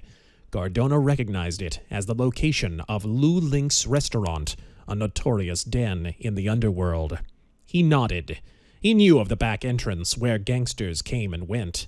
Lou Link's had been raided and was no longer under suspicion. An ideal place for men to congregate in secret, now that the police no longer watched it. There's only one thing, said Cardona slowly. I received a telephone call today, Professor. I promised to watch a certain house. He drew the plan from his pocket. Here, I've been told, is the headquarters of a dangerous criminal. Someone, my informant, I believe, will be in this inner room awaiting him. I'm to wait outside with my men. A hoax! Exclaimed Dr. Zerndorff. A hoax, yes, to lead you there, so you will not be at the place I say. You must work with me, Herr Detective, that we shall find, perhaps, the evidence we shall need if these men shall receive a new trial. I understand, replied Cardona grimly. He saw the plot now. He had believed the words which he had thought were from the shadow. But here was Dr. Zerndorff, the mastermind of criminology, showing him his mistake. Do not go to that house, advised Zerndorff. Do not go today. Wait until tomorrow, yeah? Do not believe these strange messages. They will mislead. You understand? Cardona nodded. He glanced at his watch. The afternoon was waning. He prepared to leave for headquarters. I cannot go with you tonight, declared Zerndorff in a disappointed tone. I wish that I might go with you, but you must do this by yourself, yeah? I shall be busy here. He waved his hand toward the laboratory. Back at headquarters late in the afternoon, Cardona received another telephone call. Once more, he recognized the voice which he had identified with the Shadow. You are ready for tonight? Came the voice. Yes, answered Cardona. You have kept your promise. You have told no one the location of the house. I've told no one, replied Cardona truthfully. The receiver clicked. Darkness came, and the old house with the barred windows was completely shrouded and silent. Only long shadows of passing vehicles flitted along the side entrance that extended from the street. At last, a long, thin shadow appeared beside the house. Unlike the others, it remained. Finally, it melted away, forming a blot against the side wall. Shortly afterward, the loose grating of the black window moved in the darkness. It came free of its fastenings. The window sash opened. The grating went back into place, as if of its own accord. The sash was lowered. Silently, invisibly, as darkly as the night itself, the shadow had entered the house of mystery. This time, there was no telltale spot of light within the house. The man who had come from the dark moved with certainty. He found the door to the room with the hanging curtains.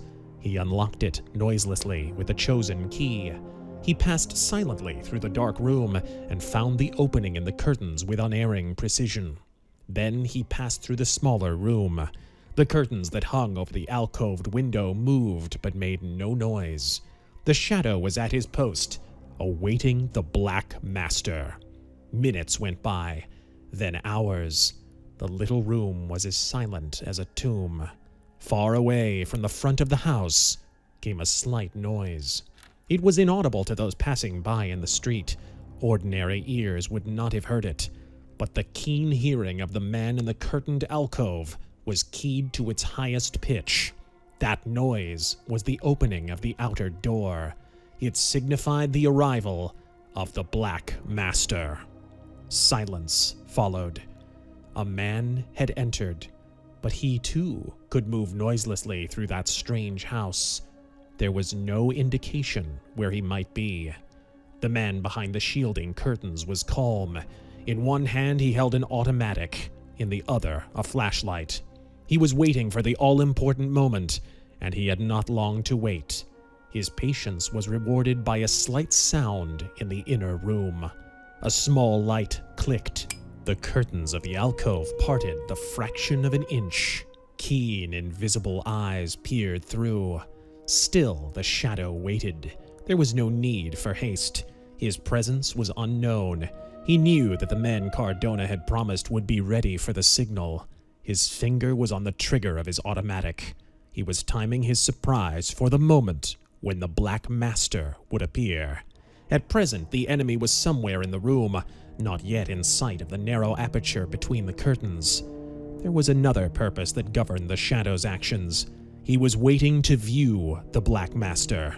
Cold, calm, and calculating, he always studied his foe when the opportunity presented itself. Here tonight, the Shadow had invaded his enemy's lair by stealth. He had turned everything to his own advantage. He knew every spot on the floor of the house. He had made sure the night before that the alcove where he now waited was a safe point of vantage.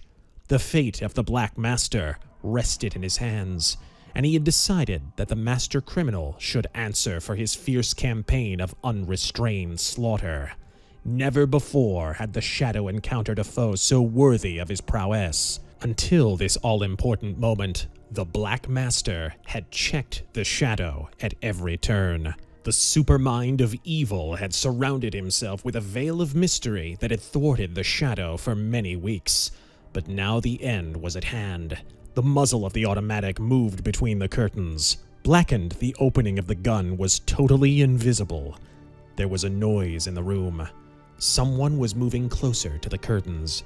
An arm appeared across the room, near the table against the wall. Then came a body, that of a tall, stoop-shouldered man whose garments were a tight-fitting black, whose head was covered by a dark skull cap. The man's back was turned. The face of the Black Master was not yet revealed. The Shadow waited. The hand of the visible man rested beside the desk. A low, venomous chuckle came from the lips of the hidden face. The hand moved upward. Simultaneously, the unexpected happened. The entire window seat upon which the Shadow crouched gave way. The hidden man was precipitated into empty space so rapidly that he had no chance to save himself. But even in that instant of total surprise, the Shadow did not fail. His finger pressed the trigger of his automatic. In his sudden fall, the shot went wide, although the bullet struck the wall less than a foot above the skull-capped head of the Black Master. The thought dominated the Shadow's mind as he plunged into the space below. Whatever his fate might be, he had given the alarm. The police who surrounded the house would come to the capture of the Black Master. Headed by Cardona, their surprise attack had chances of success and rescue. The signal had been given. The Black Master was at bay. The falling man struck the bottom of the pit. His fall was broken by a thick mattress. His lithe body withstood the shock. The Shadow raised himself to his feet and groped the sides of the cell about him. Then, nauseating fumes swept through the air. The Shadow made one last effort to find his way to freedom. It was hopeless. Superman though he was, no escape was possible. The overpowering gas found its victim. The Shadow sank into unconsciousness, an outstretched form garbed in flowing cloak, his features still hidden beneath the forward-tilted brim of his soft hat. From the opening above came a low, mirthful chuckle. The Black Master was gloating over the capture of his foe.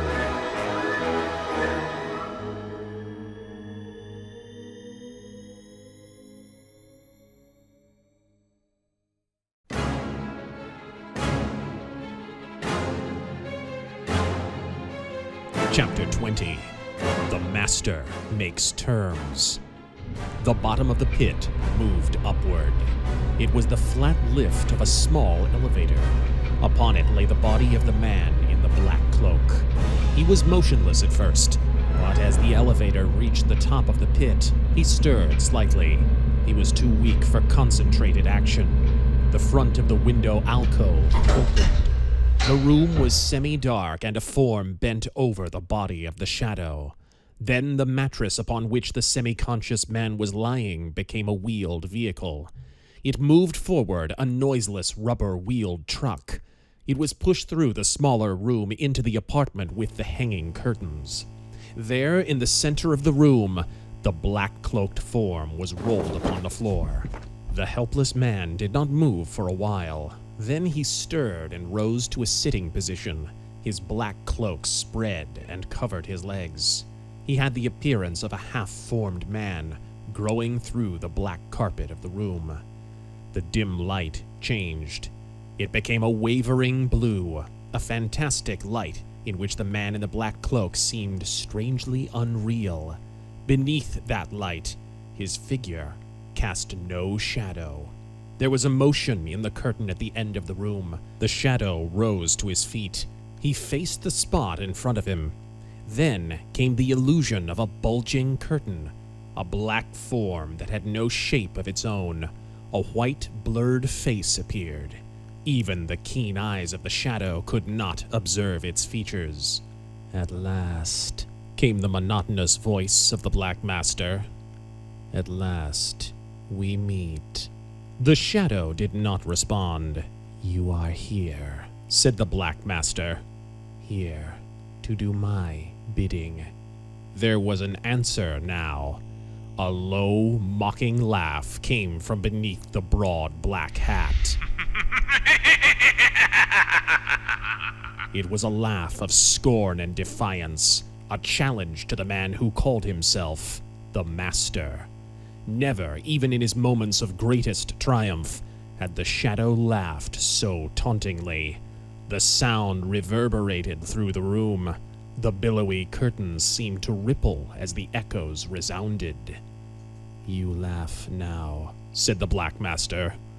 Later, we shall learn if you have cause to laugh. The blue lights trembled and cast their uncanny glow. The shadow remained defiant and undisturbed. In this room, said the Master, I have met men who have chosen to live. I have met some who have chosen to die. Which do you choose? There was no answer.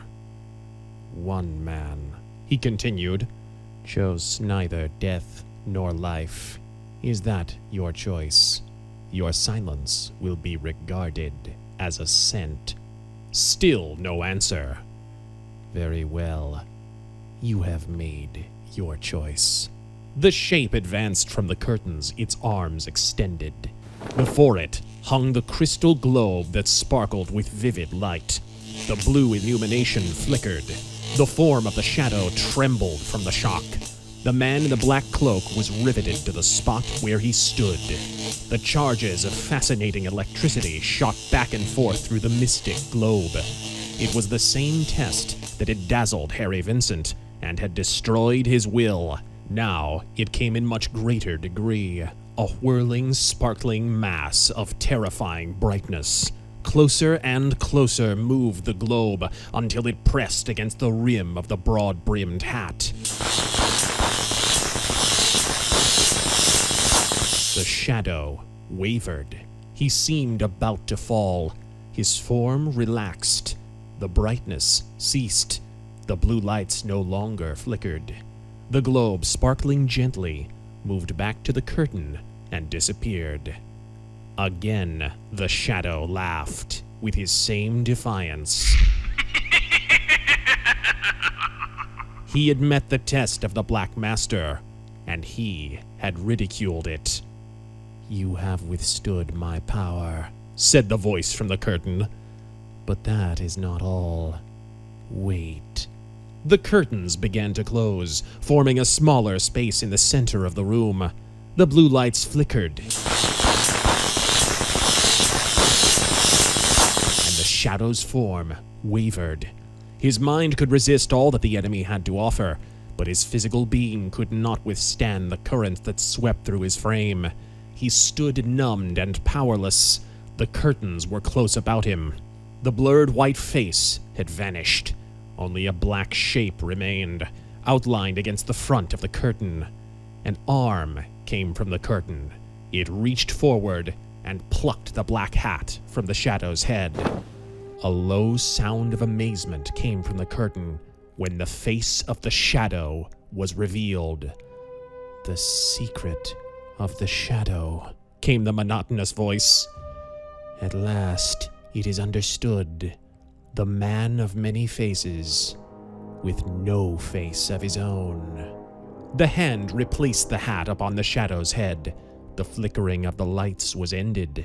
The Shadow was free to act, with his enemy but a few feet away. He made no action. He knew too well the powerful forces at the disposal of the Black Master. One false motion would mean instant death. Perhaps you wonder why I do not kill you, said the Black Master in a low, unchanging voice. I shall tell you why. You are the only living man whom I have not cared to kill. You have sought to ferret out my crimes. You have discovered some of them, but not all. Let me ask you, and you may reply if you wish. Why do you seek to destroy me? The Shadow laughed in a low, hissing tone. I seek to destroy you, he said in a sibilant, whispering voice. Because you are a creature of crime. You have brought death upon those who have not deserved it.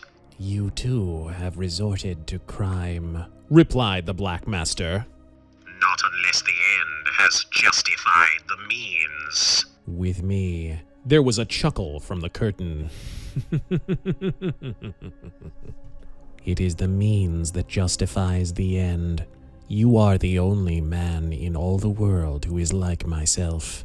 Why should we care for human life? To me, human beings are stupid, useless creatures with which the earth is overburdened.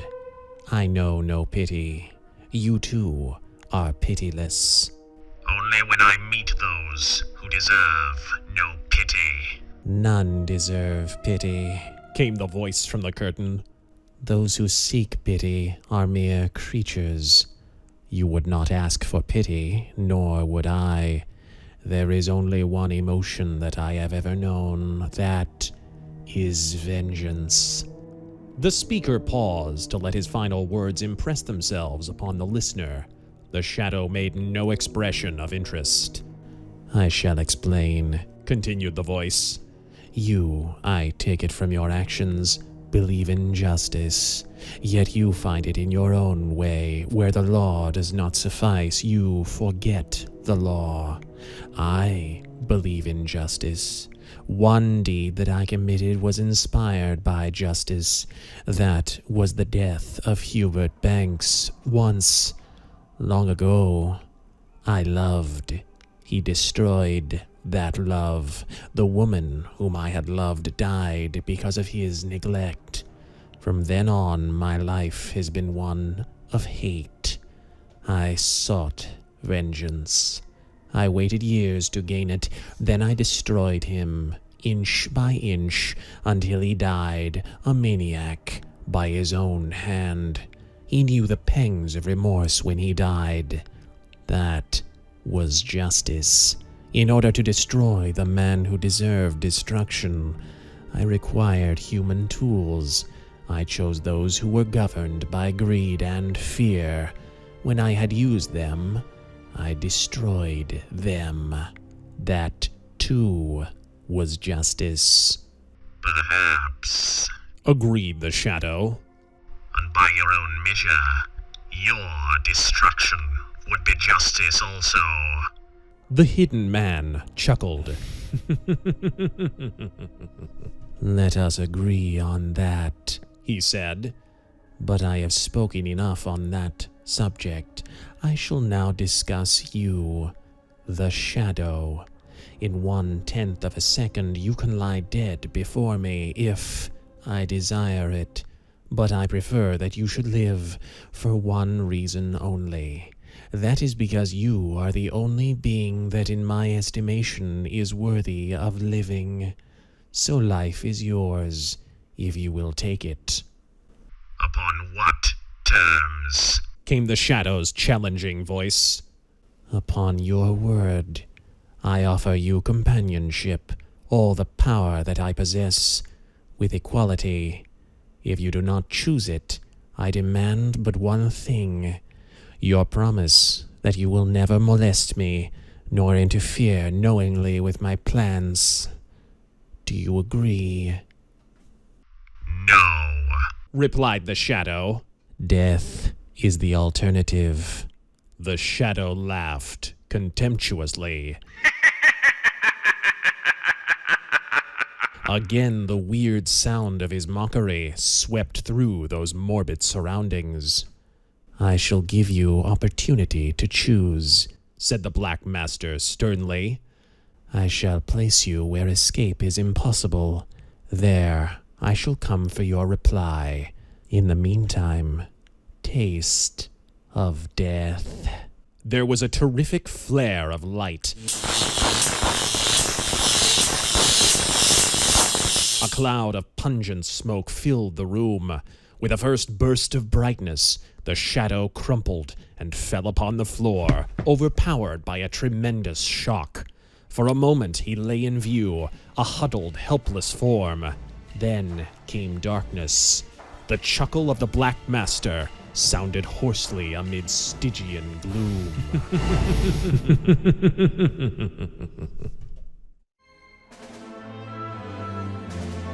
Chapter 21.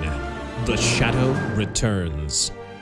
The Shadow moved unsteadily to his feet in absolute darkness. He stooped and groped about him for his hat. He found it and put it on. Then his nimble fingers discovered a flashlight in his pocket. A moment later, it illuminated the space. The Shadow was in a stone mausoleum. A covered tomb was in one corner.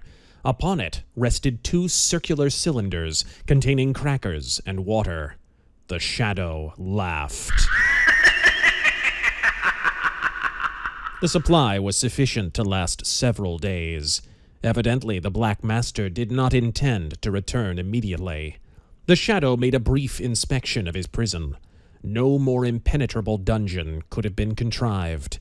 The floor was of concrete, the walls of solid stone.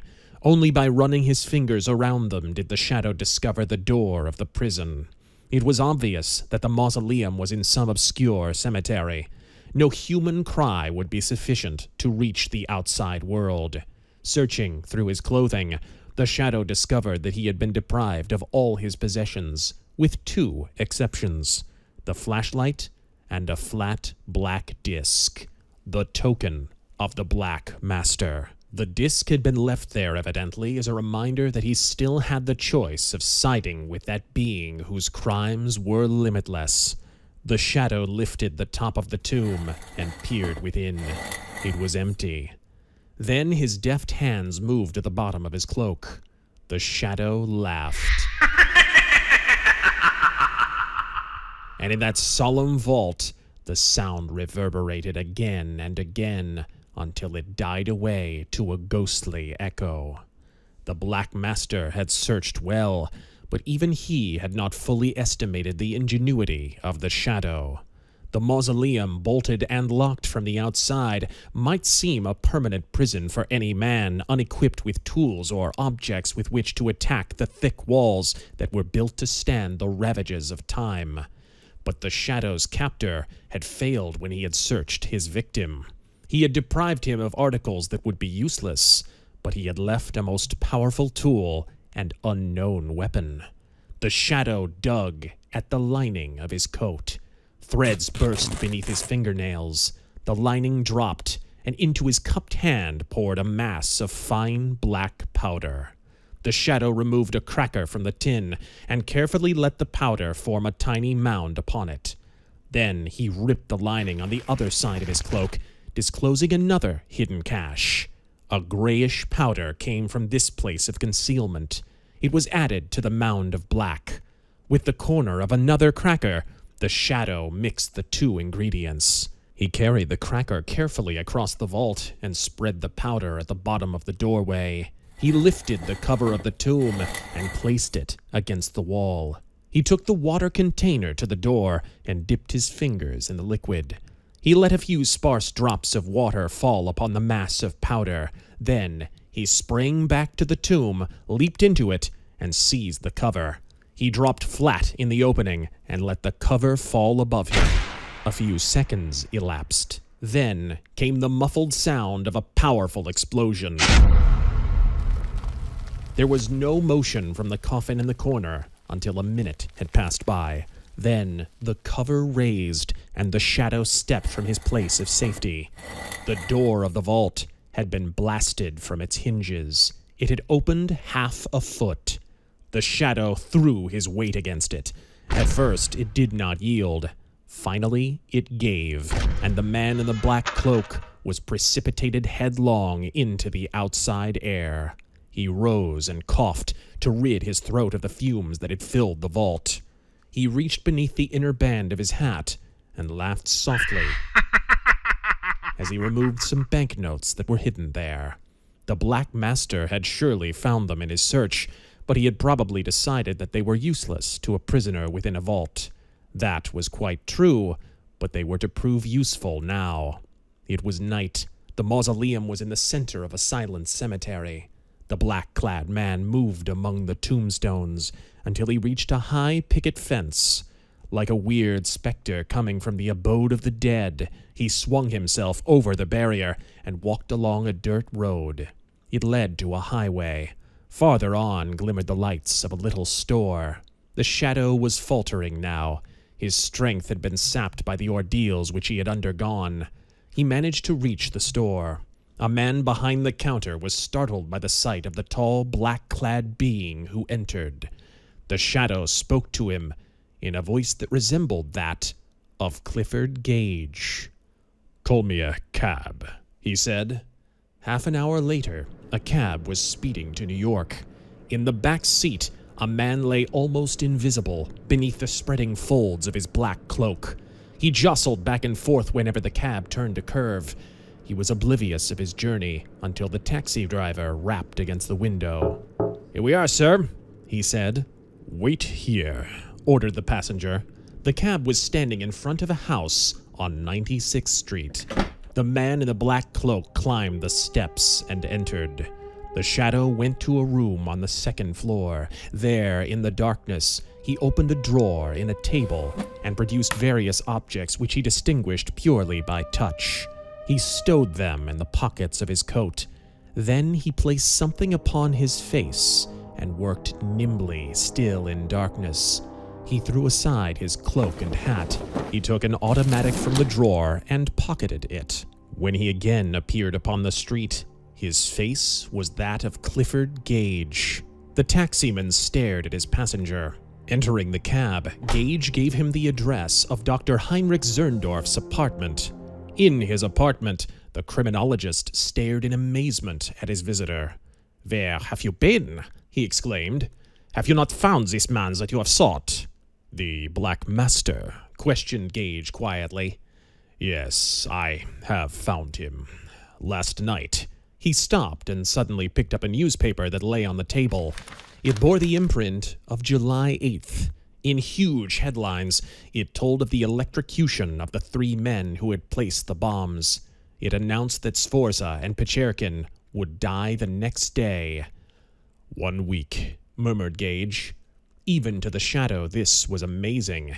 He realized that he had lain helpless for more than 7 days. He recalled the words of the Black Master, "You shall taste of death." He glanced at Zerndorff. The German was looking at him sympathetically. He seemed to understand what was passing in the mind of Clifford Gage. "These men," declared Gage, pointing to the newspaper, "are innocent. Innocent, do you understand? Those who have died were guilty, although they were but tools of the Black Master. We must save these 2. "Save them?" echoed Zerndorff. "Yes," replied Gage. "I met the Black Master. I have found his lair. Cardona was to capture him, but he failed me." "Ah," Zerndorff's eyes lighted in understanding. "He has told me of it, yeah. There was a house where he was to go one night, but he did not go until the next night." "And he found?" "Nothing. An empty house. He believed it was a hoax." "A hoax, yeah." "Where is Cardona now?" "He has gone from town, I believe." Zerndorff's eyes lighted suddenly. "But there is evidence at police headquarters. I have received letters which I have given to the police. Letters that have threatened me with bombs. They have believed that they have come from friends of the 2 men, Sforza and Pecherkin. Perhaps this man you call the Black Master, he has sent them?" Dr. Zerndorff picked up the telephone. He called police headquarters and talked to a detective. "It is Dr. Zerndorff, yeah," he said. Those letters which have come to me. I wish a friend of mine to see them. He will be there soon, yeah? His name is Mr. Gage. You understand, yeah? He hung up the telephone. You have no clue? Zerndorff questioned. Nothing you have found. You must think of everything, yeah? Only this. From his pocket, Gage produced the token of the Black Master. I had 2 of them. One was taken away. This was left. You must keep it with you, declared Zerndorff. It is important. Go now to police headquarters. Gage left. He rode in a cab to headquarters. There he was shown 2 crudely penciled letters, threats against the life of Dr. Zerndorff. Gage smiled as he studied them.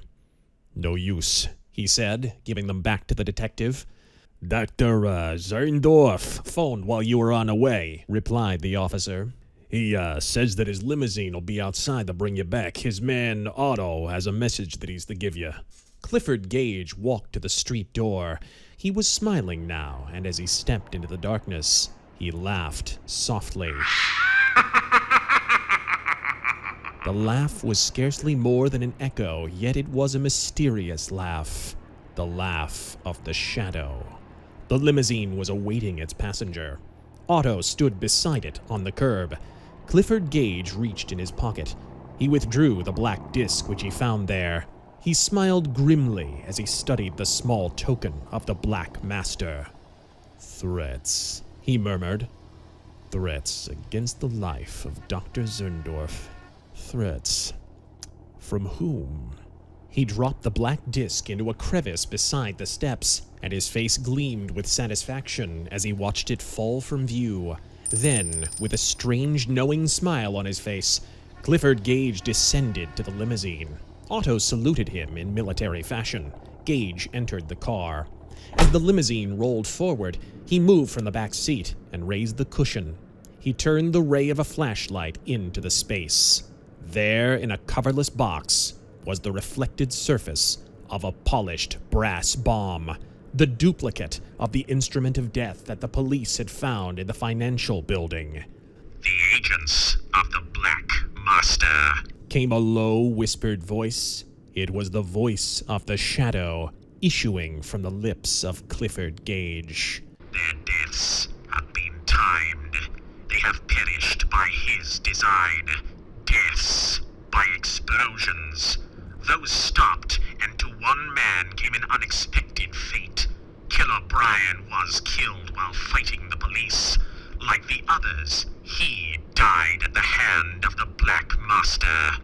Now the explosions are to begin again, timed for the arrival of the victim. His voice ended in a hollow, whispered laugh. There was silence. Then came the voice of Clifford Gage, speaking to Otto in the front seat. The man at the wheel responded with a "Yeah," as he received instructions from his passenger. The limousine turned into a side street. The man in the back seat was silent, thinking, planning.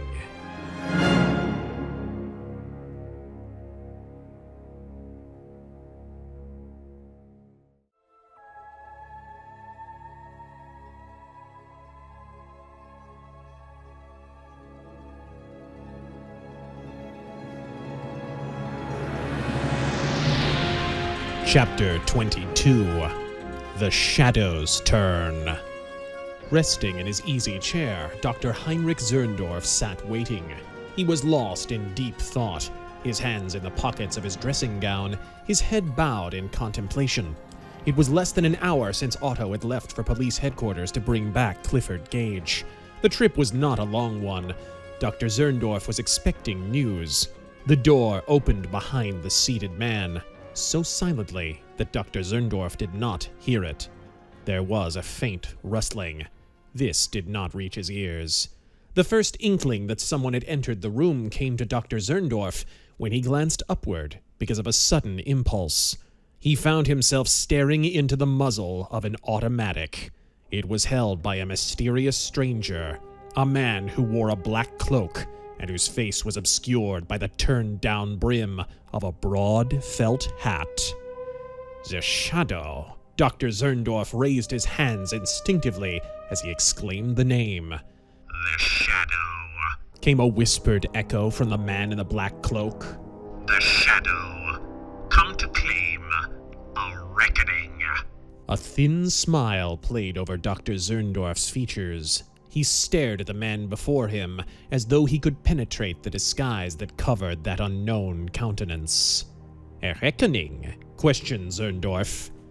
Yes, Declared the Shadow. I have found the Black Master. Your deception was a great one, Zerndorff.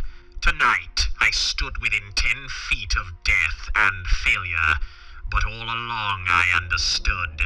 Now, it is you who will meet destruction. The German seemed unperturbed. Those bombs that you pretended to be a mystery, Continued the Shadow. the key to them lay in the black discs, the tokens of the Master. The sensitive mechanism of the bombs responded only to the presence of a metal which contained a mild radium activity. Its glow was concealed by the black surface. Each token, and all your followers carried one, set off a bomb when the victim came close to it. I should have known it when Warfield entered the office in the financial building, but I did not understand it until now. The clue to your identity lay in Killer Bryan. He alone of all your men died by a hand that did not seem to be the Master's. There was method in it. You wanted Killer Bryan to die with his lips sealed. You notified him as the Master to be ready.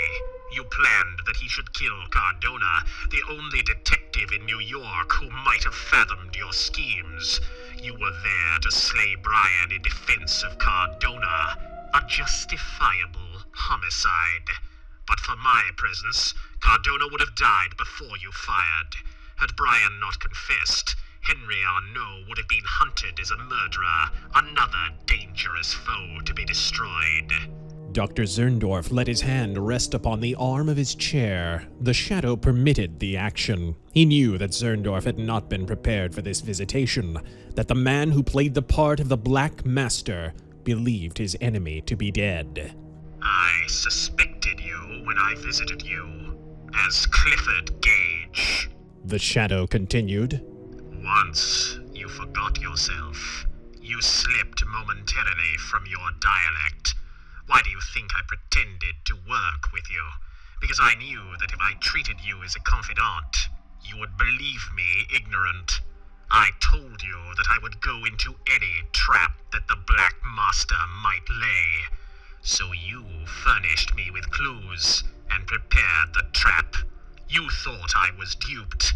Even when you knew that I had called in Cardona's aid, you did not realize that I had learned your game. I understand those threatening letters that you sent to yourself. They were clear to me before I reached headquarters. Otto knew too much about you, or may I say you feared that he might know too much. By planting a black token upon him, you intended to destroy him in your own car, proof that threats were directed against you. Then I came along with the disc in my possession, and you seized the opportunity.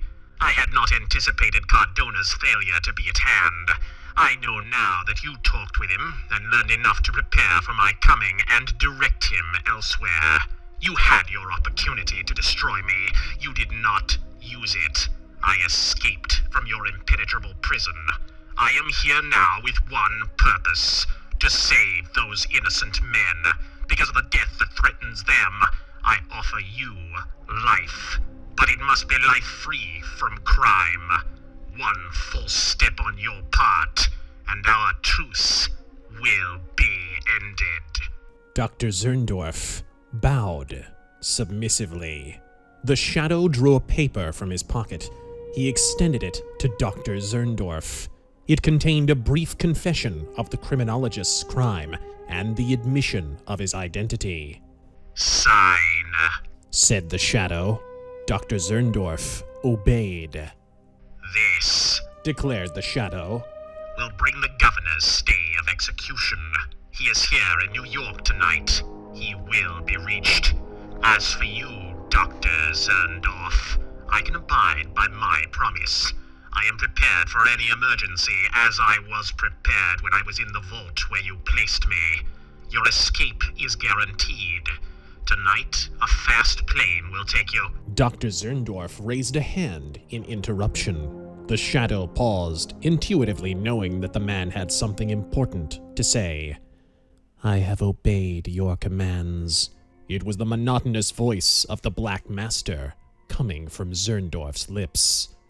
And you have promised me life, but I shall not live. I shall die. My career of crime will not end. It will continue after I have gone. Listen carefully to what I have to say. You will be interested and powerless. I have 3 types of bombs. VIII was the man who supplied the additional knowledge that I needed. His weakness was money. I acted quickly when the evening classic offered its reward. I phoned VIII, telling him I was a reporter who wished to see him. I tipped off the reporter without his knowing who had called. The understanding was silence until VIII reached Rayner's office. Meanwhile, Michaels placed the bomb. He was one of 3 ignorant men who served me. All are dead, as they deserve to be. One thing VIII did not know. He carried the token of the Black Master. He did not know that it contained the metallic element that discharged the bombs. That was my invention. VIII simply followed my instructions. He also made the time bombs and the radio bombs, the other 2 types. Those are the ones that I am using now. The emphasis on the last words had an effect upon the shadow. He knew that Zerndorff's schemes were not yet ended. He waited patiently, hoping for further information. He was not to be disappointed. I have told you this to please myself, declared Zerndorff. You are the only man who can appreciate my cleverness. At this moment, 3 giant bombs are placed. One is under the base of the Manhattan Bridge.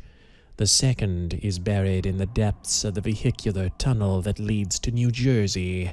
The third is in the largest hospital in New York City. How I have placed them there is a mere matter of detail. I have done it myself within the past week, and it was a labor of delight. Tonight, those bombs will explode simultaneously. You ask me when? It is now nearly 11 o'clock. They will go off at midnight. How? That is the clever part. Each bomb is fitted with a sensitive radio receiver. From a certain large broadcasting station, a gong is struck at the hour of midnight. You do not know which station? That is because the practice was started just 1 week ago. It is a weekly program that will be on tonight. My bombs are set to catch the note of that gong. Then they will explode. Zerndorff smiled and leaned back in his chair. The shadow's automatics still threatened him. He knew that death was imminent, but the man in the black cloak hesitated, hoping for one more statement from the man in whose hands lay the lives of hundreds of innocent victims. You are thinking of those who will die, remarked Zerndorff, the Black Master. You think that you can save them, but wait, I have not told you of another bomb which I have set. This one is a time machine. It will explode at 11 o'clock, and while its victims will be few, he chuckled. Very few. It will seal the fate of many, for it will render the midnight explosions inevitable. I have struck for vengeance. I brought death to Hubert Banks. I wanted death for Sforza and Pescherkin, for they were old enemies of mine. Like Banks, they shall die, despite that confession which you hold, for I have intended the explosion at 11 o'clock to prove that Heinrich Zerndorff was not concerned in these crimes, to make him seem to be an intended victim. I was to leave here at 10 minutes of 11. I have changed my plan. It is now 1/4 minute before the hour. I see the clock on the wall behind you, Shadow. The bomb is in this room. It will blow me to eternity, and you will die with me. You cannot escape. There are but 5 seconds left. For one short instant, the Shadow did not move. In that moment, his brain responded. He was well within the room. The doorway was 20 feet away. The door was closed, and the Shadow had locked it. In his path sat the Black Master, ready to spring for a death struggle despite the leveled automatic, ready to spring at any instant when the slightest delay meant death. Beyond the door was the path to safety, but it was too far away. While Zerndorff's gloating eyes still watched him, the Shadow turned. Behind him was a vaulted doorway that stood before a closet-like alcove.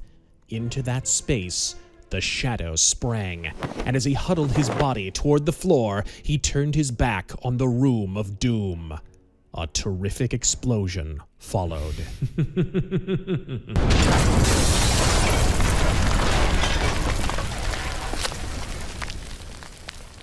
The bomb had been placed beneath the flooring where Zerndorff was sitting.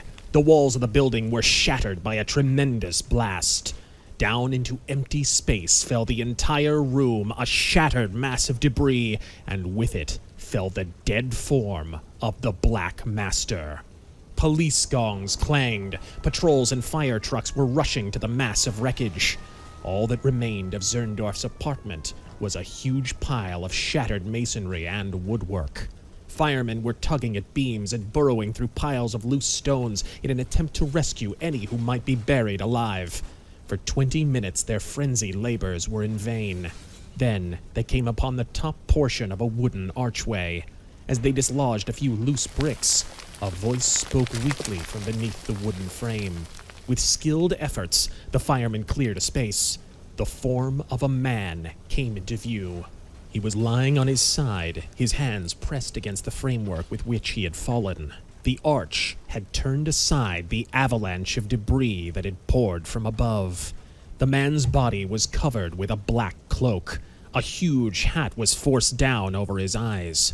Strong arms gripped him and pulled him carefully through the narrow opening.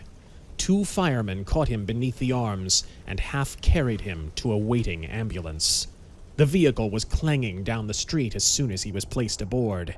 It stopped within a block, its path obstructed by a fire truck. The instant it halted, the man in black flung aside the interns who were starting to examine him for injuries.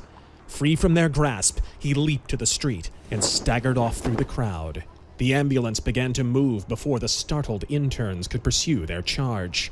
They caught one last fleeting glimpse of him. Then he was swallowed amid the gathering throngs.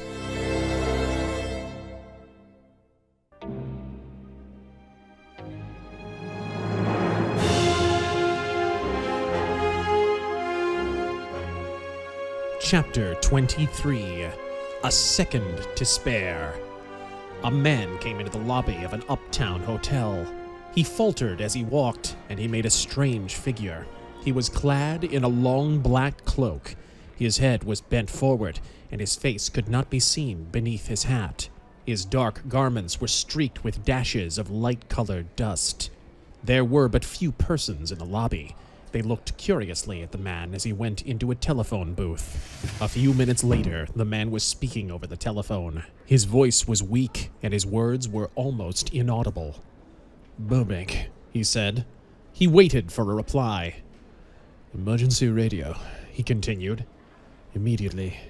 The black-clad form seemed to collapse within the booth. It sagged helplessly for a time.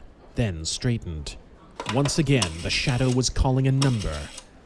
Cardona, came his weak voice. No? Then Inspector Burke. I must speak to him. Hello, Inspector. Explosion at Zerndorff's. No, I cannot tell you who is speaking. Listen. It is only the first. Act quickly. Manhattan Bridge. A bomb. There. Somewhere. Holland Tunnel. Another bomb. New Gotham Hospital. A bomb hidden there. That is all. The voice trailed away. There was a long silence while the huddled form lay almost invisible within the booth. Then the weary figure came to life again. The man walked unsteadily through the lobby and out into the street. As he passed the clock above the doorway, the hands were nearing 12 o'clock. At that moment, radio broadcasting in the entire East Coast was encountering a sudden problem. Signals had been picked up, apparently some miles off the coast of Massachusetts. A ship at sea was signaling its distress. A program was nearing its end at station WKR in New York. The end of a dramatic sketch was close at hand. Only 5 minutes remained. A young man was sitting near the microphone, holding a gong in one hand, a padded stick in the other. He was awaiting the end of the program to strike the single gong that marked its conclusion. A man hurried into the studio. He thrust a note into the hand of the announcer, who glanced at it quickly. The announcer motioned the players to stop their dialogue. They obeyed. The announcer spoke. He stated that due to SOS signals from a sinking ship, the program could not be completed. As the announcer finished his statement, the young man near the microphone grinned and raised the padded stick. He held it for an instant, then struck it against the gong.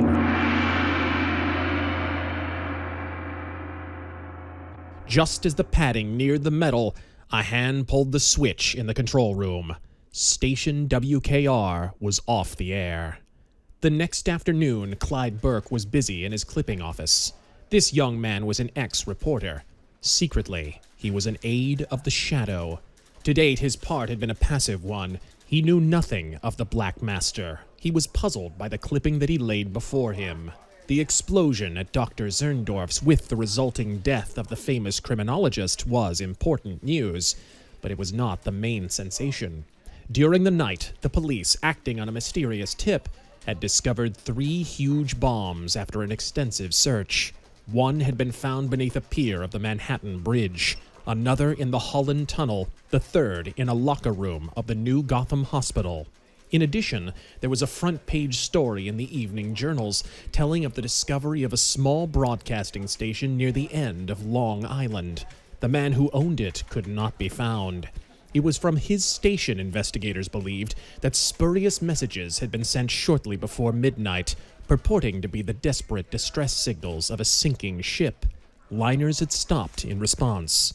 The station was unlicensed, but people living near the lonely spot recalled that a man had been seen there during the past 6 months. No clue could be obtained to the stranger's identity. But the greatest story of all, the one that was most amazing to Clyde Burke, was the extension granted to the convicted men Sforza and Pecherkin. The governor, the story went, had been aroused at 1 o'clock in the morning. A messenger had brought him an important document. The governor would not reveal its contents. He stated simply that the case of Sforza and Pecherkin would be reopened. He had ordered their commutation from the electric chair after they had already been placed in death cells at Sing Sing. New police investigations were underway. It was said on good authority that the convicted men would be cleared. Another was responsible for the crimes attributed to them. Detectives were following mysterious clues that had come from unknown sources. It was all a mystery to Clyde Burke as he sat in his little office. As he pushed the clippings one by one to the side of his desk, they went away from the light of his desk lamp, and over each long column of type fell a shadow. Clyde Burke noticed it as he completed his work. There was something mysterious in the simple occurrence.